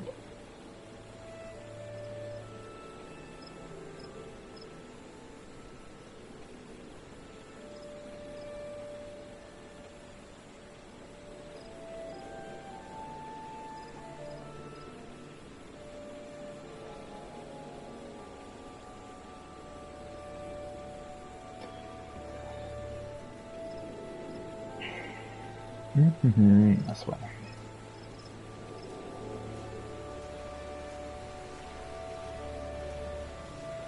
Wasn't this hut also part of another quest? I have a feeling we talked to him for something else as well. Maybe during 5.4? Elder Sitzia, your honor is with your presence. I cannot thank you enough for coming all this way. Given the dire circumstances, I would not leave this to another. Where is the wounded man? Outside of the bobbing cork, being attended to by one of our healers. He's a capable healer, but I worry this is beyond his abilities. I should do all in my power to aid him. I, in turn, may have need of assistance as well. I ask that you stay close, both of you.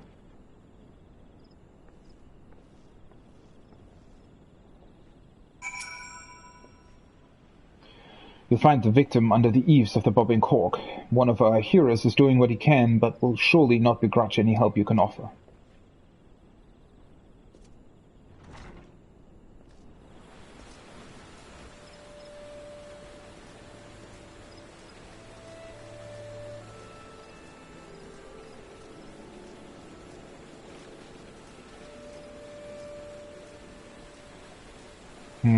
Is he outside? Yeah.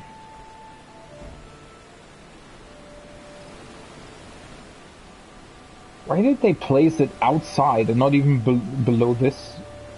I guess it doesn't really rain here? I don't know. Maybe that's...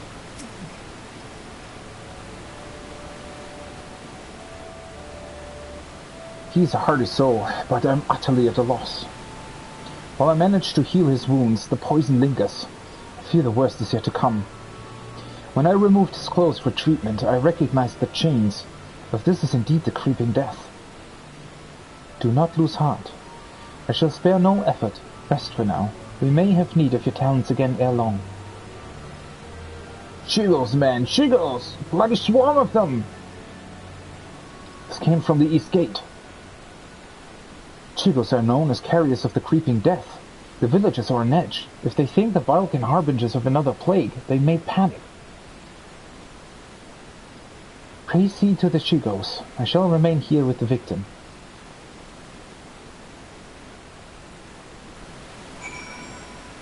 Okay. I'm not really sure. I wish I knew when we heard about this. We must have heard about this, right? Otherwise it wouldn't come up again. But it must have been a very long time ago. Maybe during Realm Reborn or something?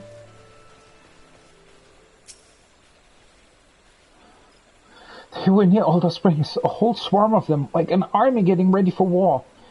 Bringing the creeping death like as not. Folks been dropping dead with no rhyme or reason, and I'm not about to join him, no sir. Came running back fast as my legs could carry me. Where you bitten? I will show you to a hero, so. Not a single hole that doesn't belong, you can be sure. We best do something about that swarm, though. Wait a second. That has to be... Would that we could, but keeping the gate manned is our priority, and we have not the numbers to spare for a hunting party. By the time Whaler reinforcements arrive, it may be too late. We'll deal with the Chigos. Chigos, right? The one who cults the greater number owes the other a flagon of ale, eh? I commend your bravery. Godspeed, and don't get bitten.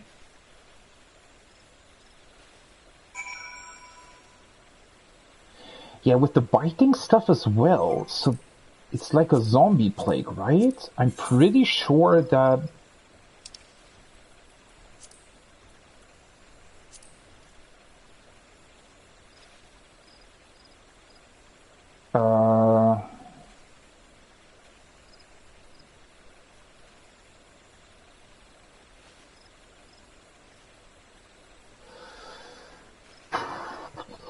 Yeah, that's definitely something different. That's in Uldar. That's something else entirely.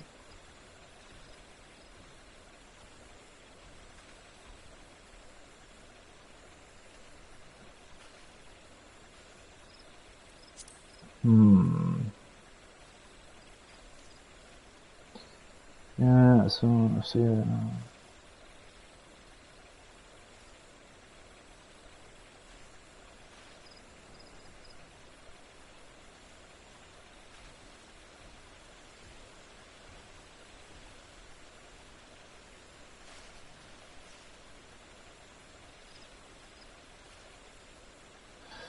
No, that's something else entirely as well. This is not here either. That's a Stanolin.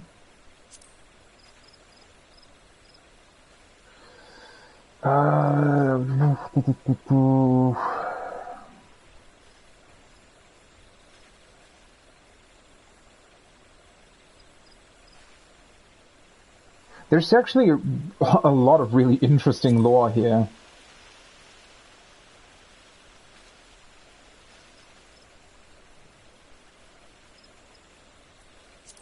I'm just wondering,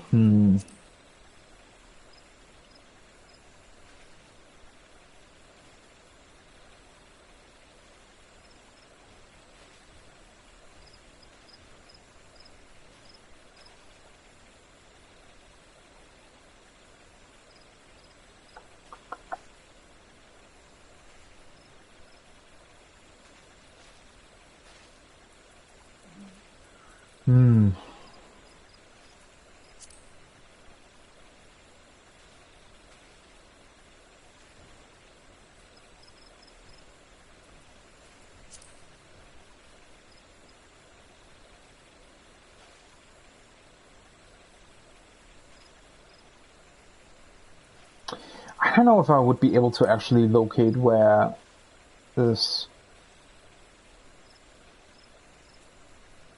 was mentioned before.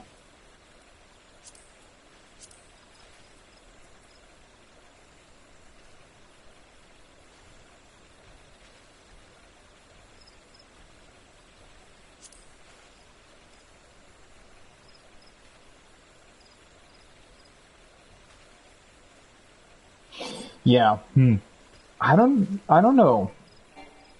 I'd have to reread that somewhere about this deadly plague.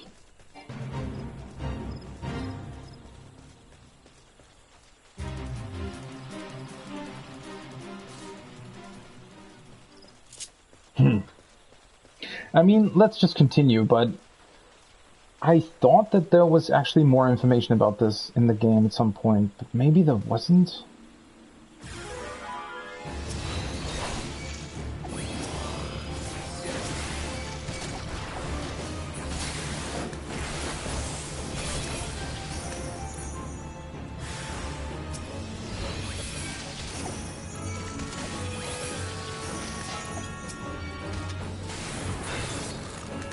Bam. More? What?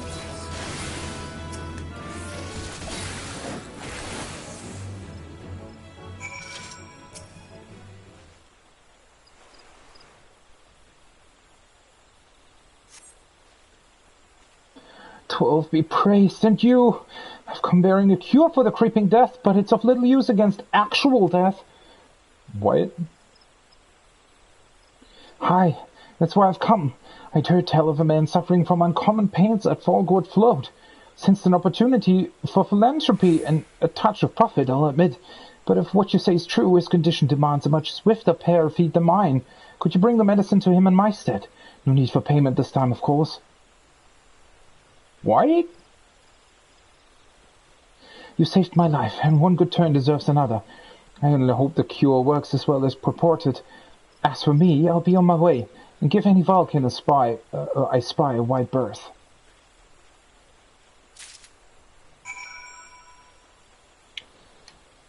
What? He has medicine for... What? He just has medicine for that?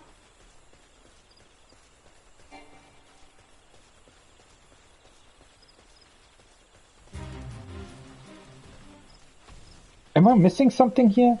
I'm really well, not confused, but I have a feeling that I should know more about this than what I do currently. Why does he have medicine for this?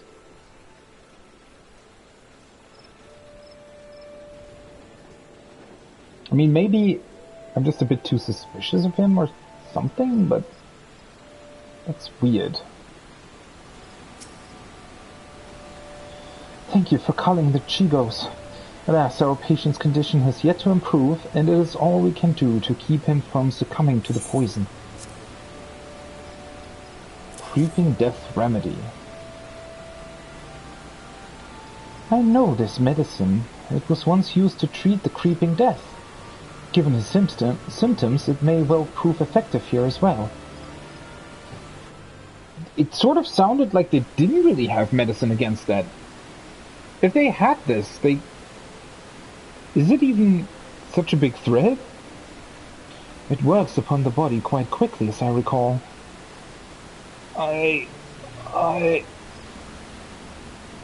Hold on just a while longer, my friend. The medicine will soon relieve your pain. I don't. It hurts. Ah!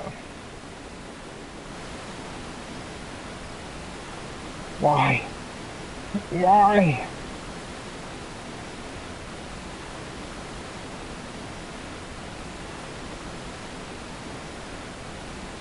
Ow.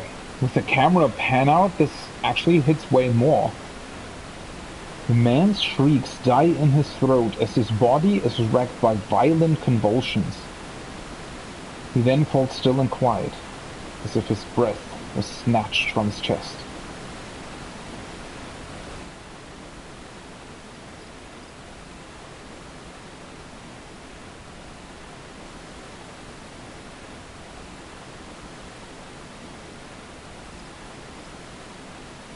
"12, have mercy. At the very least, his suffering is over. Had we been quicker to deliver the medicine, would he have lived?" "Nay, I think not. He was doomed from the moment the poison entered his blood, as will be others if we do not soon gain an understanding of our foe. Let this tragedy not be in vain, but serve as a lesson. Though the effects of Gleipnir's corruption resemble the creeping death, it is clear that the two share little else in common. The poison burns through the body more quickly than any disease. Too deadly is it to be borne by creatures so fragile as Chigos, or any other besides. Then that is one less possibility the people need fear. It is a shame a life was lost, but this knowledge may help us ensure that others are not. Spread word, but do so with delicacy. In these troubled times, fear and despair can drive even the godliest of souls to desperate ends. Gleipnir is the only blasphemy known to us in Gridania, for now. We must do our utmost to stop him from sowing further discord." "Understood, Elder Sitzir. I'll give this man a proper burial before sharing what we've discovered."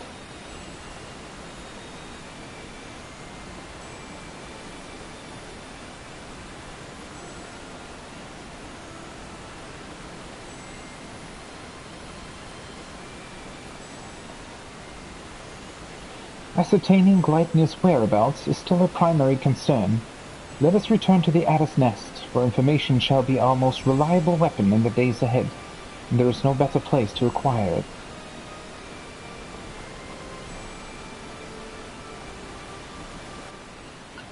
Wow. Well, that's certainly a beginning to this. I shall speak with the people after this man receives a proper burial. To honor his sacrifice, I must do what I can to buy your hope.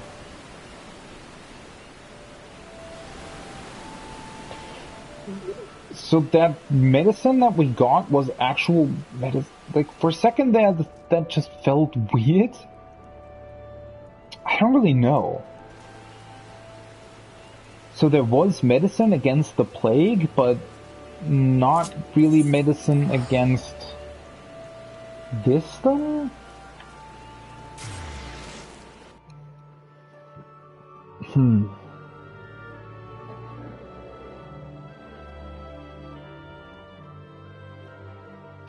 Interesting.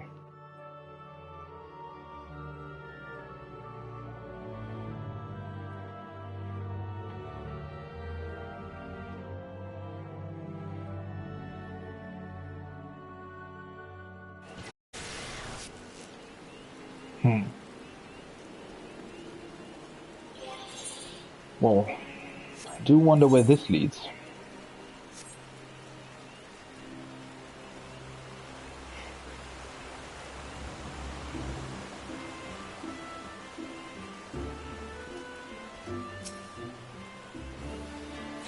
Gleipnir has been sighted in various locales, and though we are reviewing every report, we suspect most are erroneous.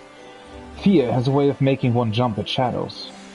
It will take some time before we have determined which reports merit a more involved investigation. Until then, I ask that you stay vigilant and keep your eyes peeled for any sign of the blasphemy. And maybe I should actually look at some lore or a wiki or whatever to educate myself on what this plague might have been before.